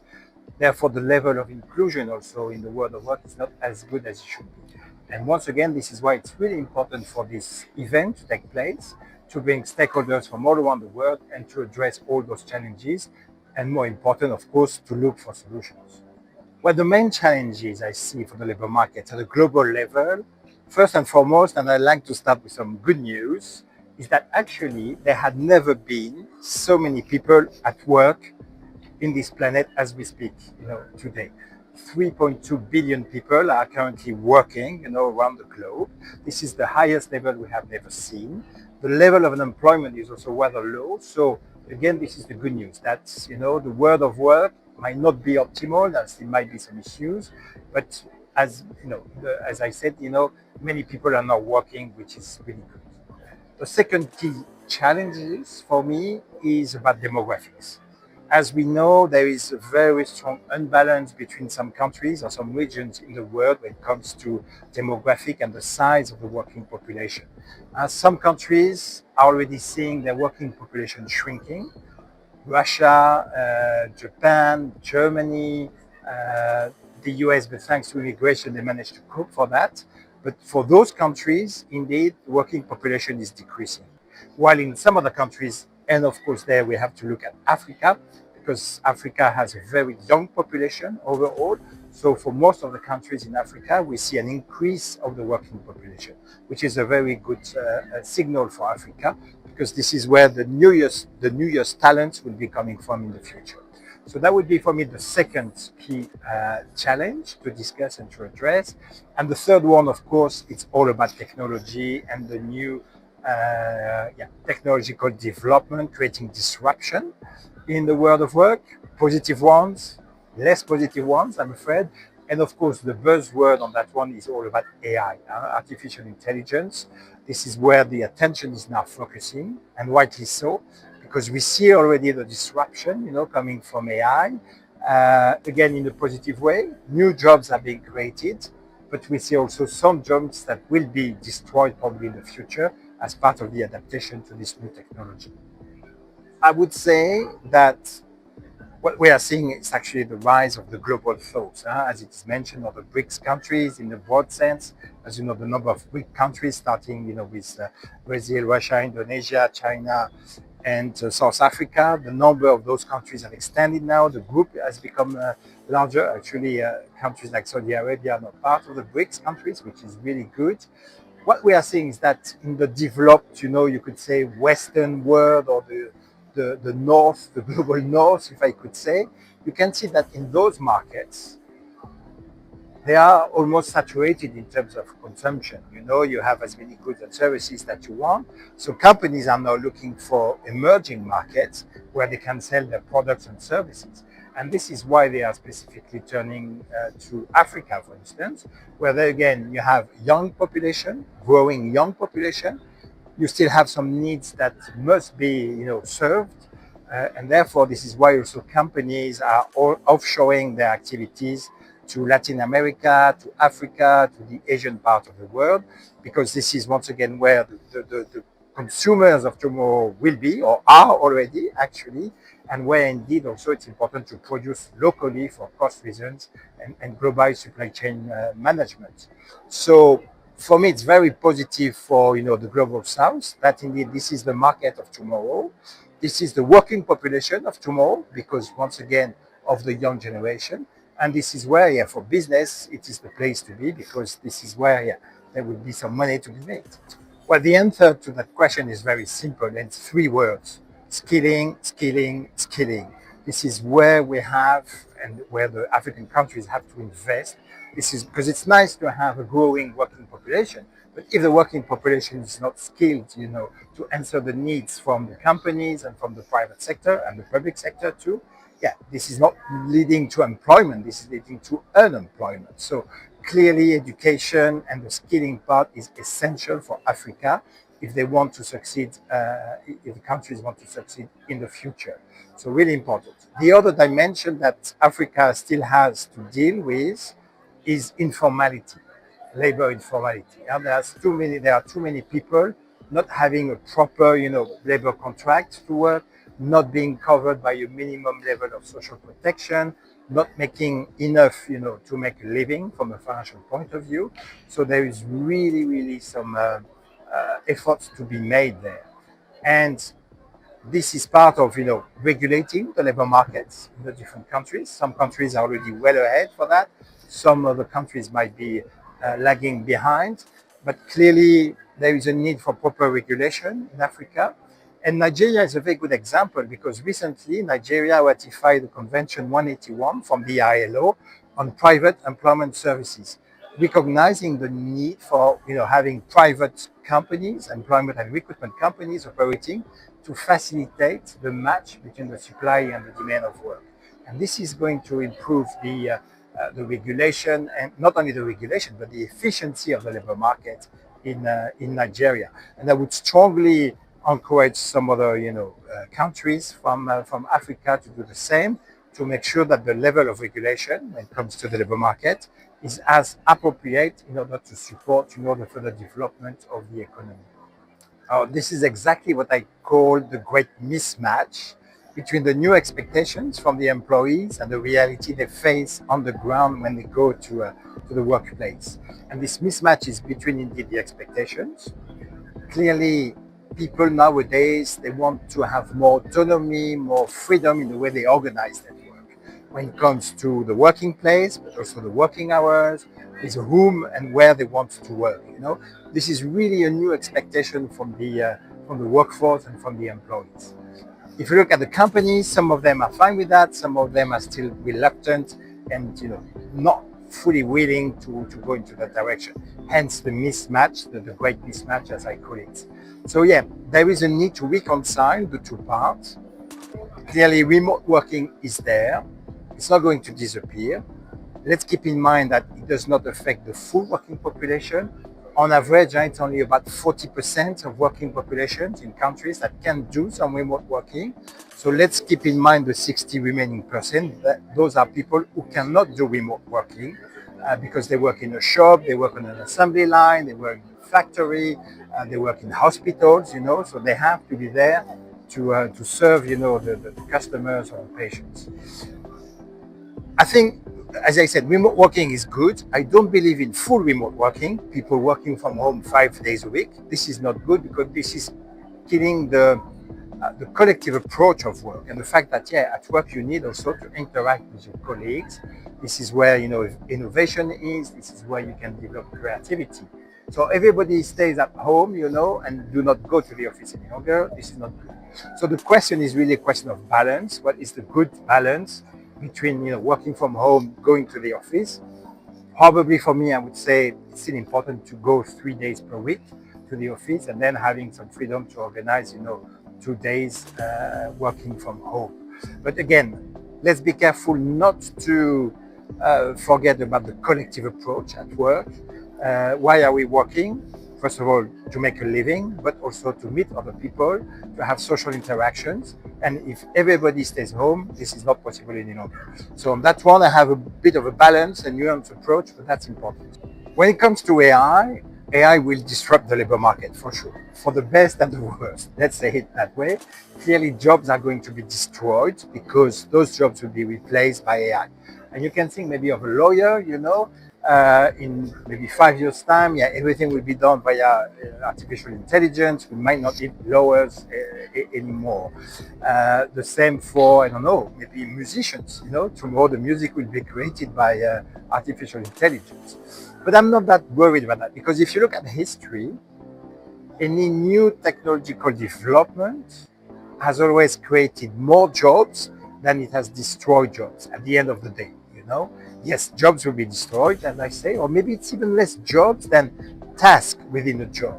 I think this is where the difference will be. Jobs will not be replaced. It's jobs that, or people that do not adjust and do not use AI, who will be replaced in the future labor market. But if, as an individual, you are learning, how to use AI, you are really savvy, becoming, AI expert, well, your job will probably be protected. Probably 20, 30, 40% of the tasks you are performing today will be replaced by AI. But on the other hand, that means that you will have more time to really focus where you add value as a human being, again, in the social interaction, into the creativity part, into the innovation part, into the interactions with your colleagues. And this is really the essence of being a human at work, making the difference. And every task that will be routine, repetitive, then indeed will be replaced by AI.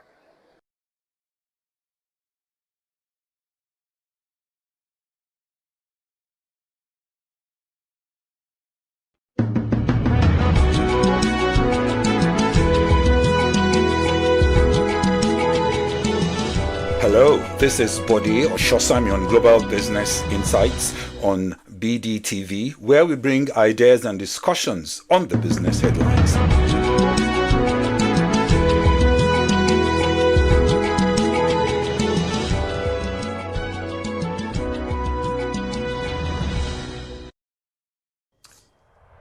Prices are rising again. Just last month, a bag of rice cost less. Now it's almost double. Inflation in Nigeria is hitting hard, And it all starts with a few key products. But what are they? And why do they have such a big impact? First, we have food items. Food prices in Nigeria are rising faster than almost anything else. Why? Because food is essential, and when prices go up, everyone feels it. Take rice for example. It is a staple food in most Nigerian homes. But since Nigeria still relies on imports, any changes in exchange rates or import costs hits hard. Secondly, we have fuel and transportation. Have you ever noticed that when fuel prices go up, everything else follows? That's because transportation affects the cost of almost everything from moving goods to running businesses. In Nigeria, fuel subsidies, global oil prices, and exchange rates all play a role in determining how much you pay at the pump. And lastly, we have electricity and cooking gas. In Nigeria, power supply issues make businesses and homes rely on generators which need fuel. Higher costs for everything from food storage to production, and let's not forget cooking gas prices have been climbing fast and making basic cooking more expensive for millions in Nigeria. Inflation affects us all, but understanding it is the first step in finding solutions. What do you think is the biggest cause of inflation in Nigeria? Let us know in the comment section.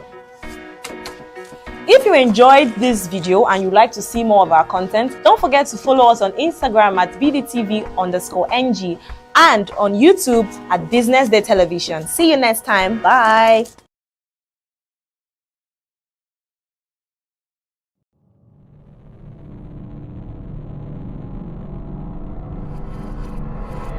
I mean, so actually started officially 2021. That's 4 years, but this is the third edition in 4 years.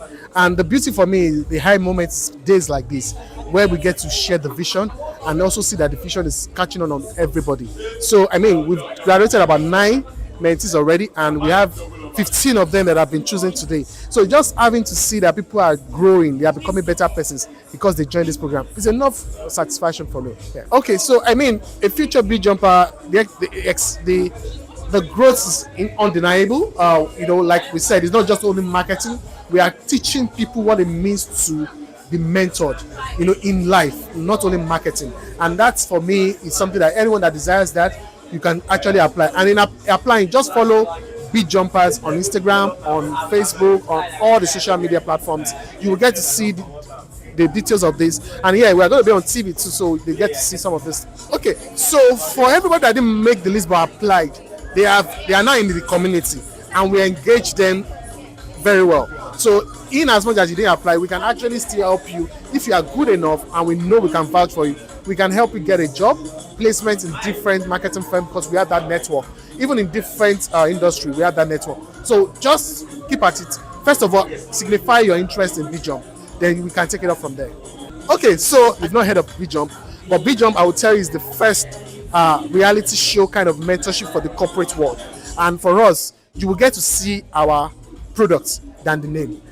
We are very, very much excited of what we have built in the last 4 years, and we are hoping that when you get to meet any big jumper, you can distinguish them from every other person, and that what would be my recommendation at this point in time.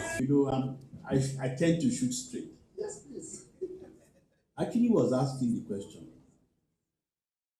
what actually is your motivation for doing what you're doing?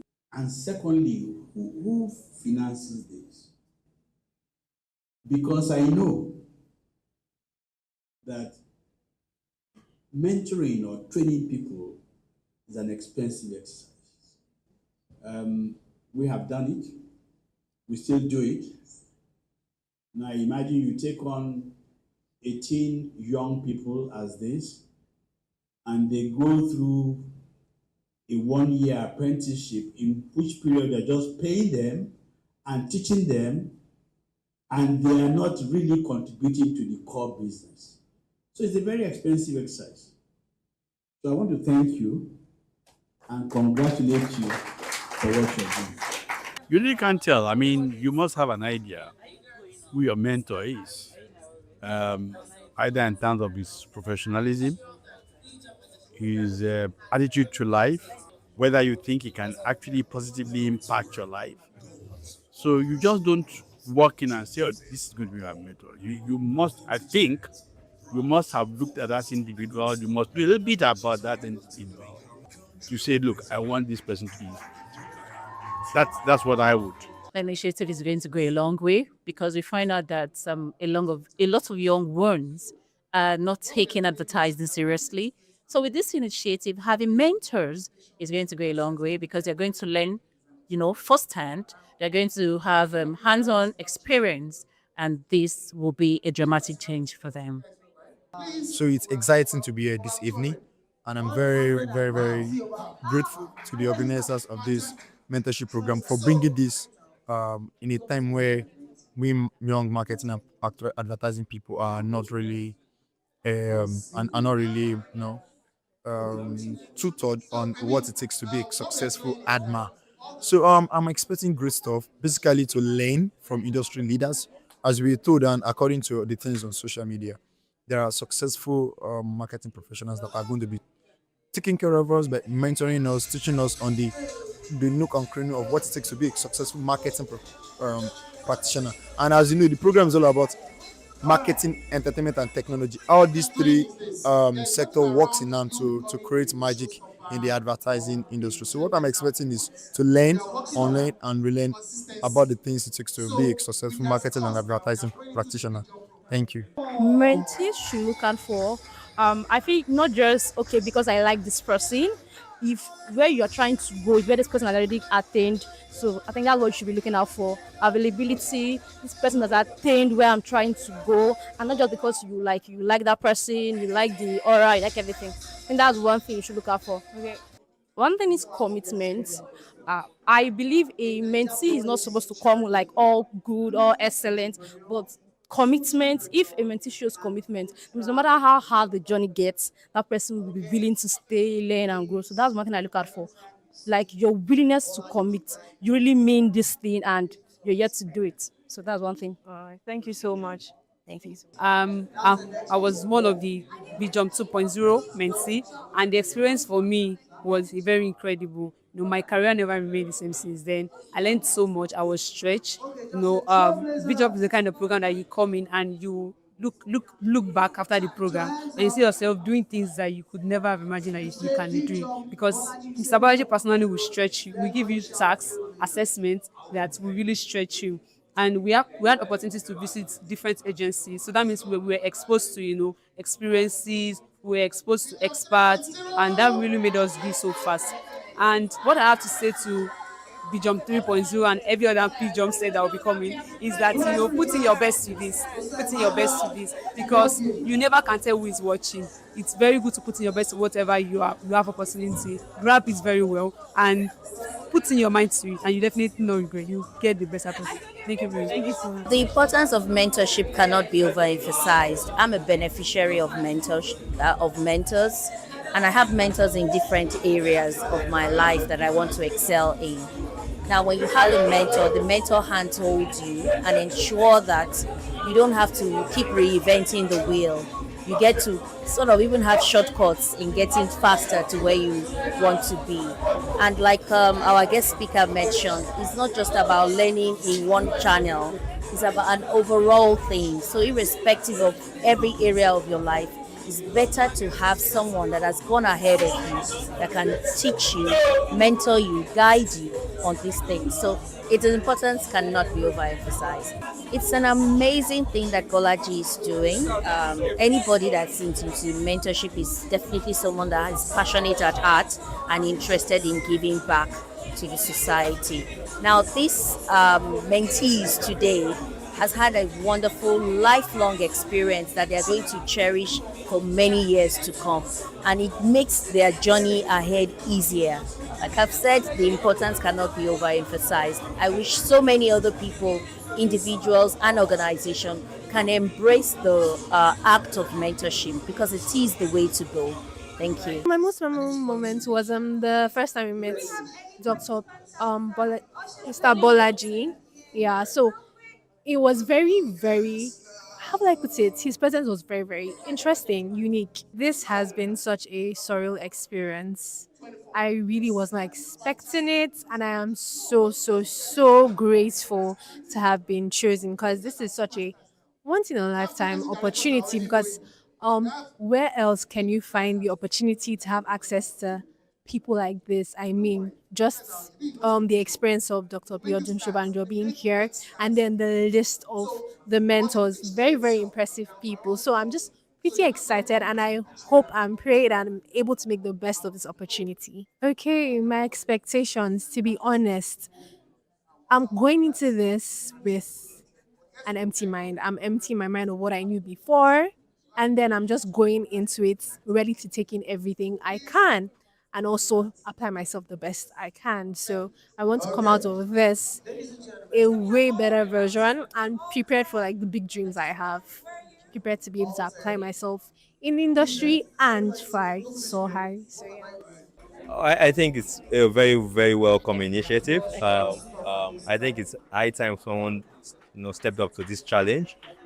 We are at a particular time in the industry where we need to deepen our talent bank, and having professionals come through this BJump program, learn the trades, tricks of the trade, become better at it, and get to learn from lots of mentors. The lineup is really mad, very cool. I think it's just very welcome and brilliant. I think for the guys who have been chosen for this program, it's an opportunity of a lifetime.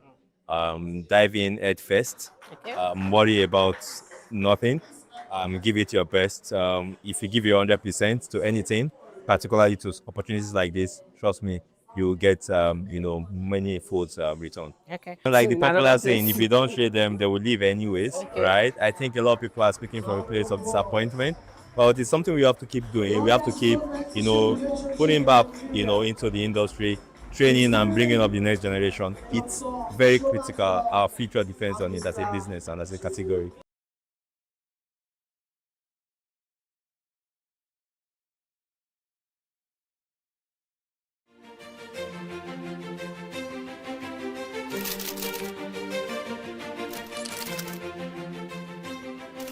I am, of course, a great admirer of the impeccable credibility, professionalism, and business savviness of BusinessDay.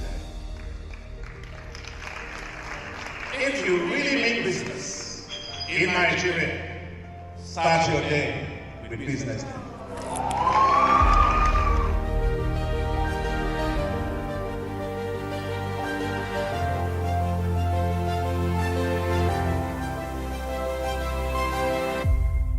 BusinessDay is West Africa's leading provider of business intelligence and information, delivering premium content across diversified media platforms, including online, mobile, and print.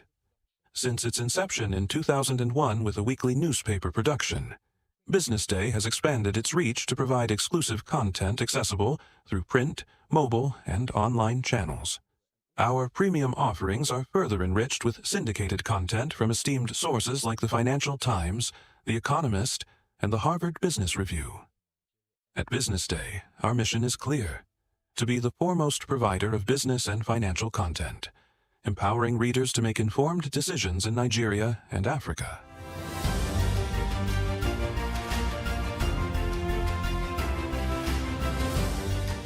Since our establishment, we have been committed to delivering insightful, relevant, and accurate information about Nigeria's business and finance environment, while contextualizing the impact of global events. We monitor the stock market, analyze the companies driving it, and report on government policies and their economic implications. For being consistent in organizing these CEO forums for almost the last 14 years, I think this was a commendation, and I think something that will encourage them to continue. From decoding market trends to dissecting economic shifts, we offer actionable investment ideas and serve as a compass for decision makers navigating complexity. Beyond headlines, BusinessDay fosters discussions on critical economic issues through impactful conferences and events. These platforms bring industry leaders together to share narratives that drive innovation and spark meaningful dialogues. Our events galvanize connections, bridging the gap between inspiration and achievement. For businesses seeking visibility, our strong digital presence offers unparalleled opportunities, with millions of followers across social media and a dynamic website attracting visitors from within and outside Nigeria. Business Day is the ideal platform to boost visibility for your products and services.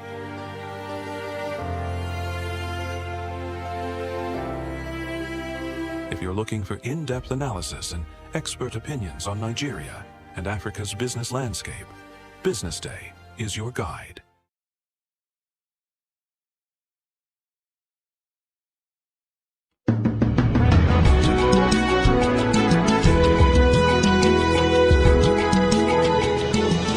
Hello, this is Bode Oshosami on Global Business Insights on BDTV, where we bring ideas and discussions on the business headlines.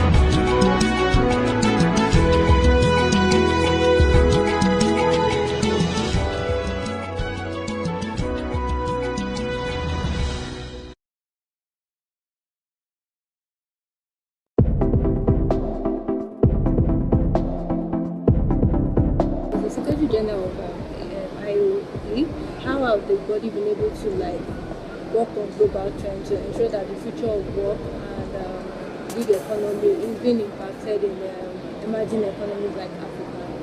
So there is, specifically for Africa, we always have to have in mind the informal sector. Okay. The informal sector in many countries in Africa goes up to 70-80% of the total GDP. Mm-hmm. So that means weak institutions, sometimes we mean also lack of compliance, and sometimes it means also bad regulations, sometimes it means corruption. So we need to handle that in a much more efficient manner. In fact, we are organizing an event next week in Côte d'Ivoire, precisely to see to identify innovative ways to deal with the informal sector so that we can create the jobs, the decent jobs that are needed for the young people. So the other element in Africa is, of course, youth. This is a big bonus that other regions will not have in the same manner. Yes. So if we can leverage that in an efficient manner with the right skills, we will, all benefit in different areas of the world. So the other area where we need to work further and much more intensively is how we leverage the skills that are needed in developing economies in Africa. So, and then of course you have the new realities of work. The new realities of work, we have been discussing them already for a while, since 5 or 6 years. They are no longer so new. So what we need also is to go to face them, not with fear, but looking at them as big opportunities. AI bring strong opportunities for people, for individuals, for young women, for young men, also to do entrepreneurship, to bring also new startups, to also to skill themselves, to also connect better with other areas of the world. But for that you need connectivity, you need good internet connection, you need good infrastructure, you need also good educational systems. But those are opportunities, please don't face them with fear. That's how we see them. One of the main challenges we have is that the collaboration between the private sector and the educational systems is still very weak. Okay. For many reasons. Sometimes for lack of coordination, sometimes for ideological reasons or fears Whenever we push for efficient partnerships between the private sector and the educational system, meaning by that, not just universities, but you have at other areas of the educational system, vocational training, but also at the main early educational system. Once you have this connection much stronger, you will be able to identify better the needs of the labor market. You'll be able also to provide young people well ahead the competence that they need, the mathematical skills, the scientific, the reading, the basic skills, but also the social skills, the human skills. We are firm believers that if we push in this direction of policy change, of good regulations, of good institutional framework for this collaboration between the private sector and the educational world, we'll get much better jobs, much also much more jobs also for young people in Africa, where you have this youth bonus that can make a huge difference also for the continent, but also for the world. There is a mentality issue among society, among employers, among also workers. I mean, we need more women, by instance, to do STEM competencies. We need more women also to be promoted at the workplace, and for that there is also a career, there is also a path, there is also a kind of support they need also. Yes, to have, because otherwise still now the mentality and the system does not help. Even though there's some important progress, you need to deal with the systemic basic issues that prevent women to get the position, to be recruited, to get the promotion, and also to get the salaries also that they need. So it's a complex issue, but we have to go to the systemic reasons why this is going slower than we think. But we have to believe on that. If you don't believe on that, then you will not make progress. In IOE, we are firm believers of the female push. Our president is a woman. Our former president is a woman. More than 40%, more than 50% of our board are composed by women. So that's how you believe, and then that's how you lead with example also at the workplace. Okay, so lastly, sir, I want you to tell us, how does the digital economy, what role does the digital economy play in remote job, gig economy, and the future of work? So the digital economy is bringing amazing opportunities for young people, but for all kinds of individuals, in terms of skilling yourself, in terms also of access to new markets, in terms also of working more productively, in terms also of better connecting with your colleagues. Is not the only tool, but is creating an environment that can really lead to a very huge increase in productivity if we manage to get it well. And what we need right infrastructure, we need good connectivity, we need good educational systems, good vocational training. We need also a mentality. Normally young people have it. Senior people do not have this mentality also to grasp sometimes this digital economy, even though they are capable and more than capable also to get there. So again, if we deal with that in a holistic manner, you'll see a much better scenario, a better future for young people, for also the labor market itself.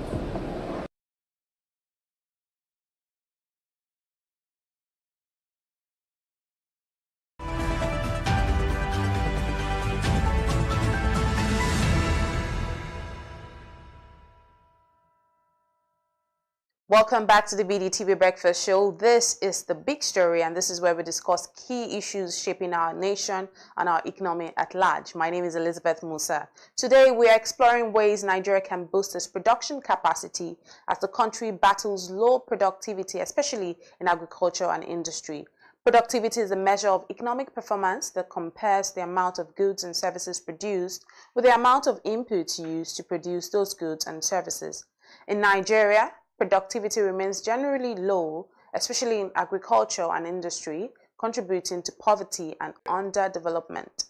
To help us put this important discussion in proper perspective with a view to finding solutions to the challenge, we are joined by Dr. Ayo Teriba. Let's go straight to the conversation, Dr. Teriba. Thank you very much for joining us once again to discuss this important topic.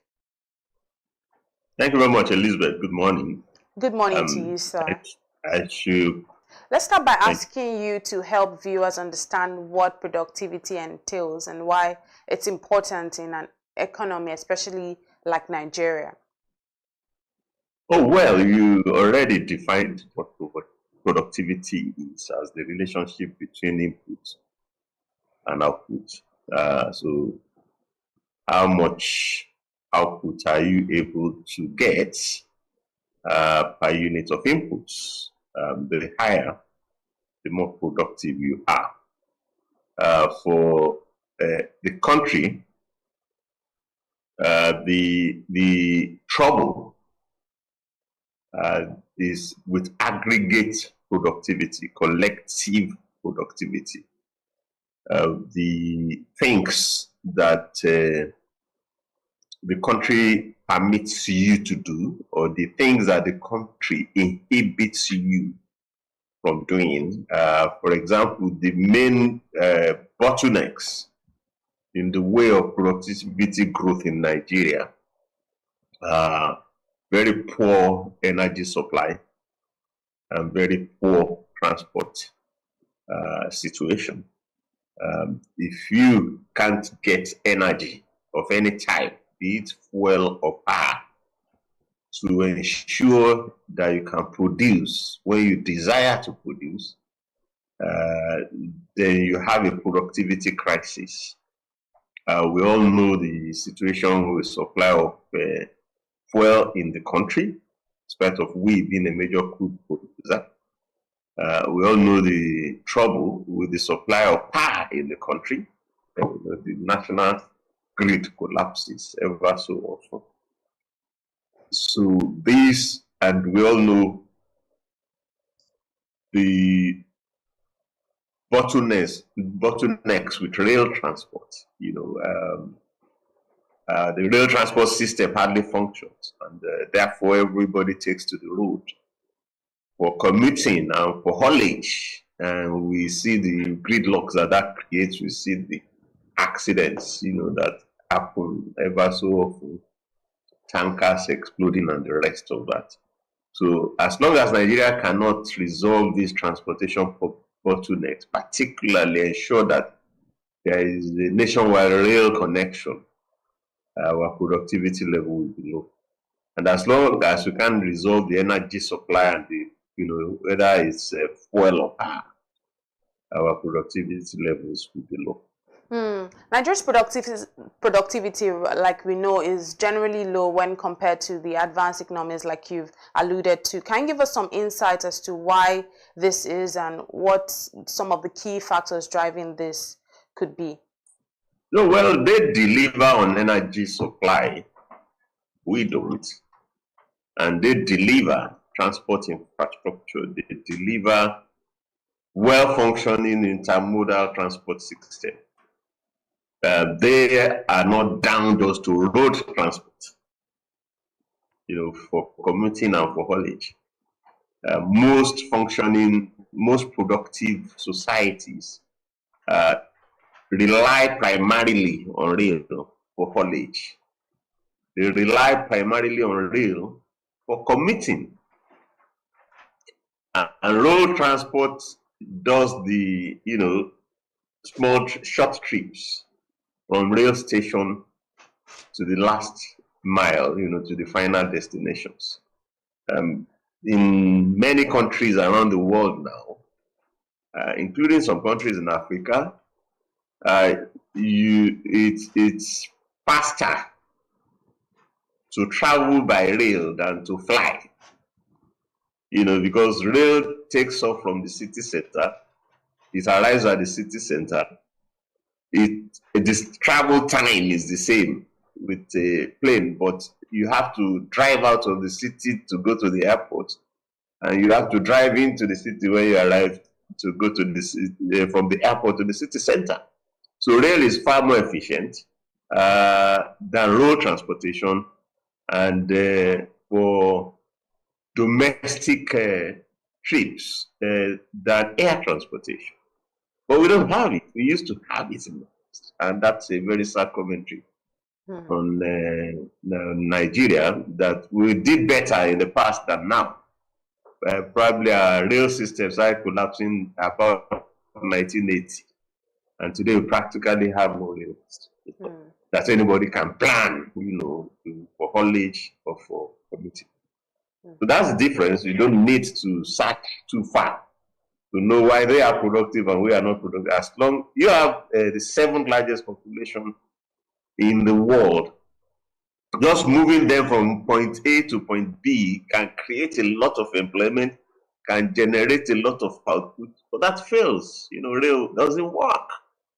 And therefore we shortchange ourselves. Power, people need power to be productive. Our national grid is under capacity and it collapses often. So you don't need to search very far. I like how you've just highlighted some of these things, but let's look at some specifics. The IMF said that Nigeria's GDP in 2024 dropped to $194.96 billion in 2024, and that's from $568.5 billion recorded in 2014. Does this say anything about the level of productivity in the Nigerian economy? In part, it does, but this takes us to a different level entirely about the stability, of Nigeria's macroeconomy, because you are now quoting dollar GDP. And the key determinant of whether that's, the collapse that you now report, to below $200 billion for more than $500 billion in the space of 1 decade speaks to what has happened to the exchange rate in that period. So you are now, raising an issue of macroeconomic instability. It speaks more to instability, to inadequacy of foreign reserves. Because if our exchange rate had been stable, or if our exchange rate had been stronger, we would have moved from the $568 billion in 2014, maybe to $2 trillion by now, maybe to $1 trillion by now. So the key variable there is the exchange rate, more than anything else. We could well be producing more than in 2014 in terms of volume and in Naira terms, but in 2014 would have been something like 150, 160 Naira to the US dollar. Today, it's 1,500 to the US dollar. So if we had not been productive, the GDP should have crashed, to 56 billion. It won't be at 200 billion.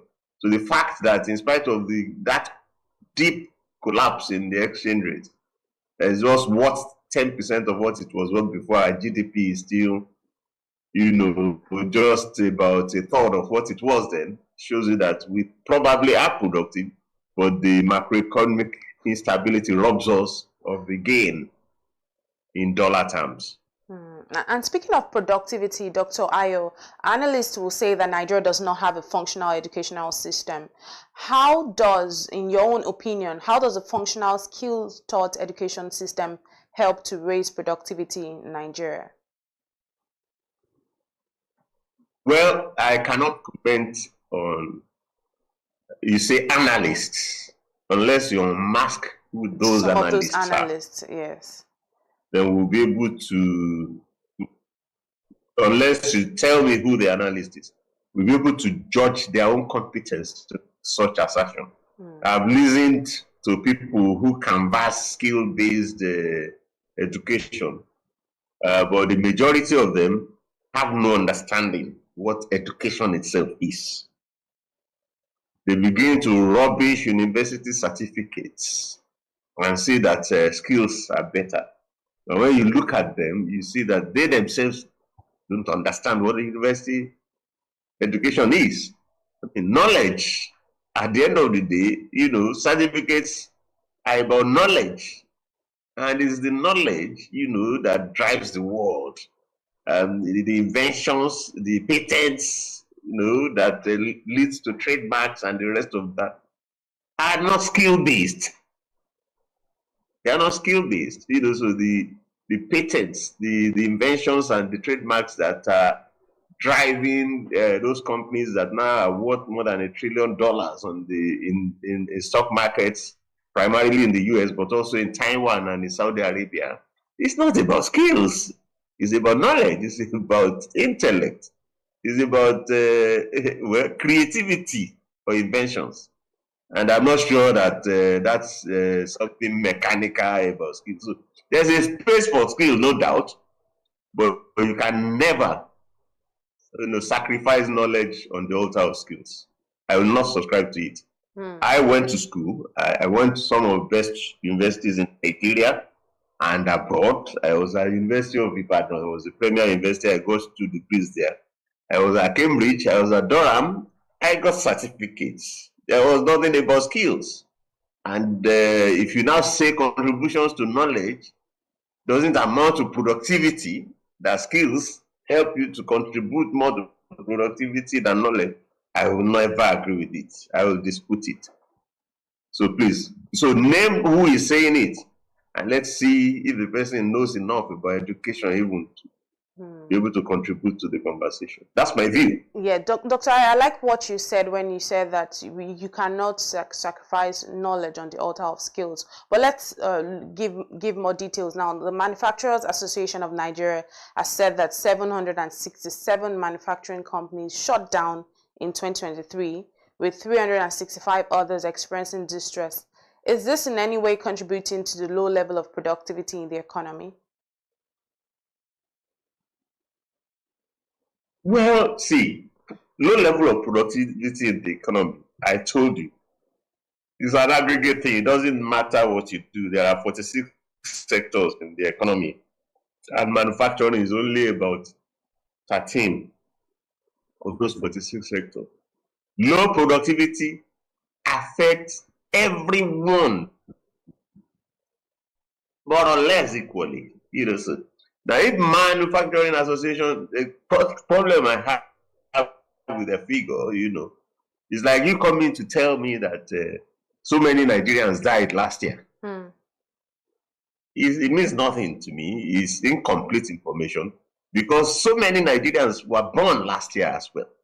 So you can't just come and say 700 and something manufacturers shut down without telling me how many started operation.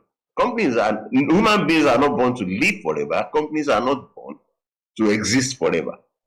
Some industries will mature and die off, and new industries will come in. So, and the realm in which rapid innovation in the global and the national environment means that many more startups are springing, than companies, maybe. So I am not disputing that manufacturing is affected, but it's affected like, even services or any other.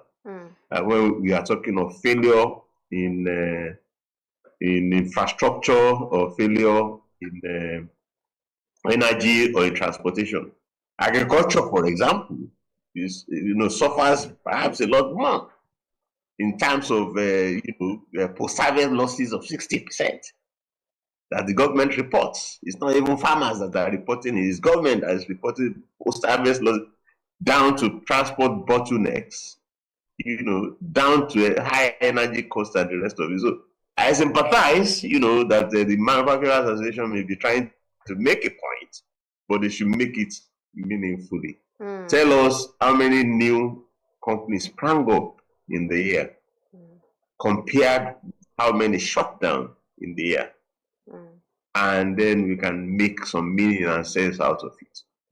My view.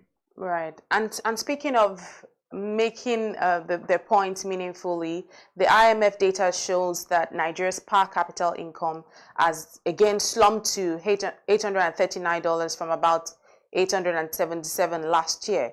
What does this fall mean for average Nigerians, and what can the government do to improve this tanking GDP per capita? Very good. That we are talking now about what government can do. You have already said that GDP has fallen from 560 billion to 194 billion. So you divide that with the population, and you have said in that single statement that per capita income has collapsed as well.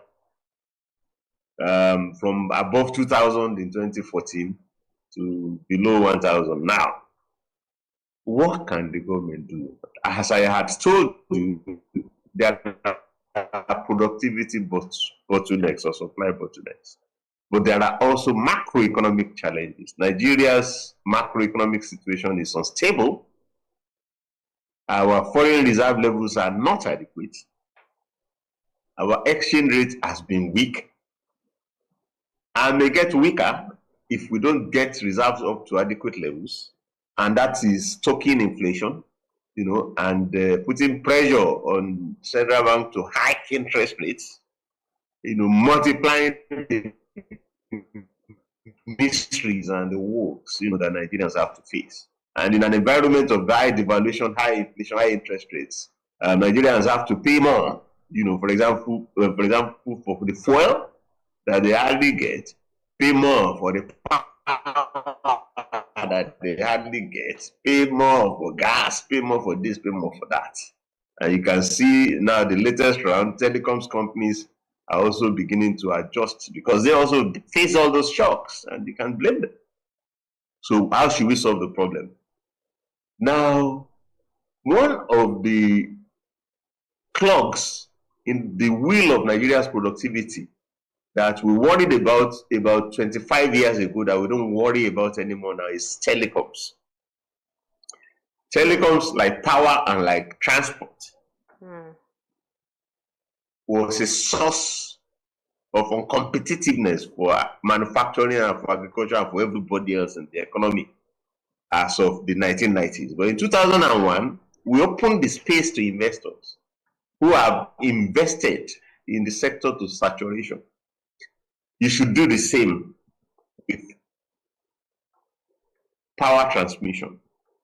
You should do the same with rail transport.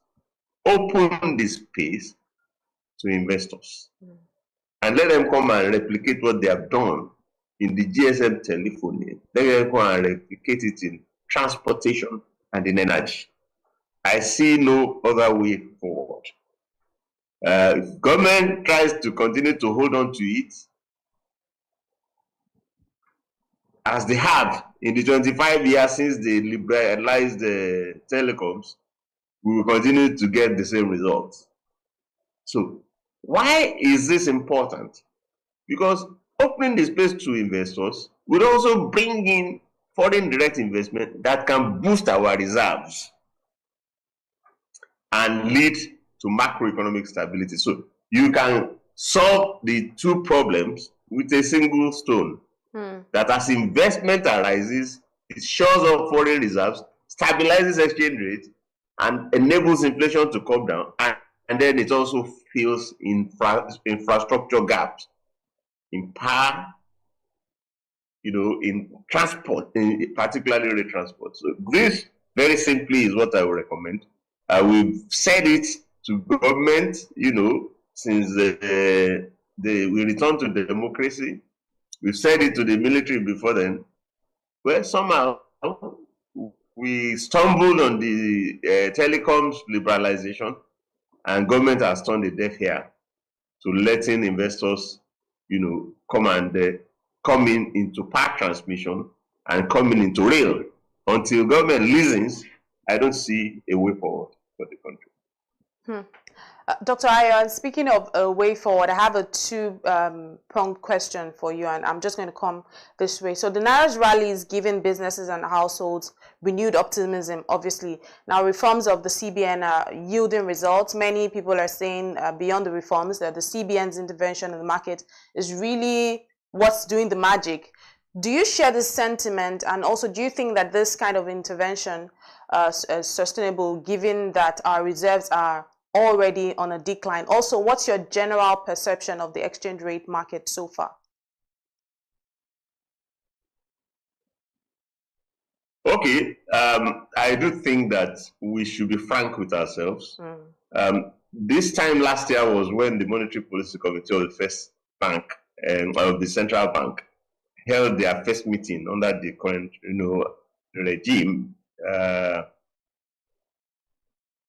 after being reconstituted under the current regime.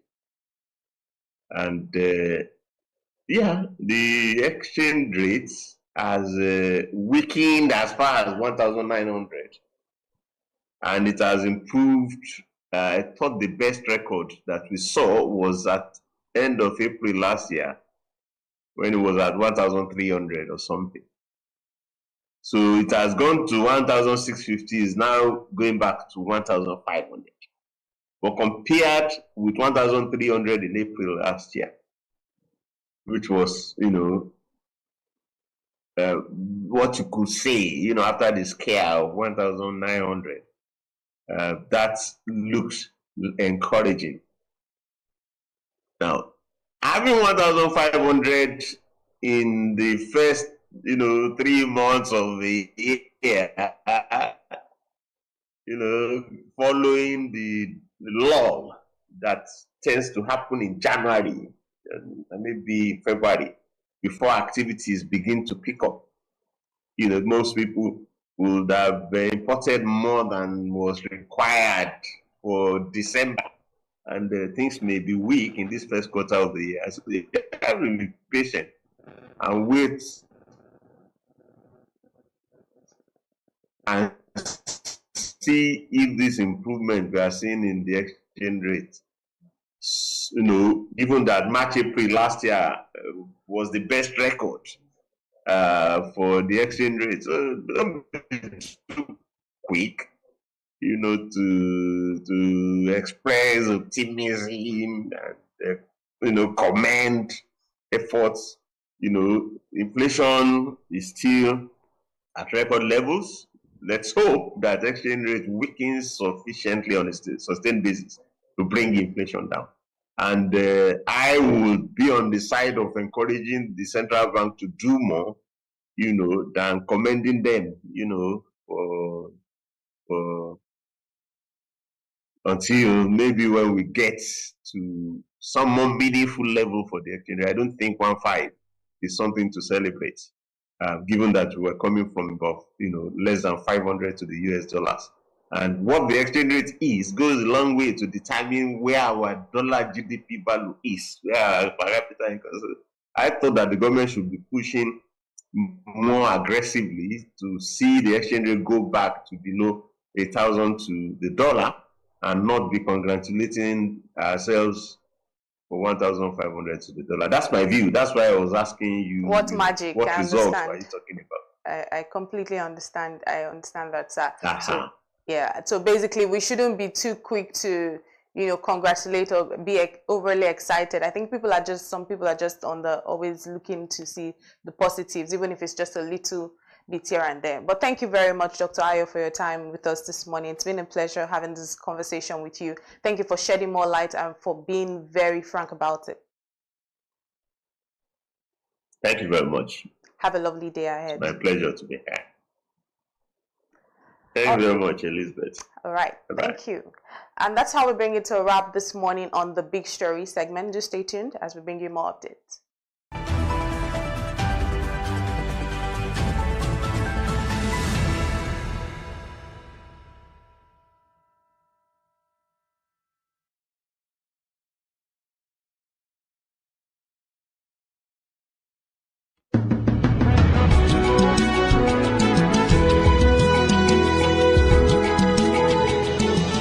Hello, this is Bode Oshosami on Global Business Insights on BDTV, where we bring ideas and discussions on the business headlines.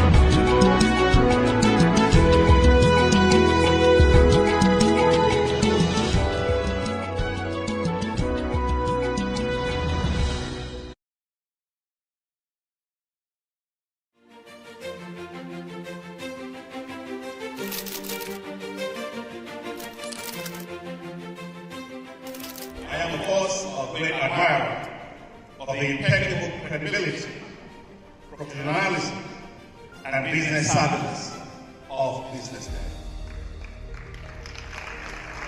If you really mean business in Nigeria, start your day with BusinessDay.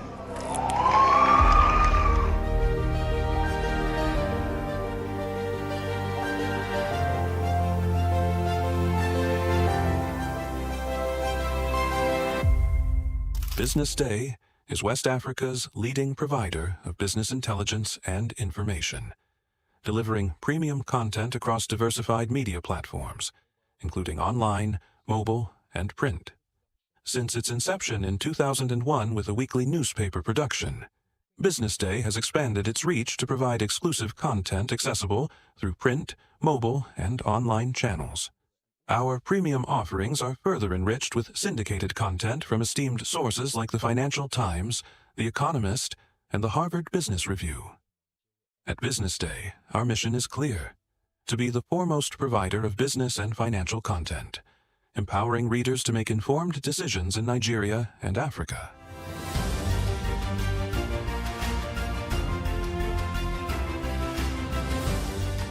Since our establishment, we have been committed to delivering insightful, relevant, and accurate information about Nigeria's business and finance environment, while contextualizing the impact of global events. We monitor the stock market, analyze the companies driving it, and report on government policies and their economic implications.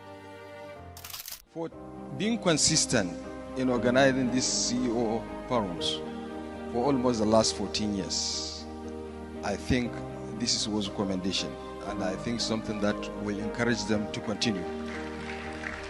From decoding market trends to dissecting economic shifts, we offer actionable investment ideas and serve as a compass for decision makers navigating complexity. Beyond headlines, Business Day fosters discussions on critical economic issues through impactful conferences and events. These platforms bring industry leaders together to share narratives that drive innovation and spark meaningful dialogues. Our events galvanize connections, bridging the gap between inspiration and achievement. For businesses seeking visibility, our strong digital presence offers unparalleled opportunities, with millions of followers across social media and a dynamic website attracting visitors from within and outside Nigeria. Business Day is the ideal platform to boost visibility for your products and services.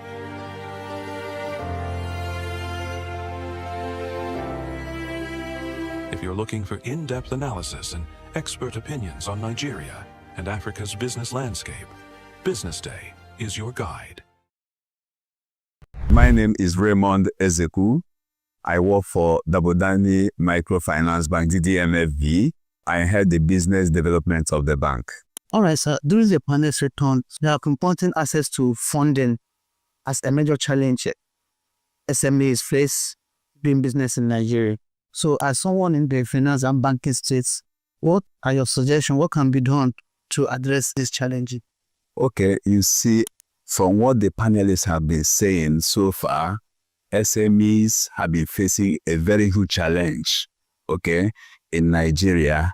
And one of the key issues is access to funding, all right?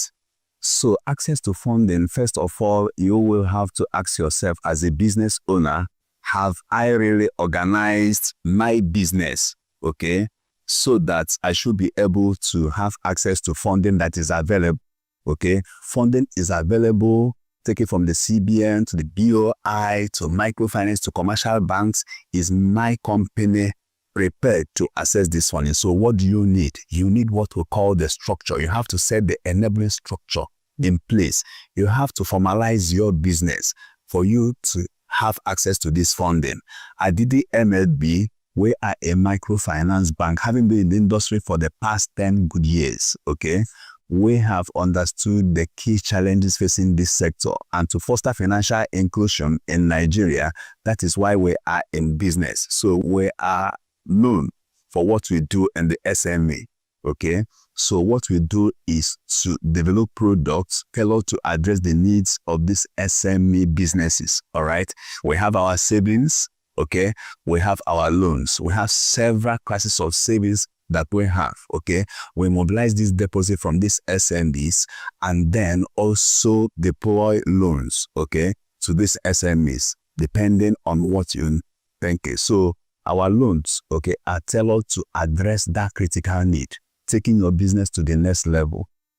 So we also provide this financial advice to our customers, explaining what they need to know, okay, in the sector, how to access this fund, how to apply it, okay, and we communicate everything in details. Here the offer that we issue today. How do you see event like this addressing most of this, bringing solutions to others? Okay, I have been here since morning and it is quite impactful, okay? I have listened to the panelists, in fact, the organization. I thank Business Day for organizing this particular event. It is a very big plus and I look forward to seeing this very often because they need to address the needs of these small and medium scale entrepreneurs it is something that should be a top priority by every responsible government. Okay, so we have a country, we are in a very deep when it concerns the economy right now. Imagine the unemployment rate. Okay, our inflation is in excess of 32%. Okay, and you have a sector that has contributed more than 50% to our national GDP, suffering due to the current economic crisis that we find ourselves. So organizing this kind of event is something that should, all the SMEs should leverage on what we have achieved today, okay, and see how they can take advantage of it to take their businesses to the next level, okay. We have the finance experts, we have the SME experts. Listening to them tells you that there is opportunity, even in the present crisis that we find ourselves, there is still opportunity in this land with a population of over 200 million. So Nigeria is, a fertile ground, for people to grow. Despite the pressure, the economic pressure, you see this SME still pushing, still thriving. So that is it. So it's a very good opportunity. Can we know more about the DDMLB? Okay, DDMLB, formerly known as Dabodani Microfinance Bank, has been in existence for the past 10 good years. We are a state microfinance bank, okay, licensed to operate in major markets in Lagos. As we speak, we are in 11 major locations, key markets in Lagos, where we do our business of microfinance bank. What we guarantee our customers is that financial freedom and prosperity in all we do. So we do that in aspect of our savings. We encourage customers to save. There's a product that we call SOR, where you save and make. So it is a product that we do every year. At the end of the period, customers go away with very quality prizes they have won for themselves, in addition to fantastic interest rate that we pay to these depositors. Okay, we have other savings products. Okay, we have our target savings, our personal savings. We have special savings. Okay, where customers save and enjoy our quality rates. Very fantastic and very competitive in industry. We also have our loan products. Okay, and that is where the deal is.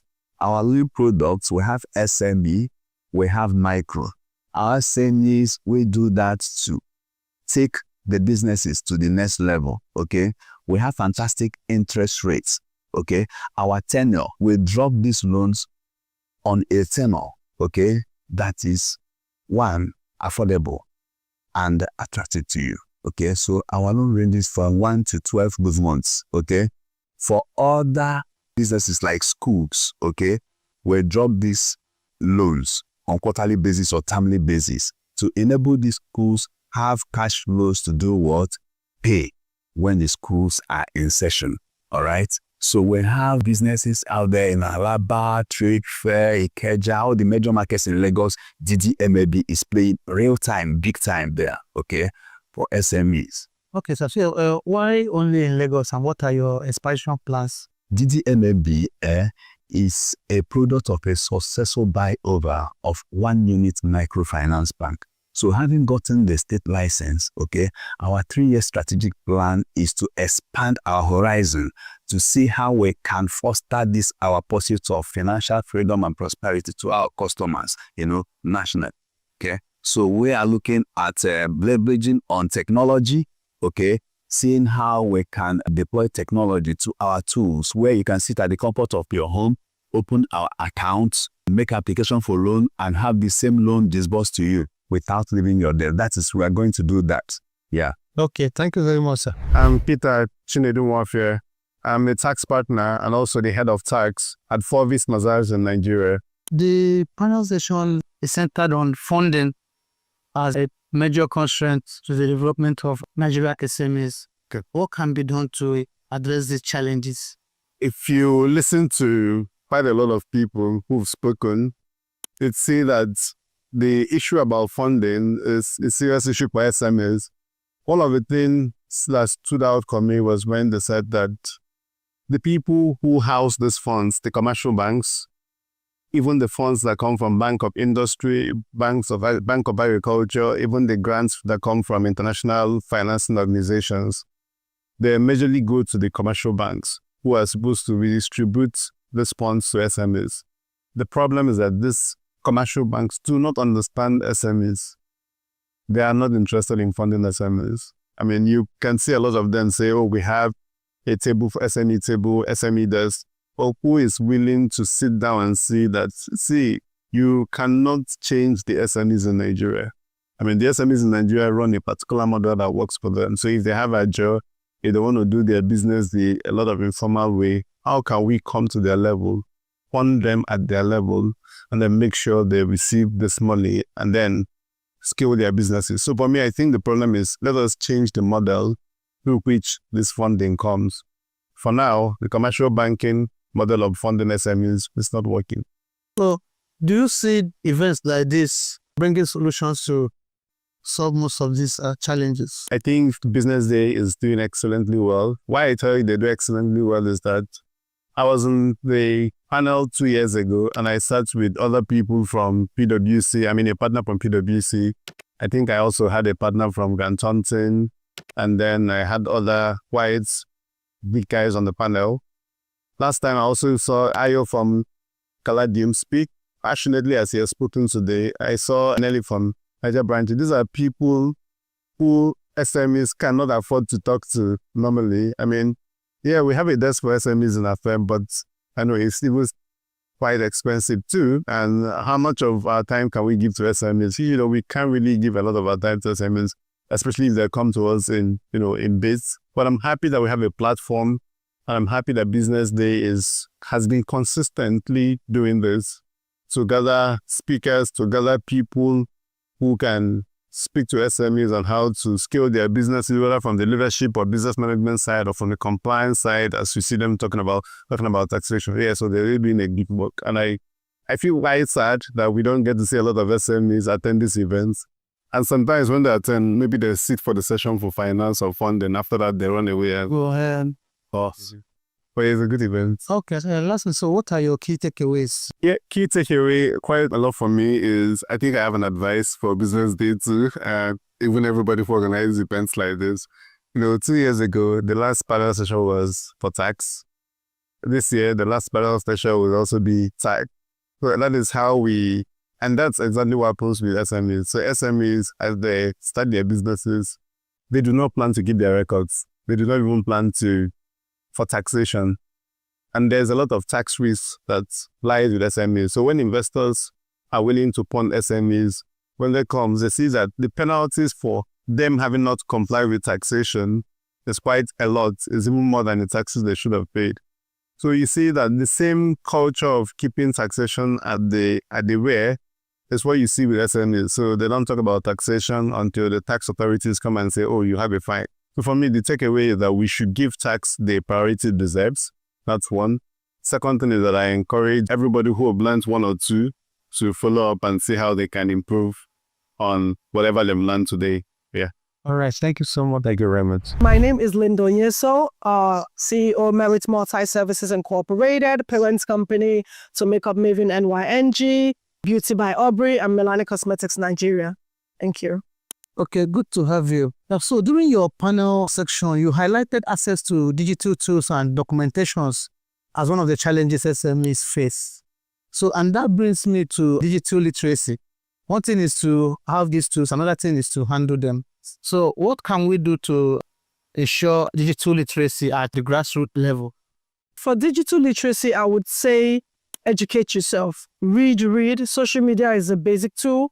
Google is an important tool. I highlighted the fact that SMEs, especially the mom and pop shops, the smaller ones, you don't expect like the market woman who's selling it to have all this certification and to have all this. But I feel as you grow a business, as you develop a business, you have to get the basic certifications. You have to get the basic skill. You have to keep your paperwork. You have to keep a paper trail. And a paper trail, I believe, means you have to be able to keep records to how you pay your taxes. A lot of times you want to apply for, even the funding, the basic grants and all. They're going to ask you for track records. I say to every SME or to every business owner, open something called a black book. Get a folder. Get all your basic information scan it into your phone so that anytime anyone asks you for it, you're able to forward it effortlessly. Your ability to be ready And when I mean ready, ready with all the tools and all the information that you have to progress any kind of registration, progress any kind of qualification or anything is a very big and interesting, approval status for anyone who's seeking to get anything for you. Another process I always say to anyone is people look at your credit worthiness. Your credit worthiness is one that you pay your taxes regularly. Your credit worthiness is how are you able to even supply to people who are buying from you. Your readiness to and your ability to even want to grow your business in any way all adds up to you being like and we have our mothers who were market women. So for some reason, they had a paper trail for their monies. They knew what their profit margins were. They knew what kind of ROIs and were, expecting to people that they did business with. So it's a process that SMEs have to develop themselves, educate themselves, most importantly on. Okay, access to funding remains a persistent issue when you talk about SMEs. So what can be done to tackle this system challenge? As we discussed it, access to funding is relative. What are you looking for the funding for? A lot of people are not even qualified to get funding. I've had early in business funding that literally almost got me in trouble because I didn't know how to manage. So are you getting funding because you need the funding? There is an urgent need for it. Do you want to do supplies? Are you getting the funding because you need it to develop your business, to expand your business? Are you getting your funding for your own personal need? Those are two different things. So funding is relative. You have to go into your space and look at the growth of your business. And in all fairness, with the global inflation and COVID, every business suffered. If you have a business that is still standing after COVID, that survived COVID, I want to applaud you, because that was a strategic and it was a systemic process to end a lot of businesses, But a lot of businesses are still standing now. Some had to restart. A lot of the brands that we had, a lot of the things that we were doing, we had to restart them. So you now have to come to a place where, as the world is progressing, as the world is moving at a supersonic speed, what are you trying to do? How are you trying to grow your business? And at that point, what do you need the funding for? In our case, we're thinking of 2025, a lot of expansion, a lot of made in Nigeria. How do we bring manufacturing into what we do? How do we get all the qualification, get all the NAFTA, registrations to be able to produce some of our products since we, want to start exporting out of Nigeria? So it's relative, very relative. Okay, let me have your key takeaways on the event today. And how do you think events like this can help accelerate the growth of Nigerian SME sector? Well, it was important to have an event like this because it's educative, it's informative. Then there's a lot of networking involved. So you're meeting people who can, and we're talking about collaboration, partnerships. How are you going to learn about collaboration and partnership if you're not coming to events like this? How would I have met Ayo? Or how would I have met Sheila OJ today? Or how would I have met Mr. Usu if I didn't come to an event today? To know that there are literally bodies and organizations and agencies that are very interested in giving out grants, looking for funding, helping you to document and package yourself to go seek funding from across the world, globally. And it's global business we want SMEs to do going forward. My name is Paul Chibuzo-Soho. I am the head of SME business of Z-Banks Finance Limited. Okay, sir. Access to funding has remained a persistent challenge in the sector. So what can be done as someone in the finance space to address most of these challenges?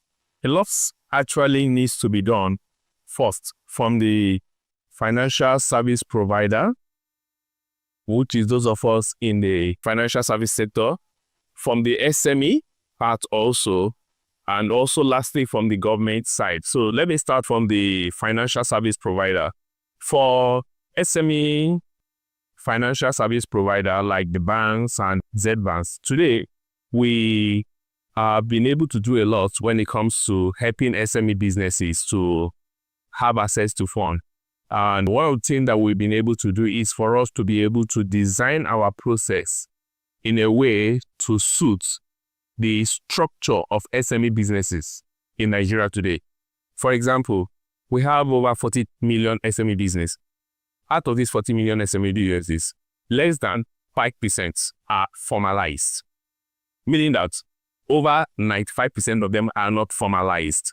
And formalization of business is one of the basic requirements for you to have access to funds. And like I mentioned during my speech, it is one thing for the financial service provider to design a requirement, basic requirements that SME have to meet in order for them to be able to have access to funds. But also is another thing for them to be able to design a requirement or an eligibility criteria to suit what is currently on ground. Now, if the majority of the SME businesses are not structured and we are setting up a structure, a requirement that require them to be structured, automatically it means that like every other financial institution, we are only focusing on the 5% that are formalized, meaning the 95% that are not formalized can't have access to funds. So why don't you come up with a process or a structure, a requirement that will adapt to the 95% that are not structured? So this is what we are currently doing in Evans. We are using technology to drive financial inclusion by not just focusing on the businesses that are well formalized, but also by trying to structure our process to be able to bring in on board a lot of SME businesses that are not formalized. That is on the financial service providers part. Now, on the SME business owners, they also need to go a step further. Of course, I know change. Change is very, very difficult. A lot of people do not want to change. They are so used to the way they used to do their business. Asking them now to change from what they are used to what needs to be done in order for them to be able to have access to funding is kind of difficult. So, having on board this SME, we try to train them, to coach them on how to formalize their business. In fact, we go to the point of helping them to register their business, also helping them to, we have services that can help them to document or formalize their business transaction. You understand? So we also go to educate and enlighten them on the importance of having a business well formalized. Because the truth is that if you cannot build a system around your business, if you die or anything happens, the business automatically dies with you. Yeah. So it is not enough for you to have a business that is making profits. Maybe you are generating 1 million. But the question is, can the business outlive you? Most of the big businesses in the world today, Walmart, Lego, they are all started as a family business. But they were able to build a system around their business. And it is the system that they built around their business that made this business uplift them. So the SME business owner needs to go a step further to be able to build a system around their business so that their business can uplift them. By so doing, they will be able to have not just access to funds, they will have this assurance that, okay, even if tomorrow something happened to you, I'm no longer, in the business, I am 101% sure that this business will terminally uplift.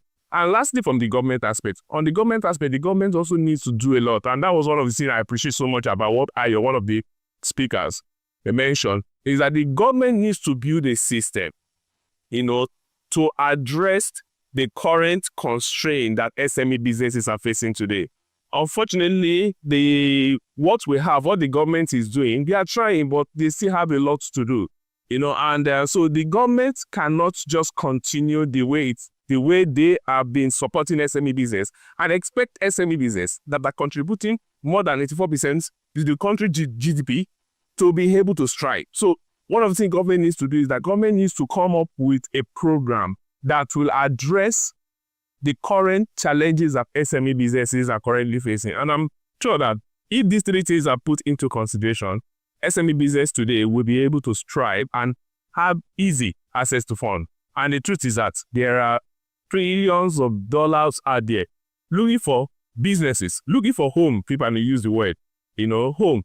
And if SME businesses do not have the required structure, they will keep complaining that, it's difficult to have access to funds. The reason is because structurally, they are not even positioned, to have access to this fund. So the financial sectors have a big role to play. The SME business owners have a big role to play, and the government also have a very big role to play in order for us to be able to achieve this collective goal.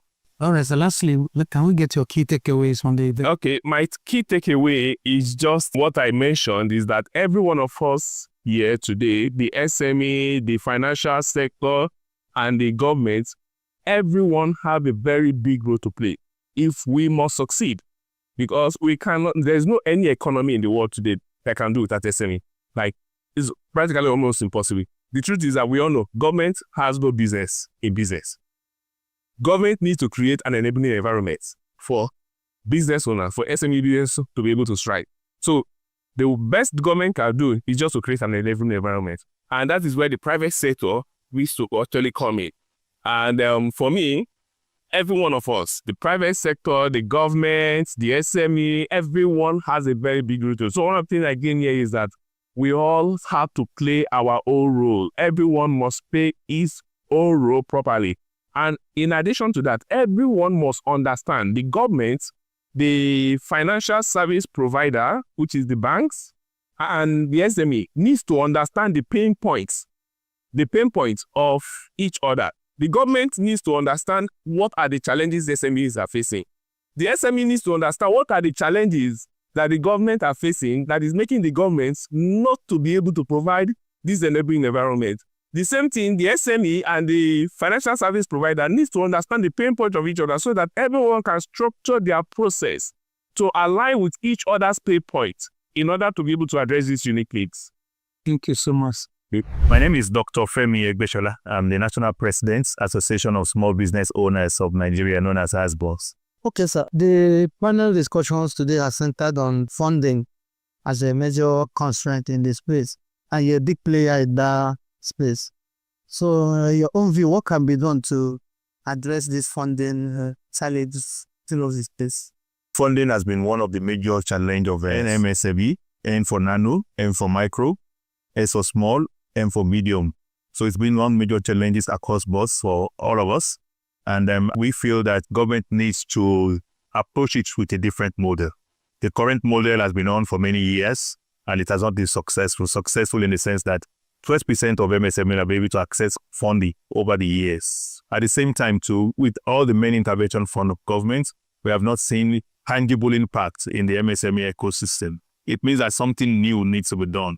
One of the things that we feel needs to be done is that government really need to collaborate with critical stakeholders in the MSME ecosystem for whatever policy they want to do, including funding policy and intervention programs. If government is able to cooperate and at the same time collaborate with critical stakeholders in the MSME sector, we will be able to co-own, co-create, co-implement, co-monitor, and co-evaluate the funding process. And that will give us a different result. Again, also is the fact that the major segment of the MSME ecosystem is the nano and the micro sector. They form about 85% of the MSME ecosystem.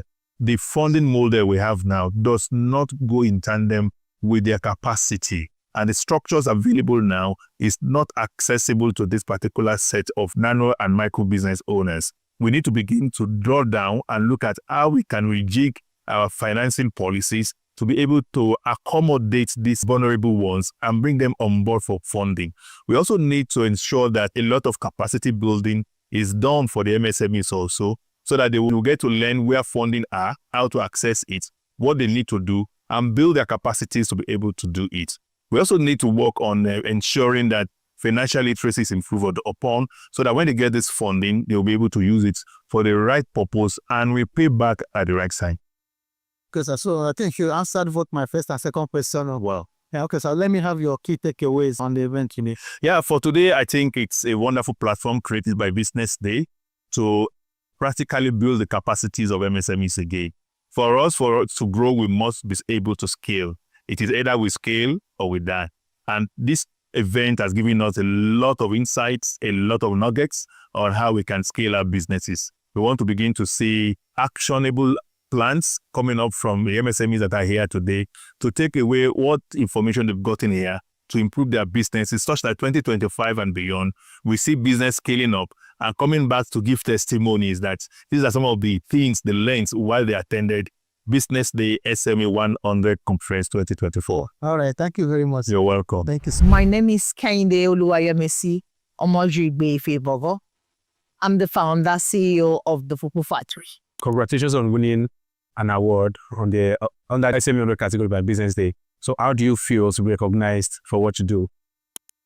It feels good, really. Honestly, it feels good. This is hard work. This is perseverance. This is doggedness. This is telling myself I've chased other people's dream for almost 25 years. It's time to chase mine and not throwing in the towel in any way, in any form. And this is starting a business that is totally not the way it's done anywhere in the whole of West Africa. And I'm putting my exposure, my background, my education, my experience, I'm bringing it into something local. I'm making it something that is worthwhile and everybody can appreciate and everybody can have access to. Okay, beautiful. I love the fact that, as you said, you're taking something local, international. I mean, so that is phenomenal. So the theme for this conference or for this award event is Scaling for Success, Growth Opportunities for Nigeria SMEs. So now that you've been recognized for what you've achieved so far, going forward, how will Food Factory be scaling for success? What are some of the things that you were doing that will serve as a template for other businesses to learn from as well? For us, this award is just like our springboard, our starting point, because this is saying we're just starting. Being recognized, it's not the success. It's sustainability of sustaining the capacity to be able to sustain that success. That's what this is for us. Telling ourselves that, look, in 10 years' time, in 20 years' time, in 40 years' time, when you come back, we're still there. And for us, part of what we're doing, we're scaling up. We've invested in machines and equipment. We're looking at having more branches for our business. We're looking at working more with distributors and online platforms to be able to get our goods more easily accessibly. We're looking at working with logistic companies because for us, customers' experience is the most important thing for us. As long as the customer is happy with what you get from you, you'll always be sure of having a repeat business. And for us, a returning customer is our joy, is our pride because it's full. You eat every day. And so for a customer to choose us over and over and over again, that's the biggest thing for us. And that's our staying power, that when you buy from us, you have a good experience for you to want to come back. And for us is for Food Factory to be an household name in the whole of Africa and beyond. And that's lovely. Thank you very much for your time. And I look forward to the great and outstanding feat that Food Factory will be achieving onwards. Thank you so much. It's an honor being here. And thank you for this. I appreciate it. My name is Nsikak Akwan, and I'm the founder at ChipFest Limited. Now, ChipFest is a travel agency specialized in arranging packages, amazing packages, study packages, and vacation packages, hotel reservations, flight reservation with exclusive rates, and everything you need in the travel industry. So first of all, congratulations on winning the award tonight. And I'm sure you've done a lot of things to be here. So the theme for the event today is Scaling for Success, Growth Opportunities for Nigerian SMEs. So what has ChipFest done, or how did ChipFest fit into this theme, Scaling for Success? ChipFest has actually done a lot, especially in the travel industry, because we try as much as possible to offer the best rates possible to most people that reach out to us. Most of our clients, in fact, they're always very happy based on the fact that they reach out to us and we get them fantastic deals. And we also try to also portray the country in a very good way, of course, because we know things are happening, the country is the way it is, but, you know, we still try as much as possible to give the best service that we can do from our own end. You know, business is, you do well, you do the same to the other people that are reaching out to you and everything. So ChipFest has been there to ease the process. In fact, our slogan is travel with ease. So you get to travel with ease, conveniently. There's no scams on, so we can just get you exactly what you need at ChipFest. So that's it. Okay, so, you know, going forward, what should we be expecting from ChipFest? Okay, ChipFest, we have an amazing thing coming up, right? We are working with a lot of travel agencies to get the best deals. We're working on a platform that can actually give Nigerians the best deals from a lot of travel agencies that are currently existing. Because we've seen a lot happening. You don't need to go too far. We just search through a random search and you get to see everything you need from every travel agency. So you get the best rates. ChipFest are actually been there to ease everything that has to do with travel, to make it cheaper, more affordable. You can see it anywhere you are. So that's what we'll do at ChipFest. So, and that's what we're looking at doing next year and the coming years. So last question, just tell me about the taste of Nigerians for traveling. The what? The taste of Nigerians for travel. The taste of Nigerians for travel, of course, everybody knows how Nigerians want to, everybody wants to live, right? they want us to leave. Most people will go for study, some will go for visits. We do have lots of requests coming in, every time. Just that these days, the whole thing with the dollar has made some people lay back. But then we are still getting Nigerians, a lot of Nigerians want to travel. And we, on their end, we actually see some other people saying they want to actually come back. Yeah, there are instances that will tell you, no, I can't stay here anymore. I want to come back and see how I can continue here in Nigeria. But the rate at which people are living, of course, is way, way higher than ones coming back. All right. Thank you very much. Thank you very much, sir. I look forward to more from you first. My name is Adebimpe Osointi. I am the CEO and founder of Dear's Delight. Dear's Delight is a healthy treat manufacturing company in Lagos, Nigeria. And we offer a range of healthy treats from dairy, dried fruits and snacks to consumers who are looking to build a healthy lifestyle and just a healthier journey in general. Okay, good to meet you, ma'am. And first of all, congratulations on, winning the award this evening. Thank you. So the focal points of us for our discussion this evening for the award is scaling for success. And you play in the manufacturing part, a lot of challenges, a lot of headaches, a lot of, different, as you're solving one problem, another is coming forward. So despite all of this, how have you managed, or what have you done so well to scale for success to make sure that you give your customers what they want, not cutting back on quality and quantities? I think for us, then obviously we have to focus ultimately that we want to drive quality. Yes, there's been challenges, energy for going up, even your staff and all the other issues. But what we have done is planning, always forecasting into the future, knowing the Nigerian economy in general and knowing how things have turned out. So we always forecast way ahead to kind of do for ourselves for what might come. So what that does is even when prices shoot up, they're not shaking all the time because you have kind of buffered for that. So I think another thing that has worked for us is carrying the team along. I think when they understand why some certain decisions are made, they're able to key into the vision versus you just telling them, go do this, and they didn't do it well, but they didn't know why, but when you carry them, so that I'm very transparent in my team, this is why we're doing this is where we're going to, this is the reason. What do you think? So that we're here together. I'm not running the show alone.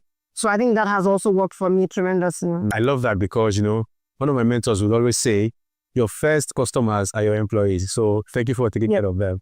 All right. So I want to ask you a question I've not asked anybody, which is, how was 2024 for you? And then you never thought about, okay, maybe at the end of it all, you'll be getting an award. For me, that is like the icing on the cake. Well, how was the journey for you? And then how do you feel to have won an award despite all? I definitely didn't think, it wasn't in the plan.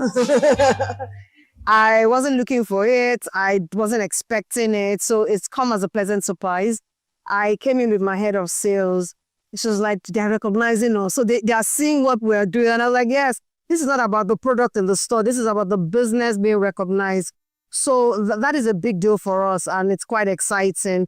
In terms of the year, I think for everybody, it took us all by surprise. What you thought you knew or you went to 24 with a fantastic plan was all shaken. We see ourselves every month. We're like, so what are you changing, forecasting and all of that. So it was tough, but it ended on a very good note. I think for us, we worked really hard. A lot of the stores we supplied, for some of our products, it looks like premium. So when you think of the Nigerian environment, the first thing is like, that's the first thing people would stop taking. Like they need to eat bread and rice first before they think of Greek yogurt, granola, cranberry, those premium things but I would say it was still a very good year for us. Against all odds, yes, it was still very good for us. And to that, I'm thankful to all our customers. Yeah, it was a good one. All right, thank you very much. And I wish you a more beautiful 2025. Thank you too. My name is Dr. Olayinka Jibuno. I'm a consultant psychiatrist and psychologist. And I run a center called the Freudian Center, which is a healthcare practice that caters to the mental health care of Lagosians. We care for individuals across all age groups, from children to the geriatric age group. And we also take help with addiction disorders. Congratulations, for winning a well-deserved award, because 2024 was a roller coaster year for all businesses. Well, I want to hear from you. How was 2024 for you? Wow, like you just said, it was roller coaster.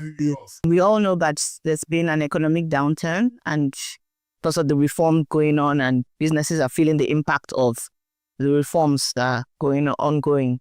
But with uncertainties, it forces you to innovate as a business. Yeah. You really don't have a choice, but you have to innovate to meet the prevailing conditions. So that's what we had to do.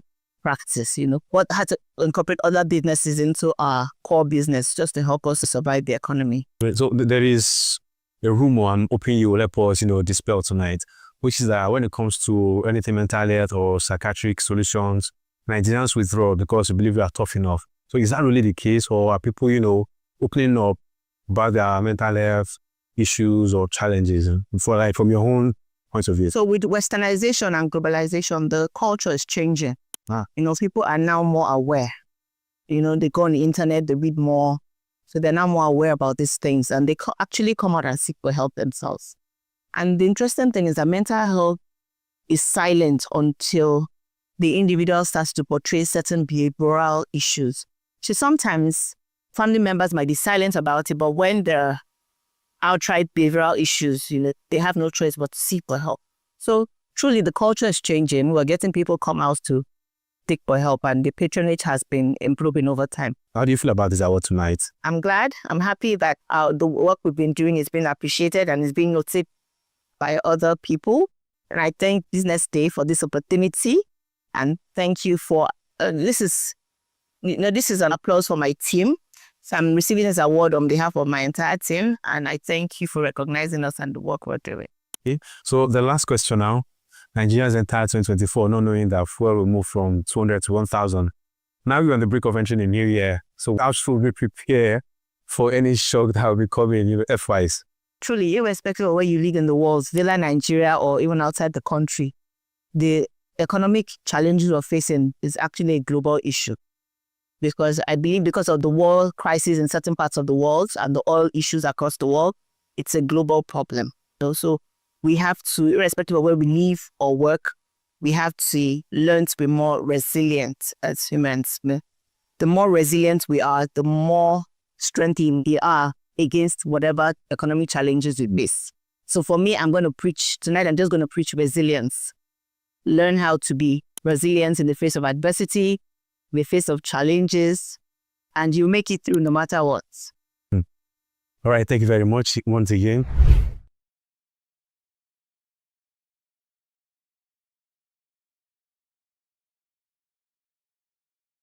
Hello everyone, you're welcome to this week's edition of the BusinessDay Exclusive. Today we have Patrick Njoroge, the former Central Bank of Kenya governor, who will be talking to us today about his experience as a central bank governor in Kenya, his milestones and successes, as well as some of the interesting discoveries he made during his short stint here in Nigeria. During your tenure as the governor of the Central Bank of Kenya, you split a lot of hairs, especially for the tight grip on the banking system. But you still ended up winning 4 awards as the African Central Bank of the Year during your 8-year stint. So, what memories have remained with you from your time as CBK governor today? Basically, the 8 years were, I would say, very eventful. A lot of events. And I think first, when we started off, we did have significant macroeconomic imbalances, inflation, exchange rate, etc. And also in the course of our time there, we were hit by many shocks. This is a time when I think the number of shocks and size of shocks increased dramatically. So volatility was a big issue. And the shocks, obviously, some of them were internal, and others were external. The price of oil, for instance, interest rates as well, external interest rates. All those things were things that we had to deal with. So the enduring memory is one of being in a boat out in the ocean and the waves, sort of batten the poor little thing. That's the memory I have. But I think at the end of the day, we brought it to shore.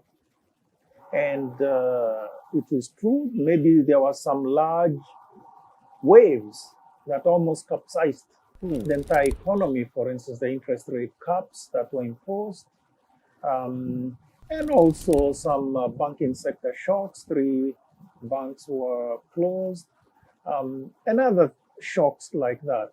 But I think the enduring memory is one of having made it safely to port because of the collective support of people, meaning first the central bank staff, phenomenal. Secondly, all the banking sector operators working, understanding their role, and of course, more generally, the political class, meaning the administration supporting us in our objectives. So we believe that the enduring memory I have is one of having strengthened the system and leaving a better fit for purpose financial sector. What was your vision for the Central Bank of Kenya during your stint as governor? And would you say you're comfortable with what was achieved? The vision that we had was one of a modern, world-class central bank.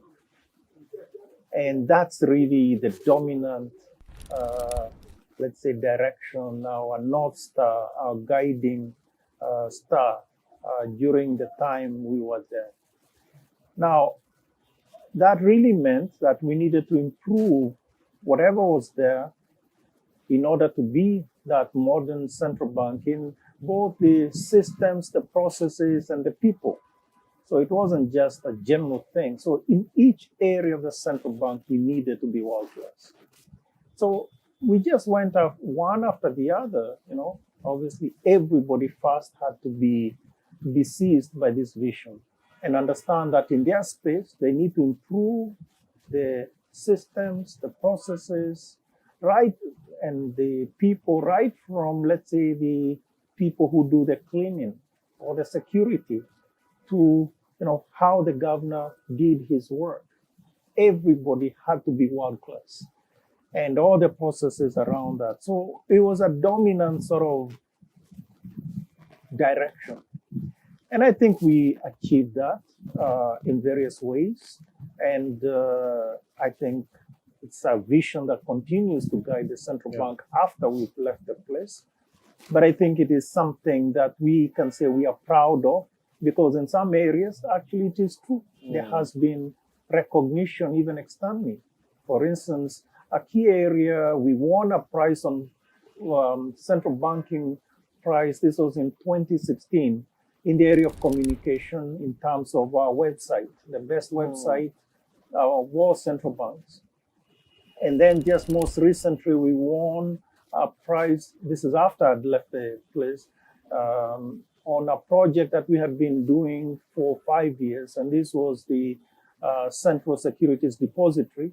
Again, the best Central Securities Depository in the world. So it is a validation of achieving a vision.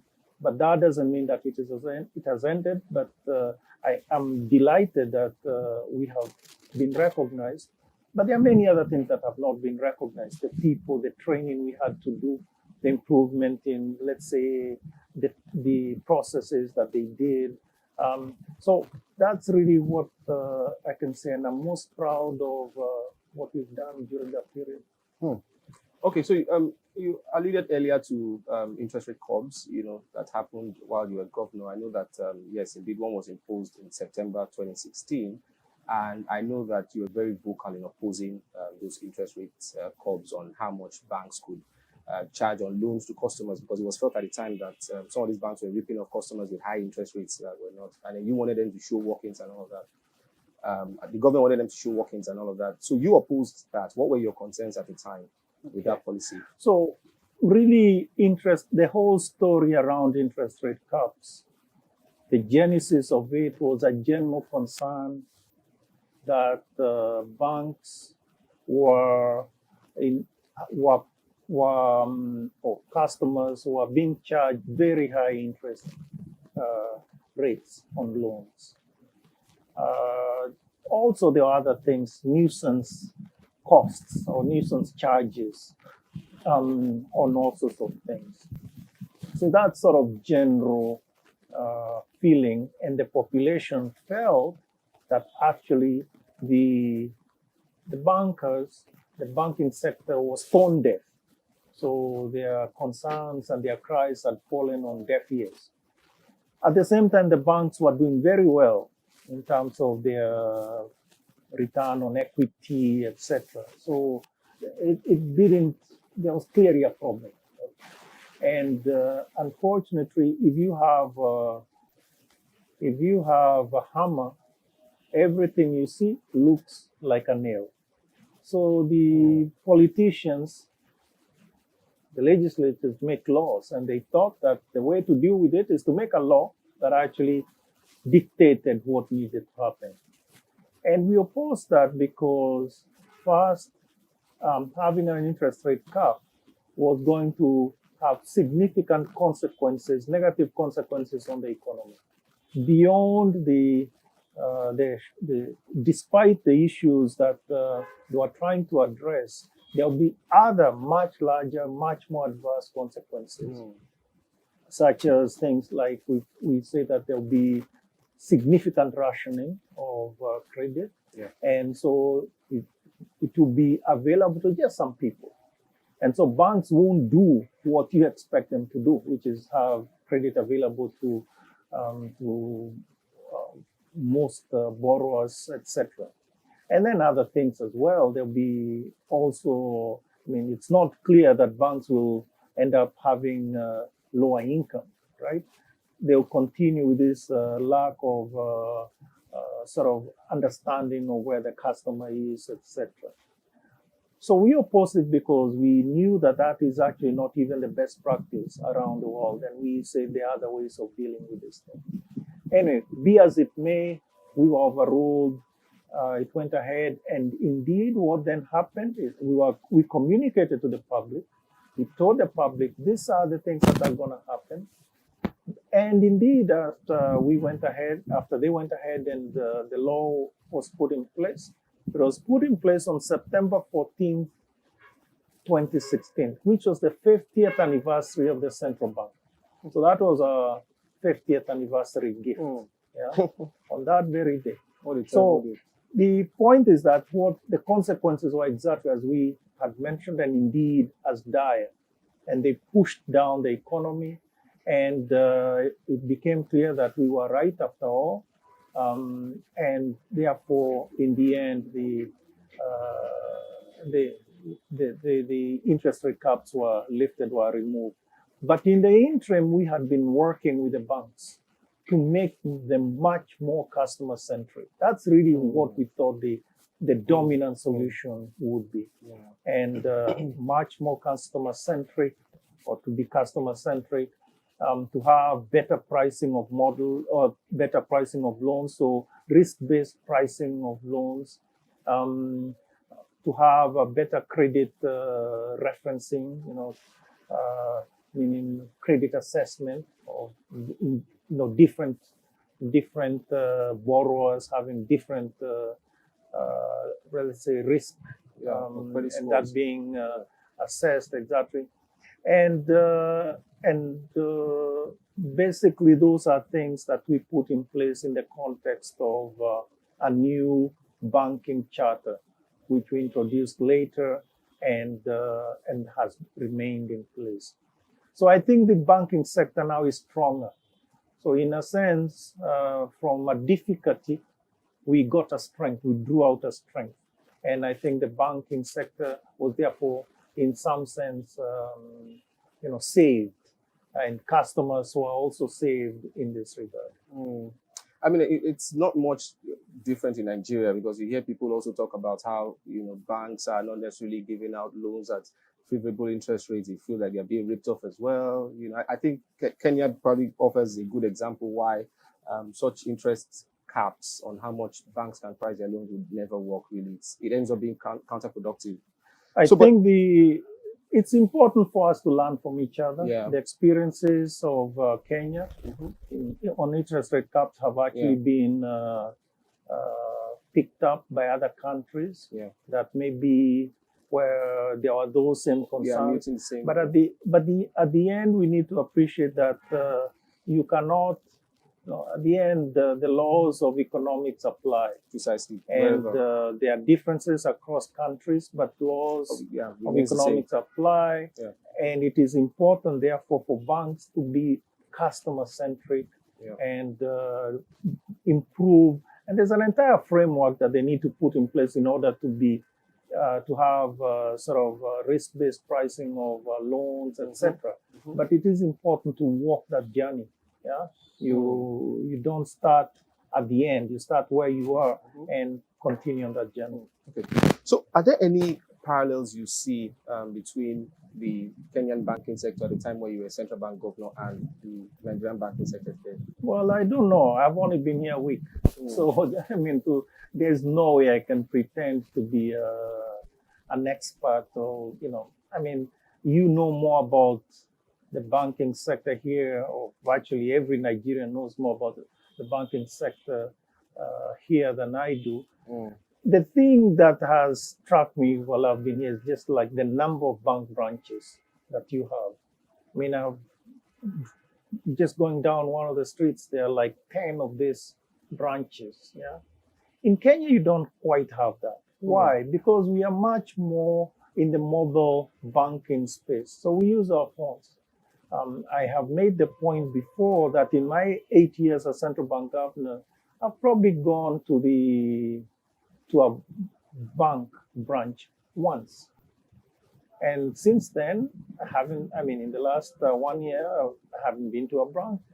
I don't need to. Why? Because most of all my transactions are on the phone. I can do it from the comfort of my home, etc. You can also do online, like on the laptop, etc. But most of us are in the space of mobile banking, using our handheld devices. Precisely, yeah. And so you can do a lot of that. So in effect, Kenya, what we have seen is actually a contraction of these banks, making them smaller, the branches. Yeah, and investing more in technology. And more investments in technology. So really making sure that technology goes out there. Yeah. Now, with technology, it just means that you don't need to have branches in every single street. Or for that matter, there are towns that you need, small towns, you probably need one branch and that's sufficient, and it doesn't have to have all services. So I think there has been some rationalization. So that is one. So this whole business of mobile banking, I think, is something that a lot of us would learn from maybe Kenya and others that are at the forefront. Obviously, we were also, the COVID period helped us as well. I mean, it accelerated banking, mobile banking, adoption, etc. So that is one point. I think the other one, as I mentioned, is this thing of being customer-centric. I don't know how customer-centric your banks are, but I think there's a journey there. We too, meaning in Kenya, you cannot say that you are now customer-centric. It's a journey that it's like, running the marathon. You have to train every day. You have to become better and, to push down your time by a second or two. So it's that effort that needs to be maintained. And then finally, the issue of, you should appreciate that Nigerian banks are some of the large banks at least, very Pan-African. They're extended in Africa. And indeed, you have 3 jurisdictions that you could say have Pan-African banks. Yeah, Nigeria, South Africa, and Kenya. And the issue is, how are they working in those other jurisdictions? Are they becoming, they're not just taking what they know here. They're actually serving those jurisdictions, the best they can with the services. So I think those are the 3 areas that I'll probably flag that we need to learn from each other. So I want to take you back to an interview that you did at Yale University. where you said one of the biggest challenges you faced, during your time as the CBK governor was having to close down the mid-sized lender Chase Bank in 2016. Can you speak to some of the challenges you faced? What made it so challenging? Basically, the closing of a bank is a difficult decision. But I think it is also important to understand that it is not like you go out and turn on a switch or turn off a switch. There's an entire process, right? And from a point of view of, a bank may have difficulties and it's supported in particular ways, etc. And to a point where you just realize that this is untenable. And the decision, after carefully weighing that, then one decides to close it. I think the issue of closing banks in general is one of the impact on people. I would like to ask this question about Nigeria, as well as other African countries, are putting up reforms to ensure that they improve dollar liquidity in the foreign exchange markets, as well as improve investor confidence. What would you say are, how would you assess the pace of these reforms? Wow, how much time do you have? I mean, that's maybe something that one can write, many PhD dissertations on. But anyway, in sum, I think it is important to understand the following. First, the context of every economy. There are no two economies that are identical. And so the specificity of every economy, and the specificity maybe even the way people deal with things, the way people deal with banks, things like that. So, and then the other one, which is important, which is, let's say, the fundamental, was the foundation of some of these things, is the macroeconomic strength, the strength of the macroeconomic framework. Right? I mean, think about the standard macroeconomic measures of macroeconomic performance, right? Things like inflation. How well are we doing on that? How well are we doing on growth, the economic activity, and also things about where are we in terms of the development of the various markets. Now, at times we think that there's only one market, which is the foreign exchange market. That's not true. There are many markets. You have the goods market, which is how you get your inflation numbers. You also have the money market. That's another price. You have the labor market, which is the unemployment and sort of thing. And it goes on. Yeah. Right? So I'm making the point that defines the context of what happens in terms of the reforms. And that's why you always start. And then you begin to build the institutions in each one of these areas. You cannot build on sand. You should not build on sand, even though it's very easy to begin building on sand, So yes, maybe if you have sand, you have to drive some piles down there to support what's going to happen. And I think that's where the regulators are in many areas in Africa. Now, it doesn't mean that all of us, all the reforms are the same across countries, are all at the same place. Yeah, we talked about, for instance, mobile banking, where Kenya is much further ahead. Yeah? That has its implications, for instance, on the effectiveness of monetary policy, and the instruments that you have. So I'm trying to make the point that context is really the one that you have to begin with, and there's no one size fits all. But in general, in each economy, you need to assess the stability, macroeconomic stability. If you haven't dealt with that, gotten a sort of a reasonably stable macroeconomic, at least from a point of view, macroeconomic indicators, then you have some ways to go. I think, yeah, but I think you don't have to have it Perfect. perfectly right. But I mean, inflation needs to be brought under control, yeah? And even as you are doing other things. Why? Because that actually determines, even you mentioned investor confidence. Yeah. That determines that. It determines even the premium, the risk premium that maybe some investors will demand in order to invest in you. So it has macroeconomic impact today and in the future. At the same time, you are working to strengthen the instruments, for instance, monetary policy instruments. And this, I think, for instance, working towards moving, what are the instruments that are used in terms of guiding monetary policy? There's the whole business of inflation targeting. In order to get there, you need to build a whole lot of infrastructure to support that. And the infrastructure means building institutions, building capacity in those things. I want to finish by saying that if the banking sector doesn't work correctly, the economy stumbles. Sure.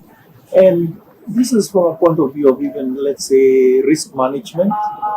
We talked about that. From a point of view of directing investments to the most, let's say, effective, greatest return, those things won't happen.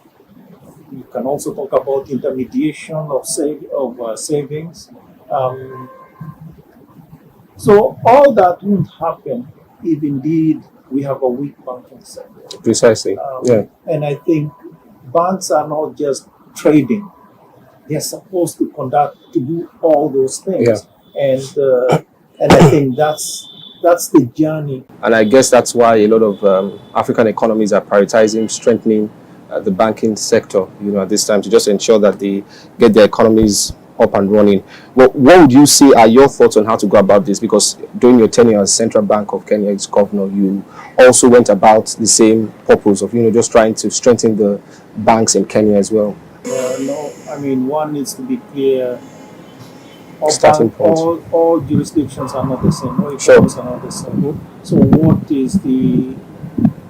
needs to be improved? What are the gaps, etc.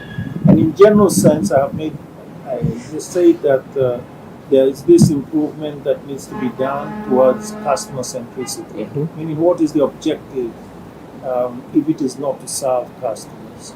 And then making use of improving the various instruments. We talked about risk-based pricing of loans. That is extremely important.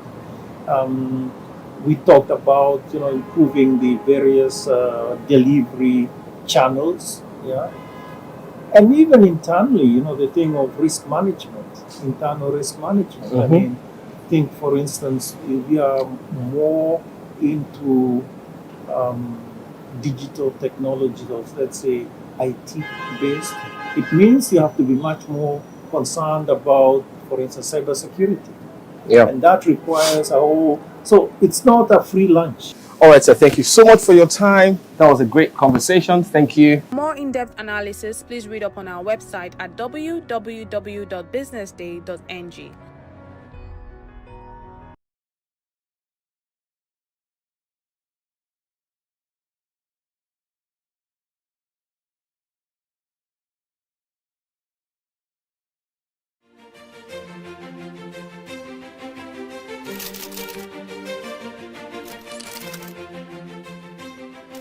I am, of course, a great admirer of the impeccable credibility, professionalism, and business savviness of BusinessDay. If you really mean business in Nigeria, start your day with BusinessDay.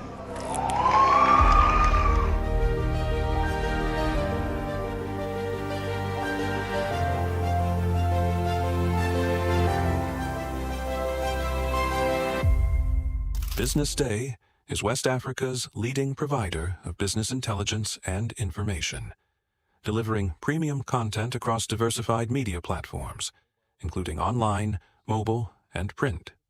Since its inception in 2001 with a weekly newspaper production, BusinessDay has expanded its reach to provide exclusive content accessible through print, mobile, and online channels. Our premium offerings are further enriched with syndicated content from esteemed sources like the Financial Times, The Economist, and the Harvard Business Review. At BusinessDay, our mission is clear: to be the foremost provider of business and financial content, empowering readers to make informed decisions in Nigeria and Africa.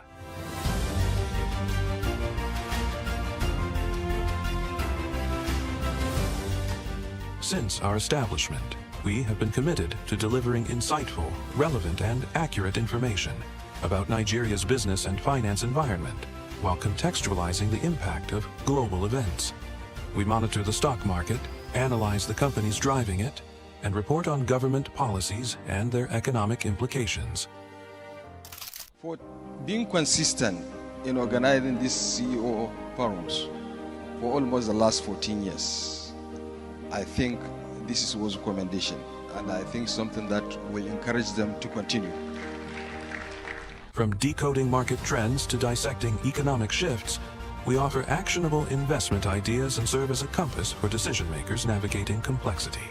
Beyond headlines, BusinessDay fosters discussions on critical economic issues through impactful conferences and events.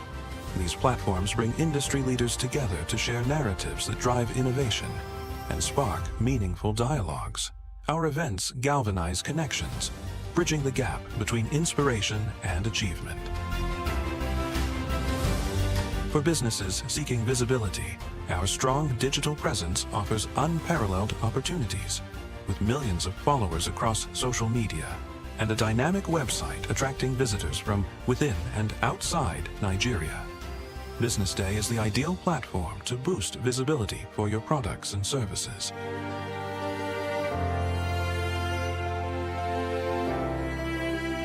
If you're looking for in-depth analysis and expert opinions on Nigeria and Africa's business landscape, BusinessDay is your guide.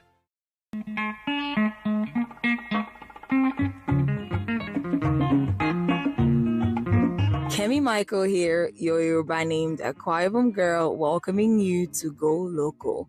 We took a trip down to the town of Kenta in the heart of Abeokuta, where we met with the Otun Iyaloja of Kenta Kampala Market and a few traders. Chief Mrs. Olukemi Somuyiwa Odunlami. I am the Otun Iyaloja of Kenta Kampala Market. Yeah, good afternoon. My name is Kaka Aisha Remilekun. Adira was once, and still is, a closely guarded family secret in Egbaland. Parents carefully taught the techniques to their daughters, and the wives to their sons. This tradition was so sacred that outsiders were initially barred from participating, as Adira production echoed the whispers of a family's heritage. Yes, my grandmom did it, my mom did it, and now to me. And by the grace of God, my children are still on it also. They're learning. They've learned it. They are growing up. They've married, and they are doing this business. Okay. And they are educated too. Yes. At least I have PhD holder among them. I have BSc among them. But I made this business compulsory for them. They have passion for it because it's something they grow up with. It's a family thing. So my mom do, my grandma, I was born into it. So after schooling, the challenges in the economy, have to come back into the business. Different countries go through challenges. Our motherland, Nigeria, sure has her fair share of those.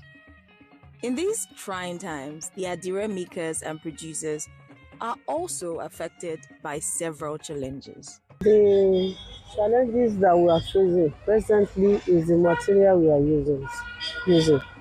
You see, they are not producing the material, the clothes in Nigeria now. Most of the industries that produce it, like Gaspia Textile, United Textile, Arewa textile, they are fold up. So the white material that we are using now, the brocade, is from China. And by the you see the dollar is moving up. So it's made the price to cost now. Before, when they are producing it in Nigeria, we do buy it like 100,000 per bale. Even it was 55 before. It's jumped to 100,000. Now it's 600,000 per bale. So it's very expensive presently. Then secondly, the dye that we are using is not made in Nigeria. It's an imported also. So the price has risen up. Even the common candle that we are using is now expensive. It's not made in Nigeria. They are imported. We call it paraffin wax. So with the price now that moves up, it affects the production. You see, when we produce it finish, the price will rise up. There are some we are selling before 880. It's now like 15,000, 20,000. So those are the problems we face now. Now, this is a call to action for the government to go ahead and invest in infrastructure, because quite sure these companies that produce the white cloth used for adire making would not fold up if the right infrastructures were put in place. Now, this is your sign to go local, buy local, and stay global. Visit any shop, or you can take that trip down to Abeokuta and shop for some adire products. To be part of this podcast, send an email to customercare@businessday.ng with the title Go Local Podcast, and we will be there to answer all your questions. Don't forget to follow us on all social media platforms at BusinessDayNG.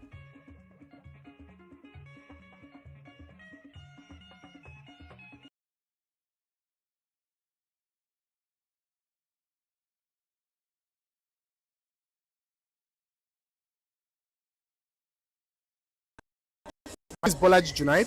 I'm the lead mentor at BJump, and BJump stands for Bolaji Junaid Mentorship Program. I'm also the CEO of Wi-Fi Night. That's the company behind this initiative, actually. Yes. You've run this program for 3 years, and what has been your high moments during this period?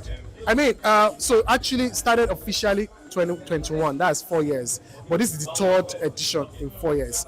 And the beauty for me is the high moments, days like this, where we get to share the vision and also see that the vision is catching on everybody. So, I mean, we've graduated about 9 mentees already, and we have 15 of them that have been chosen today. So just having to see that people are growing, they are becoming better persons because they joined this program, is enough satisfaction for me. Yes. Okay, so what should a future B-jumper expect from this program, and how can they also assess this program? Okay, so I mean, a future B-jumper, the growth is undeniable. Like we said, it's not just only marketing. We are teaching people what it means to be mentored, in life, not only marketing. And that's, for me, is something that anyone that desires that, you can actually apply. And in applying, just follow Beat Jumpers on Instagram, on Facebook, on all the social media platforms. You will get to see the details of this. And yeah, we are going to be on TV too, so they get to see some of this. Okay, sir. So the competition for being part of the mentorship program is very high, and today just 5 people were chosen.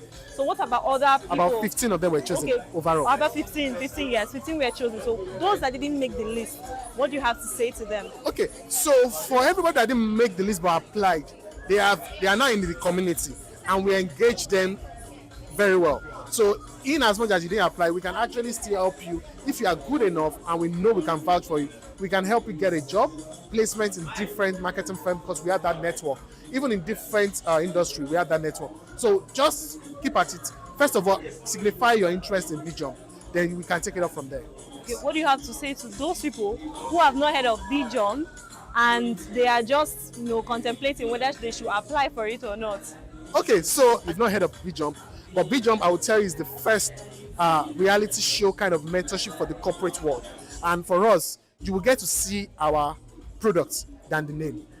we are very, very much excited of what we have built in the last 4 years, and we are hoping that when you get to meet any big jumper, you can distinguish them from every other person, and that what would be my recommendation at this point in time.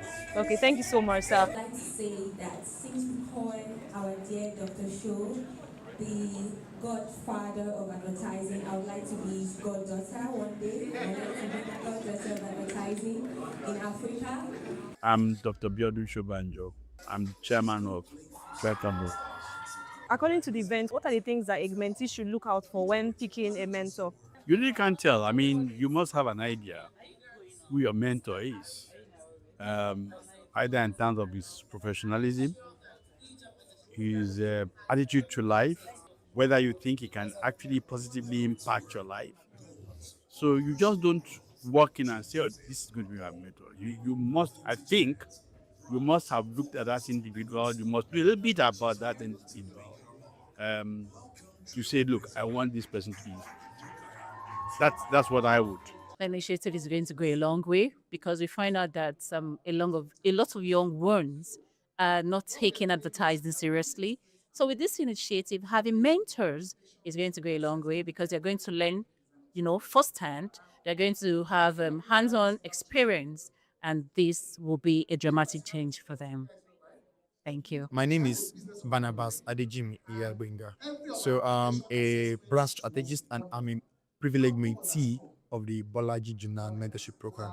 So it's exciting to be here this evening, and I'm very, very, very grateful to the organizers of this mentorship program for bringing this in a time where we young marketing and advertising people are not really tutored on what it takes to be a successful adma. So I'm expecting great stuff, basically to learn from industry leaders. As we told, and according to the things on social media, there are successful marketing professionals that are going to be taking care of us, by mentoring us, teaching us on the nook and cranny of what it takes to be a successful marketing practitioner. And as you know, the program is all about marketing, entertainment, and technology. How these three sector works in hand to create magic in the advertising industry. So what I'm expecting is to learn, unlearn, and relearn about the things it takes to be a successful marketing and advertising practitioner. Thank you. My name is Precious Uriji. I'm a marketing strategist and I'm a mentor for Big Job 3.0. Okay, so according to the event, what do you think the mentees should look out for when they're searching for a mentor? Mentees should look out for